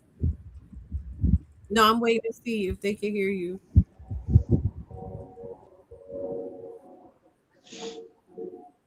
Okay, thank you for coming up. Okay, good. Okay. Good night. 2Ls is leaving. 2Ls is leaving, yeah. I'm gonna go ahead and play the Yeah, I couldn't hear her at all. I'm sorry, honey. I didn't hear you at all. Okay, nobody could hear her. Okay, well, 2Ls was saying that her thing about bonnets is having an indoor bonnet and an outdoor bonnet, like, because she don't like wearing outdoor clothes in the house. And so that was her only thing when it came to bonnets. But I guess she's saying, like, I'll wear a bonnet out. I just won't wear the bonnet I wear inside, outside, and then wear it back in. Oh, like And then she yeah, was like talking no, I do the same thing. Like where like if I fall asleep in the do-rag, I'll Mhm. just switch to another do-rag.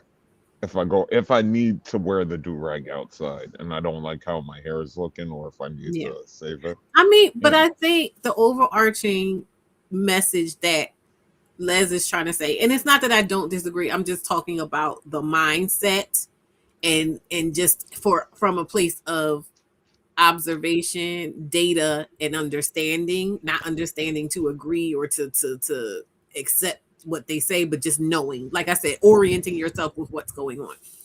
Yeah, absolutely. It is rooted in anti-black. It's the For sure. desire to be accepted by white people at the end of the day. And we need to recognize that we are not them and we shouldn't want to be them, especially in those ways Oh, I that would require never that kind rather of be anything than performance. black. And if I live 7 more lives, I better be black in all of them and gay in all of them. All right. You know what I mean? I raised myself. My mom was working. And so the idea that I understood responsibility, I didn't. And so I walk into this relationship not knowing what I'm responsible for and not knowing what he's responsible for. Right, that's what I was going to say. Almost you had maybe a vision of false responsibility, Yeah. as if it's your responsibility to change a man that is broken. Exactly. Where I thought that it was my responsibility to even to keep what was going on with us secret, to protect him, right? Because I didn't want people to judge him. I didn't want people to look at him a different way. And I thought that that was my responsibility as a woman. Another thing, speaking of responsibility, that I've heard you say is we feel so responsible for them and the consequences for them that we don't go to the police. And sometimes we'll ask people around us, like his family. And that ends up being something that ends up either trapping us even longer, or I don't know if you've heard cases, but he ends up calling the police himself to basically try and trap her. And the police take her away and leave him alone with the Am I kids. tripping or is And they this do that going because when really men are fast? I sped it up because this is really long. We might wind up having to break this up. But Oh I'm no, go also ahead. No. I just thought I was tripping. I was like, she yeah, I sounds like sped it she. up. And I was like, also did she just do cocaine? I was like, what's going please on stop. here? And also I want to point out that what she said about the guy trying to fool people into thinking that she was being assaulting, that is also something that Justin Fairfax did with his wife, to the point where she put cameras in the house to prove that what he was calling the police and saying she was doing, she was not doing. Who's the wife? The lady on the thumbnail, Kenny. The lady that got killed by her husband recently. Oh no. Yeah. Oh, okay. Yeah, sorry. I don't know who these people are. You know, I this way, just came to support you. this type of man, this abusive man, they know how to pull it together when the cops come. Right. And they're calm. They're like, she hit me. She attacked me. She's screaming at me. She's uncontrollable. And you're hysterical because you're a victim. And you're like, you can't really get yourself together. That's what they're banking on. And that's what the police see. And so they definitely need more training around domestic violence and around what it looks like when someone is terrified. But they know how to pull it together really quick. And so often what we do, instead of calling the police, for me, he would say to me, you're going to call the cops on me? They're going to come here and they're going to kill me. And the dynamic of being black and the police. And he was like, you're going to call the police on a black man? They're going to kill me. They're going to come here and kill me. And that's what I'm thinking. Like, okay, that's a possibility. It's a possibility. And am I going to be responsible for that? And he's literally kicking my door in. I'm calling the police. And he said, they're going to come and kill me. Is that what you want? They're going to kill me. And kicking the door in. I'm terrified. I'm like, what do I do in that moment? I hung the phone up. Hung the phone up. Kenny, what the hell are you doing over there? You're not on mute. Oh, I'm not on mute? Oh, sorry. I was heating up rice. My bad. Oh my God. Clicking and clacking. Okay, all right, hold on. I'm gonna mute myself. My bad. Because I'm thinking they're going to come and they're going to kill him. He's 6 foot tall. He's upset. They're going to see this black man upset and they're going to kill him. That's what he said to me. I hung the phone up. I was scared for him. I wasn't scared for me anymore. What happened after you hung the phone up? He ran. Because I was like, I'm going to call the cops. Even though I hung up. Yeah. That's what scared him. But I did hang up. It's insane how much we feel the responsibility. That Absolutely. you're responsible. Absolutely. If you called the cops and they came and killed him, Yes. it's all your It's my fault. fault. Never mind the fact that he beat, kicked you, screamed at you, pushed you, all that things to lead you to call the cops. Exactly. And now I will call the cops in a heartbeat. I will call the captain. Like, this is Miss Aisha. I'm a therapist. Y'all know me. How you doing? Again, me trying to point out how insidious this is. Be his peace. the expectation is you are supposed to be his peace. And what that means is if he escalates, if his mood escalates, if his violence escalates, whatever it is because you fail as a woman to be his peace.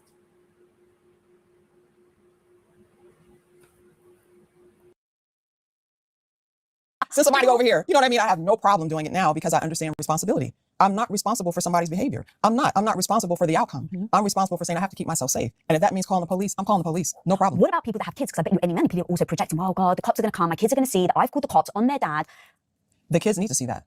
They need to see you reaching out for help. They need to see you taking care of yourself and taking care of them. That is what they need. And this crazy man I was with threatened to kill my cat, girl. Fuck him for trying to kill her cat. But also, I want to point out, too, when people were talking about Cerina Fairfax, like, why was she still there? Why was she still in the house? And we talked about the legality, the legal issues around ownership of the house and not leaving and forfeiting that ownership or whatever.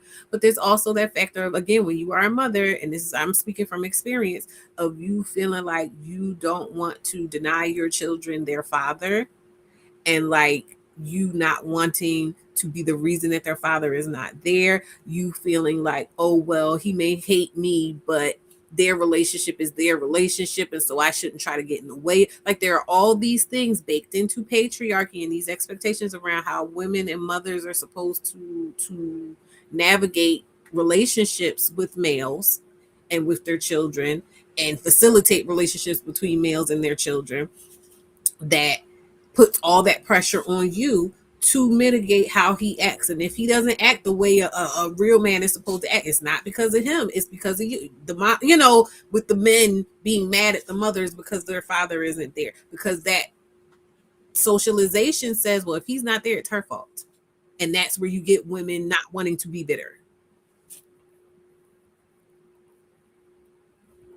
My cat, shout out Nevada. Girl, they gave my cat a restraining order.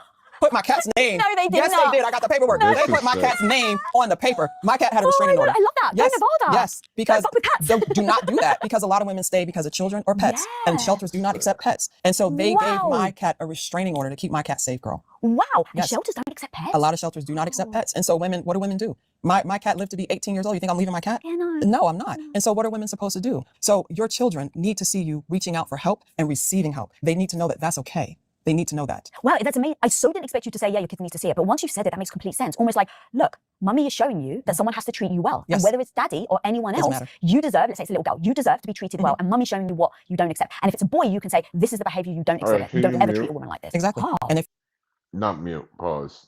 I'm out. I don't like this lady. This one here with the weird hair. I don't like her. Why? What she do? She just get on my nerves. She's very jittery. Her faces, she's doing. No, I've been laughing at her faces the whole night because she's. Yeah, like she has anxiety. So I don't know, something about her. I get it. I get it. But she has anxiety.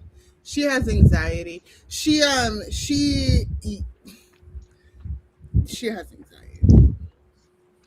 No, I mean, I wasn't bothered by it, but I knew exactly what you were talking about because I've been noticing. I've just been kind of like, look at her.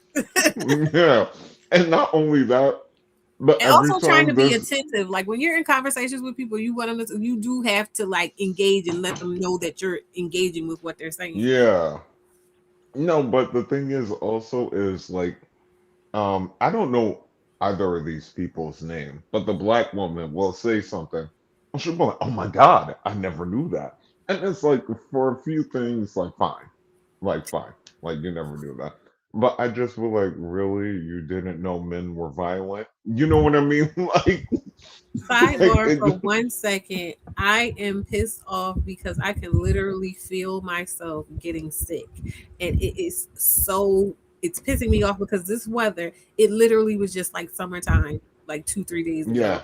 And then today it's cold so cool, and like I feel in my my lady situation is going on, and it's just like I feel it's like all converging on me in this 1 second, and I felt that's awful. I hate. Actually, I believe that she's a covert Trump supporter. I actually I believe was that. just about to respond.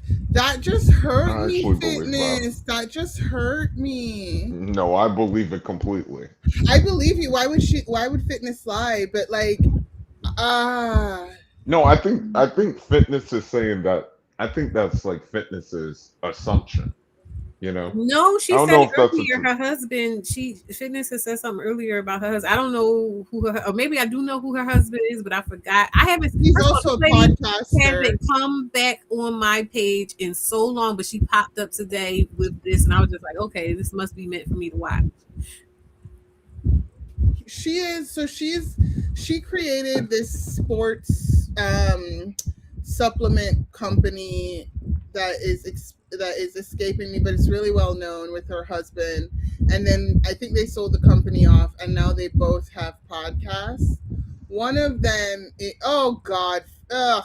And so one of them is, I have to reevaluate my, and he's the most unattractive person in the entire world, girl. Like, when I tell you that man's ears, like, that is not. Oh, so they were at January 6th together. Oh my Gotcha. god. You see, it's always when you defend people that they see. I gotta shut my mouth. That's what it is. That's what it is. I just gotta shut up. That's it. Because why? Oh, her husband is loud and proud. Yeah, I believe Yeah, it. I read that and I was just like, what? Mind you, these people are supposed to be the pillars of. She's like, her whole thing is about Girl, bye. women and self Oh, empower.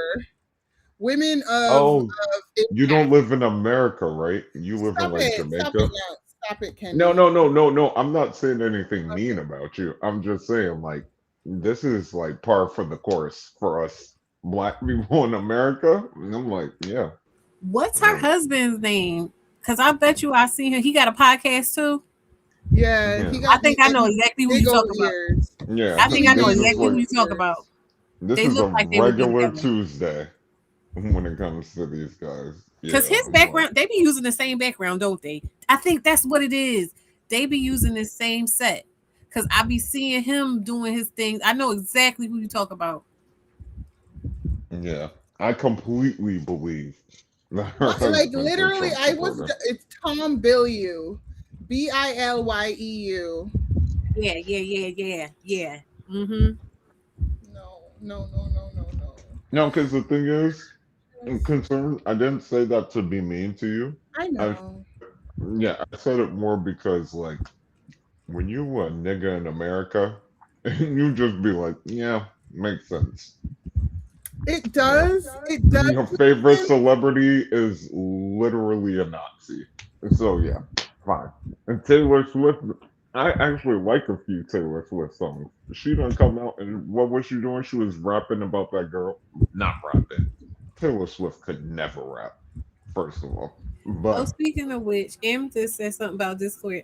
I have been, because I think all of y'all are in my Discord, and y'all ain't interacting with what I'm posting in my Discord. I've decided that I'm going to consolidate my posting, because most of y'all that I be posting stuff to show in these just different text various me. Discords I'm in are in my Discord. So I want to start just posting shit in my Discord so I can just Or as community posts. Hmm? Or as community posts. It don't work the same on Facebook. Because Well, like even when also, I'm posting well, I stuff don't from have you other on apps, Facebook. I don't think. when I'm posting stuff from other apps, when I'm saying it works better in Discord. So because y'all Hmm. are in my Discord, I'm gonna be posting stuff in my Discord that I post so y'all can see it there. All right, between you and me though, don't tag me in a Discord post if you're about to like go live or something. Just text me What you mean? or call me. You know what I mean? Like, just call me. Be like, Kenny, I'm Between you about to and go me, like, live. honestly, I don't I want to hear no am. excuses because everybody be talking in other Discord. No, but okay, I Oh, feel you. I am like, okay, so this is what's coming up for me with Lisa. I think that there's Yeah. a effort that I saw in her in the Women of Impact, where you could see that she was trying to support feminism. And obviously that you could be totally a feminist and a Trump supporter. Like that makes sense to those people. But I did not see that coming. There are consequences. You There didn't are. see what coming. I didn't mean to do that. I was trying to do this. No, Here's the you're thing. fine. Here's the thing, because and I don't know if we passed it already or not, but when this lady was explaining to Lisa some things, Lisa was like, "Oh, I went through that before." This is the thing about having these kind of conversations, and this is the thing about being in community with women at various stages of awakening to all of this stuff. You're going to have people that are in these situations, but again, they've been walking on that edge, or they've been walking, close to the lip of that edge, but not realizing it. And that's the thing. You have to kind of be delicate with people about them orienting themselves on that edge, because it is the edge of madness. And if people aren't able to orient themselves to it properly, you can get pushback. You can get people feeling like, they're being pushed. And sometimes people do we've had these conversations about how people's tone and how there's more judgment and hierarchy and stuff in the way people talk about these things and build communities. And so it's one of those things where Lisa is getting this information, but also too, I feel like Lisa has the benefit for her to kind of detach herself, because a lot of this stuff is racialized the way it's being spoken about. So she can also kind of rationalize that, oh, well, she's going through that because she's Black. You know what I mean? I do, but I also don't even know how to engage with that. Like, because by the time you're a feminist and a Trump supporter, you've lost me. I'm off the train. I don't care about what you think anymore. Well, Like, no, I'm talking about the dynamic that you were pointing out. I'm talking about the dynamic that you were pointing out, because even think about when we were in a Discord and we were having a conversation about a certain content creator, and you were like, "Oh no," and I was like, "Yeah, I was there too, but this is what I see now." And then after that, you were kind of like, "God damn it, I can't not see it anymore." You know what I mean? Yeah, I mean, I agree. I think like I'm at this stage right now where like it is disqualifying. Like I just completely check out of the decision to give a crap about what she got going on now. All right, girl. Well, let's be clear. We're here for this lady. You know what I mean? Yeah, wait. Yeah, I was about to say, is Emily the white one or the black one? It's not. It's child. Where did you pull that name from? Because neither one of them names. I just make up names for white people when I don't know. You can't do that. That's not nice. Yes, I can. I just did it. I can definitely do it. We're all God's children. Okay, but still, not them though. They on their own. That's how. Yeah, I got like 3 white people I care about. The rest of them could go. Let me not say anything negative on. I care about all. The rest of them can go. Like for real, for real. This is devolving into something it don't gotta be, but I will say that, like, for me, because of all of the buffoonery, we talked about Bill Cosby earlier, all the other identity groups are just not a factor at this stage right now for me. Obviously, I feel with Black women a certain sisterhood that is because of our shared experiences. Yeah, but beyond reproach. Yeah. No, and I mean, but I think that in terms of the zeitgeist right now, if that's what you got going on, you ain't got nothing to do with me. It is disqualifying. I don't give a damn what you got going on between you and your God. Like, okay, bye. You know what? No, not. I was laughing at you too, but I was reading the comments, and they're right. Yeah, someone. Who said that? Was that Fitness? Yeah, and she said Emily close enough. Yeah, I feel like I hit the nail on the head when I said I called her Emily. I do. Because Feel like you are not relevant no more. I'm so sorry. I don't want to hear what you got for the class. I know that's fucked up. I'll pray about it, but that's where I'm at. yeah, I'm on. Consequences, Oh, and it Avi shows children, says I will she do whatever I have seems to do to like keep you safe. Marlon. Yeah, Okay, And I yes. will call okay. to get people to come because this is what they do. This is what they want to do. They want to help us. They want to help us. And helping children understand that is key. Ooh, all right. I've also got something that keeps us stuck is toxic therapy. This was a training that I was in. This was 8 months ago. This wasn't 10 years ago. I paid for this training because I don't typically treat couples, right? But Oh, sorry. This part real good. Alicia, you still here? Shout out to Alicia for giving me the heads up on certain people. Because she's going to talk about how therapy is not the answer to any of this. So when we keep trying to talk about, oh, these men need to go to therapy, it ain't it. I have a couple couples that kind of snuck in and I work with them because I love them. So I'm like, okay, let me dabble. Let me just get some more training because I don't want to just say I treat couples. Let me just get some more training. I go to this training. I pay for this training, $225. And the trainer, specifically the couple that we were observing, there was domestic violence.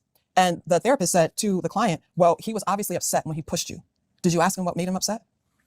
I almost came through the camera. And then did you talk to him about his feelings? Did you ask him what happened at work? This is a training for other therapists that I paid my money for. Wow. And I said, wait a minute. And then we broke out into small groups. And I was like, I took over the group. That was wrong. I never want you to do that. And then this dude was like, yeah, my professor told me that that's domestic violence and therapy is not appropriate for domestic violence. Like I really almost, and I was in the chat like, this is inappropriate. This is domestic violence. And they said, this is an outside issue. What does that even mean? That means that it's not, it has nothing to do with what they're in therapy for. Yes, that's the training. That's the training. I took it. That's the training. I couldn't believe it. I was melting. And now these therapists are learning. Obviously, you have done enough work that you're like, hang on, this is bullshit. What the fuck? But what about the people that are just getting started? This is a very popular certification, and this is what younger therapists are being trained, that this is an outside issue, that he's dealing with that in therapy. When we know that individual therapy, I tell people all the time, is not appropriate for domestic violence, for misogyny, for men who have issues with women, therapy is not appropriate. Oh, it's not appropriate at all? Say more. No. What is therapy going to do? What is it going to do for someone that has the view that women are less than? What am I going to do with that? How am I, through talking, going to help a man understand that you don't put your hands on women? You don't. That's wrong. They feel entitled to do that. And so how am I going to work with that entitlement in individual therapy? So you think in those situations they can't be helped? I don't think they can be helped with therapy. Oh, interesting. Yes, not individual therapy at all. And even the groups that are supposed to help men with DV do not work. They don't work. They're not effective. The data is not there. So what I help women understand is that men that have these issues run. And so many women want to talk to me about, oh, I think he's a narcissist. He might be a narcissist, Miss Aisha. Why? Why do you care? What's that got to do with you? That has nothing to do with you. He put his hands on you, right? That's what you need to be worrying about, not what his mental health issues are, not the way he grew up. That has nothing to do with you. They don't change. They don't change. You have to leave. That's it. And that's also one of the routes, actually, right? Is that That's so important too, specifically about Black women, because how is it we relate to these niggas? Oh, well, his parents did this and I gotta show him how to believe love, and he didn't know this, and There's always a narrative, there's always a backstory, there's always an origin story that we hold on to as Black women for as to why it's our responsibility to care for this person, or to make them see, or to help them grow, or to build with them. It's all I'm going to therapy. Absolutely So give me a chance. And so a lot of people want to see that change. No, and that's why I don't do couples, because 9 times out of 10, the relationship is over and the man is saying, or whoever is saying, well, we need to go to therapy. It's a last ditch effort to keep that person involved and engaged, and it's manipulative because they sit there and they say, you know what, the therapist is siding with you. I don't like that therapist. Now we got to go find another therapist. And this is what goes on and on and on. And you think because they're willing to sit there with an attitude that they actually want to participate in therapy. And no, they don't. No, they don't. It's dangerous. It's dangerous because they get into arguments after, and usually women want to be vulnerable. They really want the session to work, and they're saying how they really feel. And the man is saying, you embarrass me. Why are you telling people our business? And then they get into fights at home. So it actually puts women at risk. It's not safe. Oh, I didn't even think about that. That therapy could actually be worse for the relationship. It's worse. Because now you're in greater danger. It's unethical for us to do any type of therapy, counseling with a couple where there's domestic violence of any kind. It's not ethical because I'm harming you. I'm putting you in harm's way because he'll spin something in his mind about something that was said and he's going to take it out on you or them kids or those pets. That's what's going to happen. All right, another one that you say that holds us back, I've named it linguistic gender. So we end up saying to ourselves, well, he's not yelling at me, he's just yelling, and that's how he is.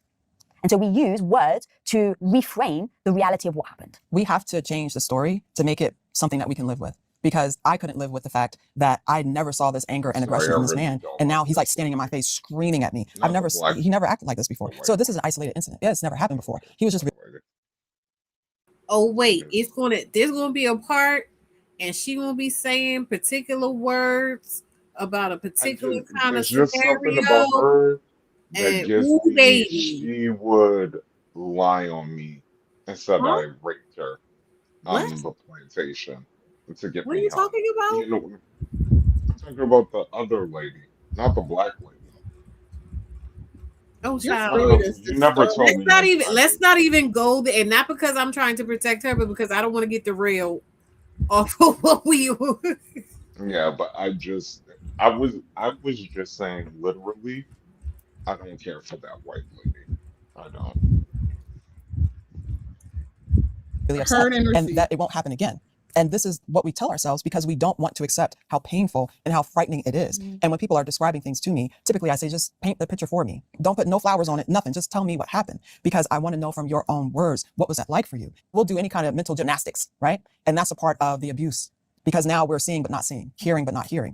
That's what happens. Do they even realize they're doing that? Or is it that you hear them say certain words and you're like, look, you just said this word, and so I can tell that?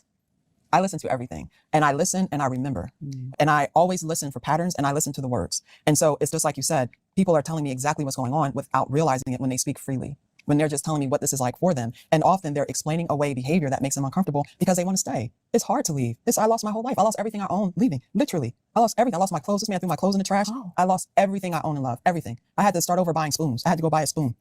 That's terrifying for a lot of women. And no one wants to deal with the fact that. and I want to say this in terms of that mechanism because again, I cannot emphasize enough that it's not just when it's in the danger zone. You know what I mean? There's green and then there's yellow and then there's orange and then there's red. Sometimes it'll be in the yellow and the orange and not necessarily the red, right? And so for me, I can recall having an experience where people were coming to me and saying, "Hey, are you okay?" and saying, "Hey, I'm noticing this within the dynamic with you and this person."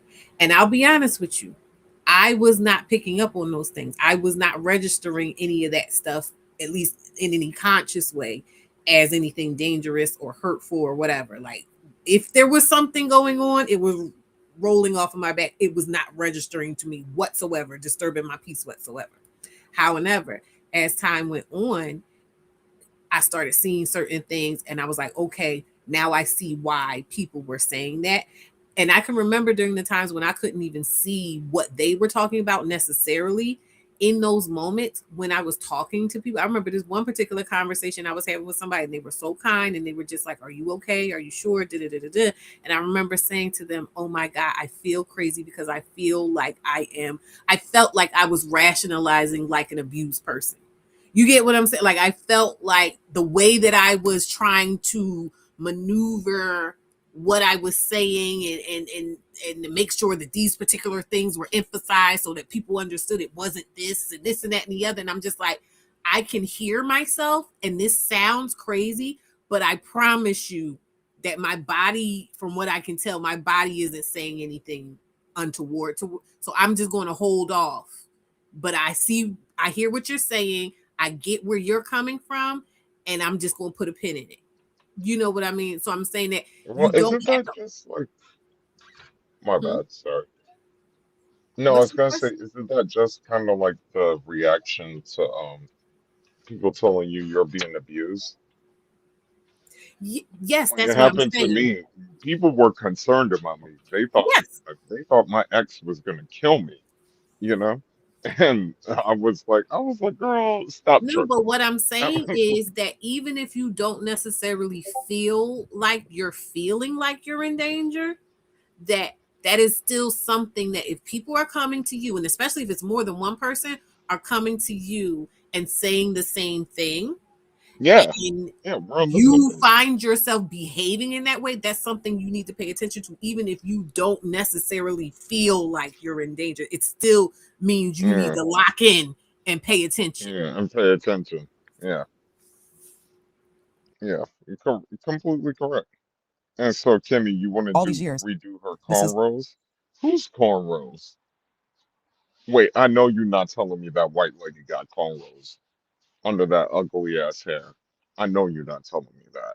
I know that's not what it is. Chill, just chill. Like we talking about, what No, the black she lady talking no. about. They sent me a.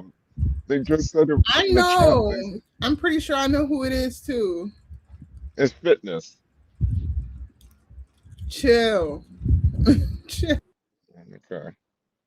Really what it's been. That's hard. How is going and buying new spoons more terrifying than staying with somebody that you can't ever trust that could potentially literally kill you, because partners are the number one suspect in murder cases? Exactly. A lot of it is just shame that this is actually happening. There's also this lack of control. I've asked for him to stop. He's not stopping. So I don't know what to do. And it's this panic, this fear of I'm going to lose everything. And to make a decision, obviously I can support myself, but there's a lot mentally that goes with I have to restart my life, and I have to have different friends, and I have to live in a different part of the city. All these things I have to do. And I think there's a lot of anger too. I didn't do anything. Why do I have to change everything? Right? Like, why do I have to move? Why do I have to start all over? Yeah, because he's going to kill you. That's why. And it's not fair, but it's the reality. And that's hard because it's not fair. It's not fair, but it is the reality. And that keeps us stuck. And I'm assuming it's so confusing because I've had an abusive ex-boyfriend, not.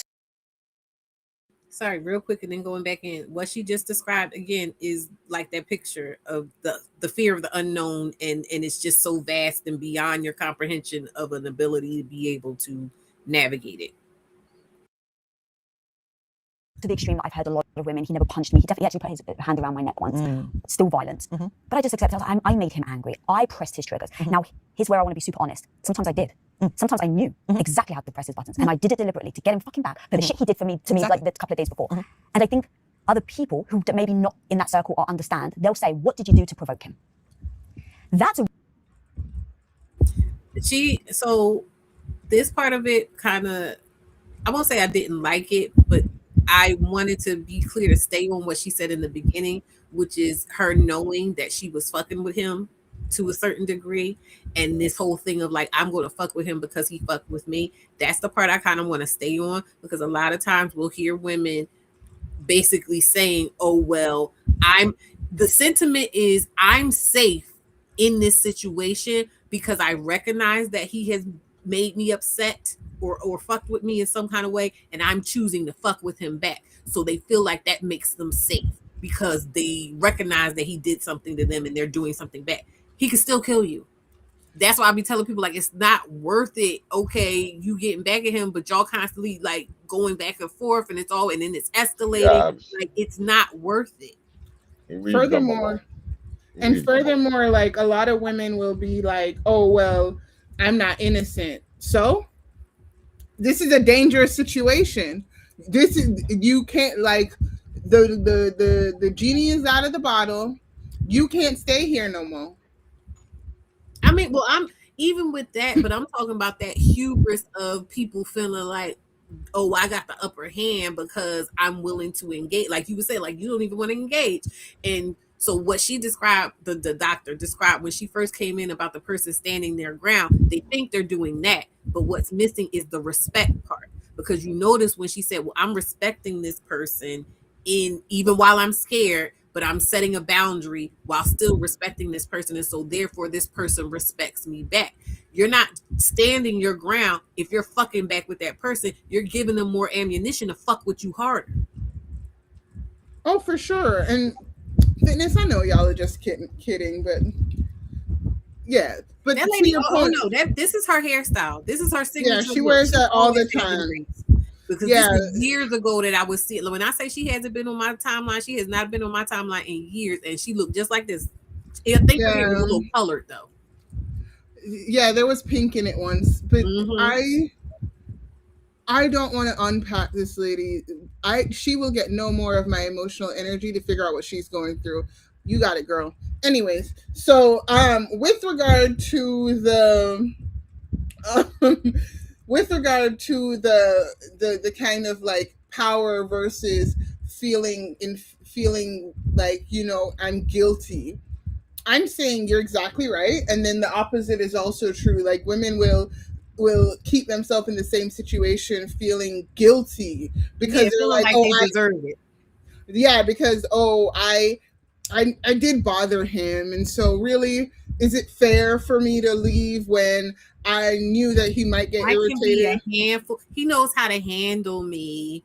Exactly. Like in both of those situations, you could die, girl. The genie's out of the bottle. Let's go home. Let's go elsewhere. Amen. Please, girl. Please. Really freaking hard pill to swallow, because at least in my case, I did do a couple of things to provoke him, but it's not my fault. He should be able to control himself. Absolutely. So talk to me about that, because I think a lot of women do say, well, I did provoke him, I did make him angry. Yeah. And usually what I say to that, and this is what a lot of therapists will say to women, and they make it seem like it's a one-to-one. Like you're saying something to him and he's reacting to what you're saying. So if you stop provoking him, then he's going to stop behaving that way. That puts you in the driver's seat of someone else's behavior. Now you're responsible for what they say and what they do. And that is nonsense. Everyone has a choice in how they respond. Everyone does. No one is just acting, right? Then no one does that. They're making a choice, because when they go to work and their boss says things, you think they throw on things at work? You think they go to the break room and punch the microwave? No, but they do it at home because they feel entitled to do so. They don't do that at work. They don't do that on a basketball court. They don't do that when they play in pickleball. They don't do that. They don't do it because they know they can do it with you, because they feel entitled to. Dude, that's so on point. Yeah. That's so on point. That's so sharp. Next time, just tell yourself, but does he do it at work? Mm-hmm. It's like, you know, when you're like arguing with your partner, maybe it's just like, obviously not a violent argument, but it's like a little spat and then someone calls you and you're like, I can't believe you did hello. Yeah. You know, where you can flip that emotion. Yeah. So it's him knowing who he's safe to show that characteristics and not be abandoned. Yeah, and he knows that he can do it at home, because most people feel like what happens in the house, that's your business. Like, it don't have nothing to do with anyone. I don't really know the dynamics. This is what people have said to me about my situation. I didn't want to get involved. You say one thing, he say something else. I don't know. I don't want to be involved. That's how. Also, too, pay attention when people are, you know, dealing with different people, different relationships, and you can observe them. Why is it that the nicer people get spoken to a certain type of way? You know what I mean? But these other people that are clearly violating on a regular basis, get gently spoken to, and or maybe not spoken to. Like, we don't even know. But that's the thing. Like, when you think in this hierarchical way, when you think about domination all the time, like, the people who think this way are just they're too much. Well, I'll say this much though. I don't even think, I hate that. and she speaks to some of it too. It's not all, because again, I'm talking about it on a spectrum. She's talking about like these extreme levels of it, but I'm talking about it on a spectrum. And I'm talking about how it can maybe be here and go back and forth sometimes. Like I said, we're on a thing. So sometimes it's just a little off-color joke, and other times they're yelling or whatever like that, right? But I'm talking about it in terms of like, this is just people feel each other out. That's what she's saying. Like, these people notice certain things, and I don't know if she said it already or it gets to later on, but we probably going to have to cut this because it's, you know, and pick it up again another day, because it's getting long. But I'm gonna still play some more. This is one particular part I want to talk about where she talks about the man saying that you're being manipulative by showing vulnerability. And I was like, that was when I was like, oh yeah, we're watching this tonight. But yeah. How people see it. And abusive men know that. They know that. And it's not that women aren't abusive, right? But we know it's not the same. And so in a situation where you're at home and you're being abused, people don't want to get involved, and men know that. But if they go to work and they have an outburst at work, that's everybody's problem. You're so right. So if you see it, you say, like, some people are like, I don't want to be involved. If you saw it in a couple, what would you do? Girl, when I tell you I am involved, I was laying in my bed maybe last year and I heard a woman screaming in my condo. Oh. Do you know my bonnet? I had my bonnet on. Girl, I grabbed my phone. I put my robe on. I'm walking around like, what's going on? I got the camera. I got the phone on, ready to record. I'm not playing games. I literally had the bonnet. I'm like, where is she? I'm gonna make sure she's safe. I walked around. I don't know what I thought I was gonna do. And I don't, especially in the bonnet, I didn't care. I heard a woman screaming. I got out the bed. Girl, listen, this is DV. I'm walking out my door. This is Vegas. Vegas has high DV. I'm walking out my door. I see this woman driving off. I come out. The dude is driving off. He's hanging on the door and she's speeding off. Oh, shit. This is outside. Oh my God. So, and I'm like, oh my God, what's going on? So I'm driving out behind her and I see her motion to go back. I'm like, don't go back. She's like, what? I'm like, don't go back, because he probably has a weapon. Don't go back. This is a swanky girl. If I tell you how much I pay for rent, this is what I'm dealing with. And she was like, no, but he got my stuff. I said, girl, go home. And she was like, okay, girl, I'm gonna go home. Yeah. And she left. But it's because I got out and I was involved. I'm right here. I'm not gonna let you go back. I'm not. We're gonna talk this through. I'm in the business now. I don't care. I'm right there. If I hear something, I'm right outside with my phone. I don't care. I'm in that old lady phase of life. I don't care. Yeah. So what is the difference in between someone like yourself, who's just willing to be like, this shit isn't gonna happen, versus the people that are just like, I don't want to be involved? I think there's a lot of cultural components to it. Like, I support that message. And it's something that I actually think that a lot of women in my personal life, day to day, would be incredibly against. But if I will absolutely call the cops for you. I will absolutely ask the guy what's happening. Like, are you okay, girl? Whatever. And even if I get smacked even if it's whatever is gonna happen, I don't know what it is, but like I think that this whole like watching TV and always seeing that it's always the bystander that gets hurt, we tell ourselves these stories about the cost of getting involved, but but in reality, like most of these TV shows are scripted, you know?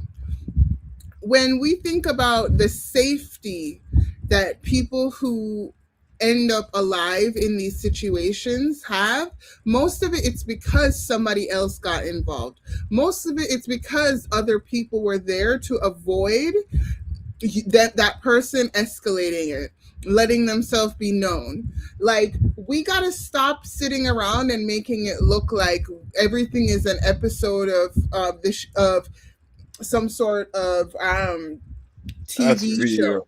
Law and Yeah, Order SVU. right. Wait, and Where also I want to point out that she's doing all of this for strangers, for women, that just need it. And these niggas can't even admit what the fuck they frat brother did. They can't just say, "Oh yeah, he killed her," and Yeah. let it stand, absolutely, and and just let it it's not stand. about having a big heart, Amethyst. It's that literally, I care about other people, but also my defense, if it was happening to me, is other people caring about me. You watch the same shows from the other angle. If you ever got kidnapped, you're gonna need somebody on the road to pull over and come get you to where you need to go. The chances of the police officer being somebody, the right guy coming over, all the above, like we use these TV shows to feed the narrative that that you're always going to end up in danger when you stand up, but there are just as many stories that are both real and in day-to-day real life, but also Horrifying. filmed, that tell you that it is when you have other people get involved that you have any semblance of safety. Like, we have to be willing to recognize that we are our biggest protectors. Even when we think about what the police represents, the police represents us hiring somebody to protect us. It is not it is so intrinsically important for us to recognize that we are who save us. I don't know. We are who save us. No, That's, no, yeah. Go no, ahead. I get what you're saying, but I was going in the opposite direction with it because, as someone who has actually saved a woman from domestic violence and also been a victim of domestic violence, like I remember I was like, well, I gotta, like, because I was living with my boyfriend at the time, and I was like, I gotta go back. And my family was calling me, like, they were stressed because I had called them and told them that he threatened to, like, unalive me. And, and they were like, Kenny, no, don't go back there. You can come stay with me. Like, I had like five places to go. Like, I was like, no, no, no, no. But like, I was like, but my book bag's there, and my laptop and my Switch is in there. And if you know anything about me, I love my Nintendo Switch, but like, I got a lot of shit on my laptop, and not bad things. I mean, like graphic design and like logos and stuff. Like, I was like, no, I have to get that. And they were like, no, no, no, no, no, no, no, no. Mm-mm, mm-mm. We'll go with a cop. Like people will, yeah, like people will actually, uh, on an important note, is most of my family is all black women. Most of them. There's a lot of, don't get me wrong, there's a lot of men in there. But like most of them are like, so like my aunt was like, no, come over here. My cousin was like, come over here. She's also a woman. Like they were like, mm-mm, no, no, don't play these games today. And I listened to them. And honestly, I was probably right too. I was like, You okay, were, because ultimately, like, when you leave, that is the most dangerous position you're in. And I think that a lot of times we think that it's just a Tuesday. No, no, no, no. once they recognize that you could leave them, they start getting foaming at the mouth. They start literally acting like the jig is up, and they're not going to have a psychotic break. Not for you. They're not going to have to deal with the fact that there are consequences to their actions. That is too much for this mind, right? So this person is literally capable of anything. Yeah. And so when we think, but the only thing that usually stops a lot of these people is the reality that they might go to prison, or that other people are going to see them do their worst. And that is coming from other people regulating, not you regulating. You can't. And if you went back with your police to go get your stuff, or you went with like a family member. I went in with no. When I went back to get my stuff, my uncle, my aunt, and my cousin were with me. Like I had my exactly. Yeah. When I left my ex, And my I uncle, brought my cousin, who was like a 6 football feet. player. My uncle's like 6'5", and so Exactly. yeah. And he was like, you need me to go in there?" I was like, "I don't know. I think we're good." I was like, Exactly. But he was standing right outside, you know, like so I was good. And I'm happy for you. And the thing about it is that people have to get involved. I remember when I left my ex, the first time I did, it was after a night where I was at a friend's house and his mom had pissed me off. And she was just being a jerk. And this was the first time that she had stayed with us. And so I left and I went to a friend's house. And then because he was mad that his mom was upset, because the worst thing you can do to a hysterical person is make them feel bad about upsetting you. And so then he tried to drag me back home. And I was like, no. And then I went to a friend's house and I stayed there that night. The next day, this friend is like, oh, you put me in danger. He was being violent. You put me in danger. And it just really turned me off of that friend. It's like, how do you think women survive this?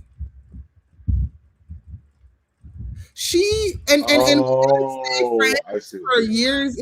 Like I tried to be friends with her after. I don't know why, but when I got the older and older I get and it wasn't for very much longer. It did alienate me from her, but it's like, so if I'm exiting what is an abusive situation and I stay at your house, you're gonna make it about you, that this man is gonna come up. I didn't tell him I was at your house. I don't have no, if he were to find me there, the fact that you and your husband and your 5 dogs are there is an incredibly safe situation.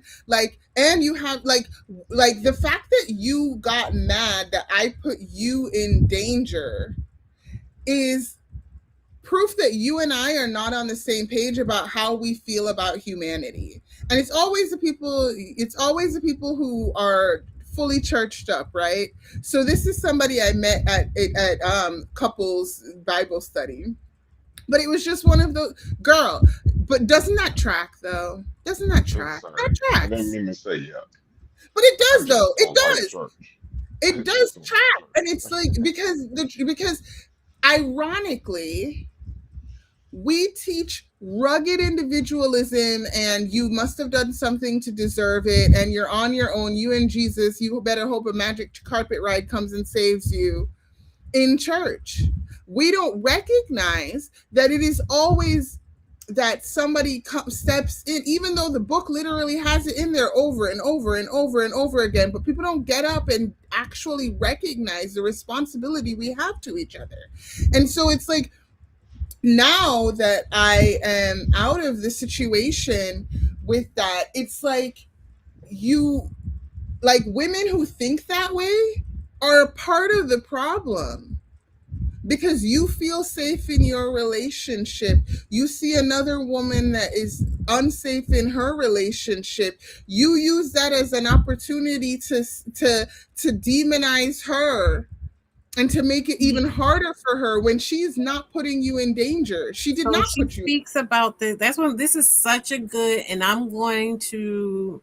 Did I post it in the Discord? I'll probably post this in the Discord so people can watch it, and we can come back maybe Wednesday. I'm not going to push myself to try to finish it tomorrow, but I think I'm going to end tonight's stream here because it's 11:22, and we can reconvene on Wednesday to finish this. But I'm also going to post this. I think I'll post it in the community tab so everybody, that's not in Discords with me can see it too. Because it's a really good, like I said, it's good, it's thorough. And if you take the time to kind of sit and look at your own point of reference for situations that are similar. That's why I kept interjecting certain things, and especially like shared experiences we've had, because that's the best teacher is experience. You know what I mean? Unfortunately, in certain cases, so you go, oh, that's what it is. Because a lot of this stuff is just so nuanced that you miss it all the time. Absolutely. I just got to interject. I'm so sorry. I like, how we often talk about how we are the most unprotected community. Guess what the privilege is that the other girls have, that their community feels like they should step in and protect each other. That is what they have on us. But even that is still, and that is the sophisticated nature of patriarchy, is that even that we always point to that as looks at this thing that they have that we don't have. You get what I'm saying? The women are suffering too. Do they have for the sure. benefit I don't want to be nothing but me. of the the racialized patriarchal idea of, oh well, but we still held as the standard? Yeah, but that has its own yoke, its own albatross around their neck as white women. You get what I'm saying? So great point. Great point. Well said. I think that you pointed out something that is very, very real, and that is an albatross around their neck in terms of their safety in these situations. Because guess what? Like, the way that society puts them up on a pedestal, all of the above, like, we can continue that conversation another day. But like, even when we think about outside of feminism, right? And we think about outside of femaleness, like every time that when you think about minority communities, whatever that identity group is, the protection that they create for each other and is what protects them. It's other gay people protecting them. It's other people who are disabled putting things in place to protect each other. Like, it is always people. It is all, your protection is never, just like how your success is never going to be entirely self-made, your protection is never going to be entirely self-made. I think is what I'm trying to say. But I want to bring something back around that you said earlier when we were talking about the bonnets and the respectability politics and yada yada yada. Not yada yada yada to you, but just etc. This idea of Black people, and shout out to Erica De Niro talking about let go of these stories and these narratives and these identities. This narrative around we are the least protected. If we feel that way, guess what? She's giving us tools to not be. And it starts with self-protection. It starts with trusting yourself. It starts with trusting your instinct. It starts with not pushing aside the, again, primal, ancestral, genetic encoding of our body's responses and our emotions' responses to certain stimuli, to certain threats. Yeah. We have to undo this classical conditioning of religion, of patriarchy, of misogynoir within us to be able to be fully sovereign in the moment when we're facing, the embodiment of all of those things, and say, you don't get to do this to me. Agreed. Lock in. Lock in. Also, and on that note, go ahead. I will be honest. Um, I don't know that I would have been protected as much if I was a woman. You know what I Mm. mean? Like if I was No, say more. not like if I was like a well, what straight black woman.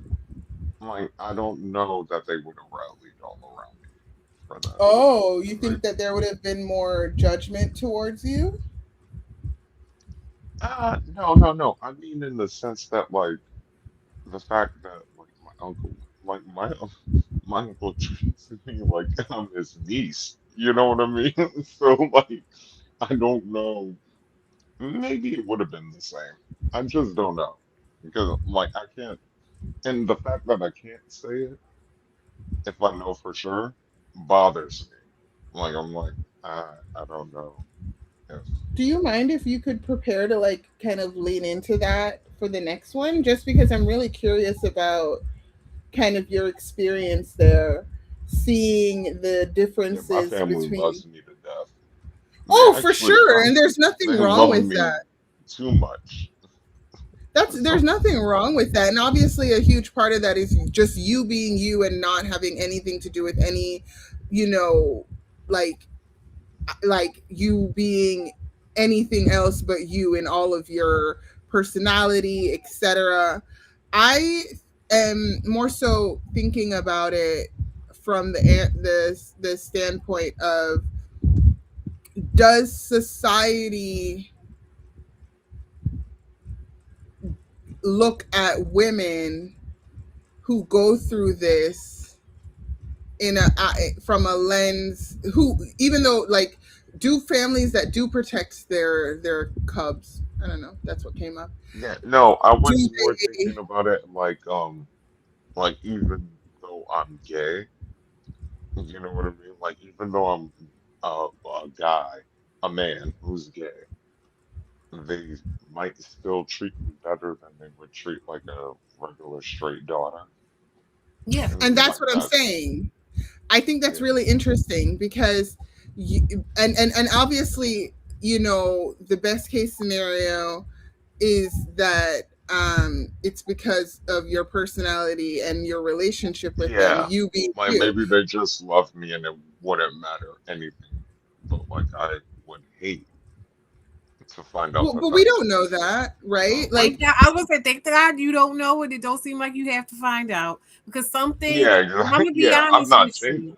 you. Some things, as I'm, getting more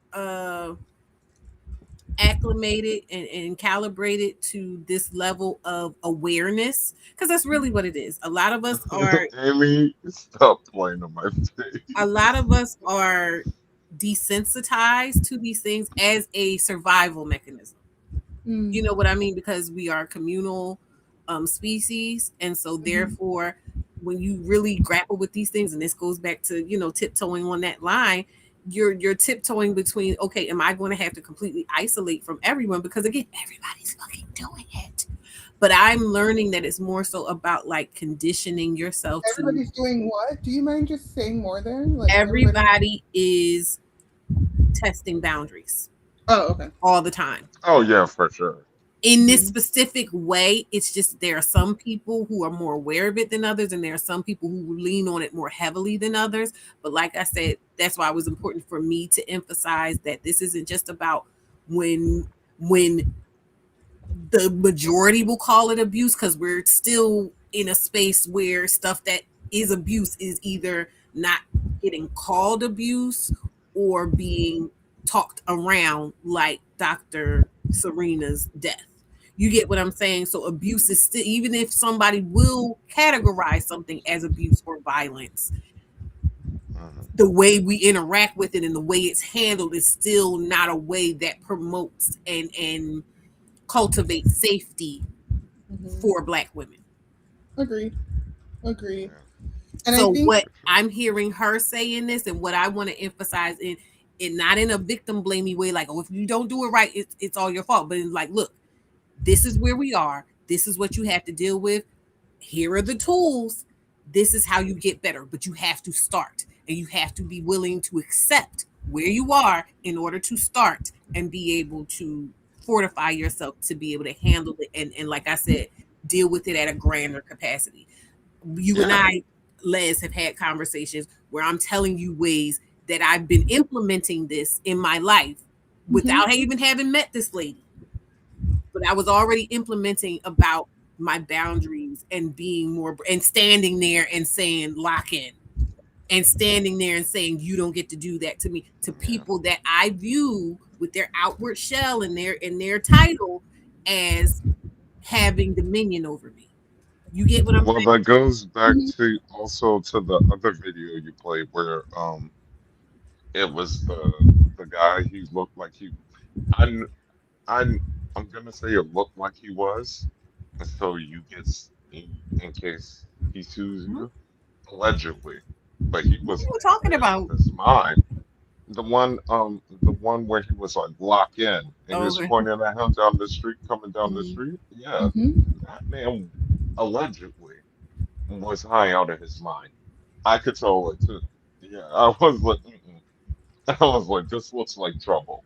The Actually, He said homeless man, life. right? He said life is normal. Yeah, you ain't about to do and nothing then and crazy then when out he here. said locked in, guess what that man did? He He said, found "Yeah, his yeah, hunter. thank you." And he straightened Yeah, up. He had a little. By yeah, the time he got to the corner, he had a little stroll going.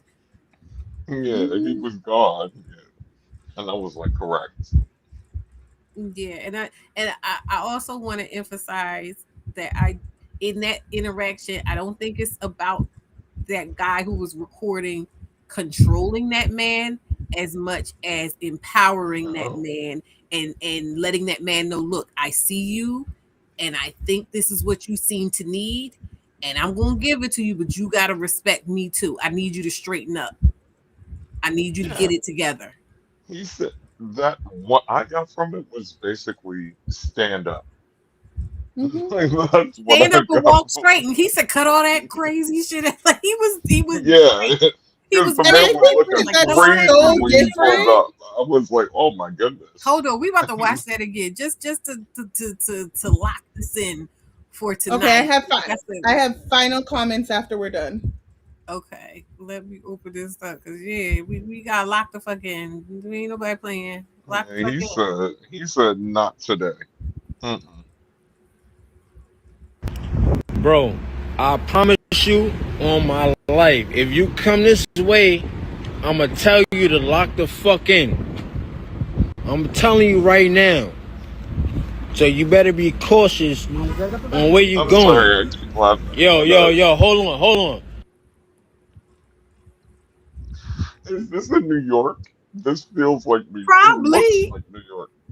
I think it's New probably, York. and I think the first one because the first one it was a white girl and it was the situation like this, and the person was just rolling around and the girl was like, "Hey, lock in." She did it from down the street. She's like, "Hey, lock Yeah, in," I and they think this did. is New York because we love to say locked She was like, "Hey, lock in." in. Okay. No taken. Stop right now, alright? I need you to lock in. That's what I need you to do. Wait, hold on. You need to stop all the crazy shit. Wait, I'm sorry because the way he reacted at first, like, what the fuck? Yeah, Look because at he the was face he's scared. Yeah, Lock that's making. why I in, was like, I lock think in. this is given very He's like, much I'm New York, tripping out by right the now. What way. you mean lock in? He like, I ain't trying to hear none of that. Lock the fuck in. What is New Yeah, York like? That is crazy. New York What? Yes, is because fun guess as what? hell. It ain't just New York. This is a universal thing. I think every person, at least once in your life, have had a situation where you just like, I'm not going for none of the bull. Don't come over here with the Yeah, bullshit. yeah, because Don't don't come come up over to here me with the acting bullshit. all And the crazy. funny part is Yeah, he said it. He was like, if you come to meet you, over I'm here, not yeah. gonna And you he get what I'm still saying? walked If up. he would have avoided him, he wouldn't even Yes. have bothered with him. This man came straight for him. He said, all right, because there was other people in that street. He ain't go to nobody. He said, all right, I see you. If you come to me, you gonna have to get yourself together. Gather Yeah. it. Right. Yeah, Amy. Yeah, Amy made put the giggle face in there. Yeah, this is New York, right? I'm pretty sure that's like Washington Heights. And I love, you know what I love about Exactly. it too? I love that it was never aggressive. He was never like, I'm gonna hurt you. He was never none of that. He was Yeah, just he was like, like, No. all right. he was like, chill the fuck out for a second. And that's kind of what I wanted to say. Well, I'll let you finish it though. Let's finish the Yeah, let's video. finish this. Listen to me, my man. Lock in. You understand what them words mean? Lock in right now. Stop all the crazy shit and just chill. You feel me? Life is normal. You feel me? Lock the fuck in, my nigga. You feel me? That's it. That's what I'm talking about. Lock in. Yeah, That's it. I thought he had Yeah, given him I money think or this is New something. York. I think He this might dapped him be up and actually. everything. The dude was like, yeah, thank you. And gave him a little pound and was like, yeah, I needed that. Yeah, yeah, Wow. immediately.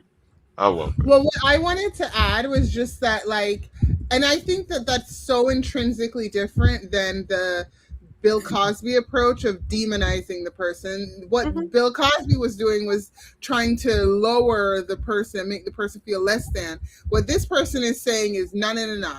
Don't even, I know whatever, I don't do that. I'm not trying, this was respectful. And Yeah, that's he what the said, lady. take your But guess chin up. what did the lady say? Because most people want to see that person, and you're just going to get anxious, and you're going to be like, "Oh my god!" And sometimes some people. I remember there was a guy on the train, and he was of the same. I don't think he was on drugs at that moment anyway, but he was clearly homeless and not living a typical life.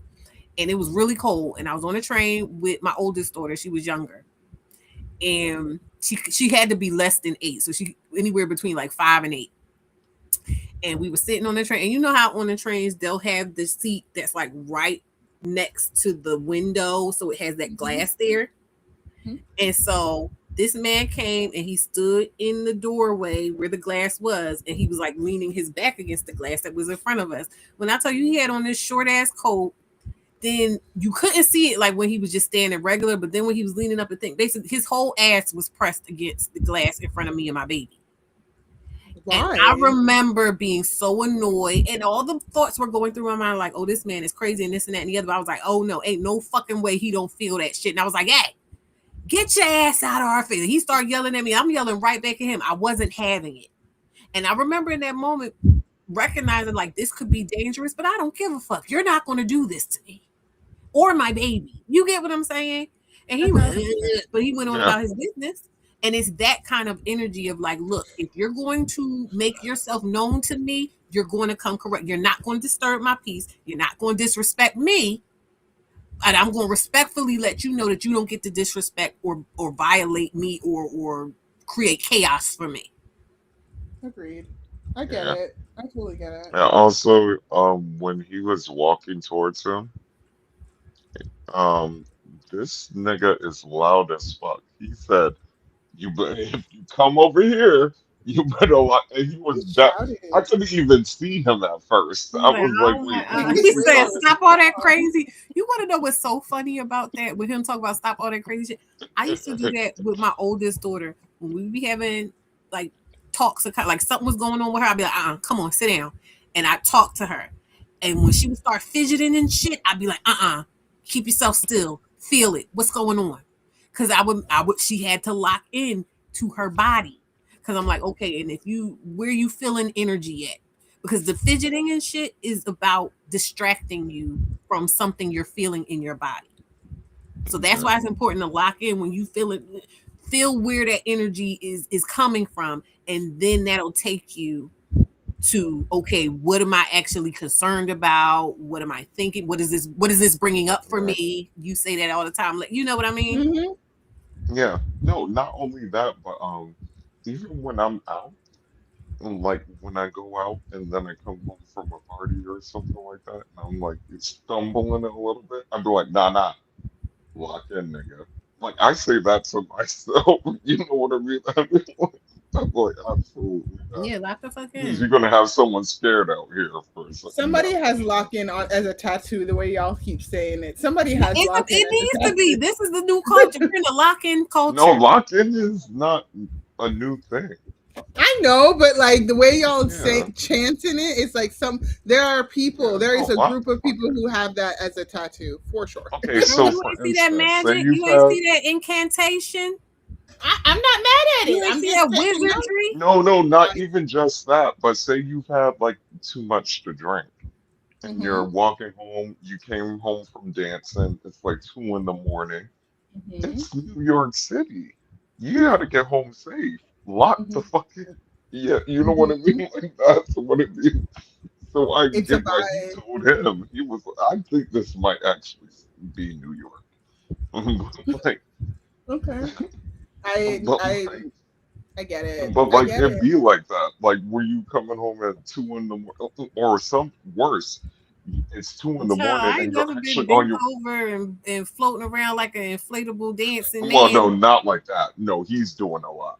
That guy was doing a lot. Yeah, Yep, He was that's he the was high doing too key on much. invocation. Exactly. Just like when I said Yeah, when he from a was doing child, way I would too say you don't much. get to do that to me. It was an invocation of a certain and I always recognize it as such. And it wasn't even so much that I was calling on it, it was more so I would feel it coming through me. You don't get to do that to me. I see you trying to do something bad to me. You don't get to do that to me. And it always worked. yeah. Yeah. God. I dig it. And that's why we still have you alive. Amen.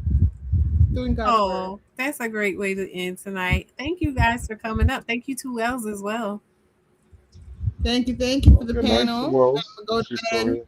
Y'all night night. Good night, guys. Good night. I'm going to do this thing. I'm gonna play this outro and then I'll do final thoughts or whatever for me. Okay, baby. Wait, should I leave? You don't have to. Oh no, that's fine.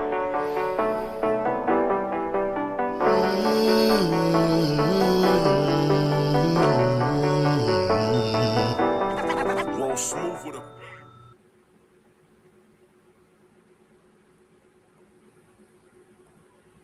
I love you too, 2 hours. Okay, so yeah, this is a lot. Like I said, this interview is a really good interview. So many relevant things. I saw so much of stuff I've been through and worked through, and I love what I love about it is I do like to be right. I like to be right, but I recognize that I'm not always right. I may not always be right, or there is a bigger truth than just my little piece of it. And so, like I said, I just like to um, check my work against professionals, credentialed professionals, to be able to say, okay, yeah, I'm not just giving y'all a bunch of bullshit. So it says, oh, it's telling me somebody live. I don't know who the hell that is, but yeah. Any final thoughts, Kenty? uh, wait, what? I said, do you have any final thoughts? Um, okay. All right. One thing we all want to do is remain black, sexy, fine, and gay. There we go. That's my final thoughts. I love that.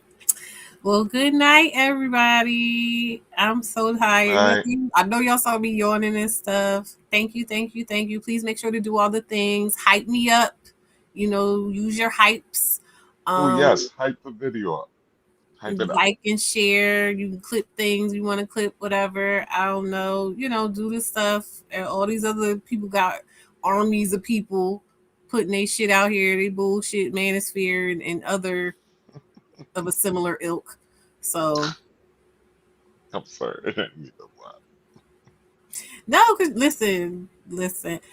Welcome. Thank you for contributing. I've loved your comments. I love the how engaged you were with the conversation. So you're absolutely welcome anytime. We're a pretty cool bunch, and I don't mind. I scrap for y'all. If a nigga come with some bullshit, I'll cuss him right the fuck out. Well, sometimes I'm nice, but tonight I wasn't. I wasn't having it. So welcome. All right. Bye, Kitty. Bye, everybody. All right, good night.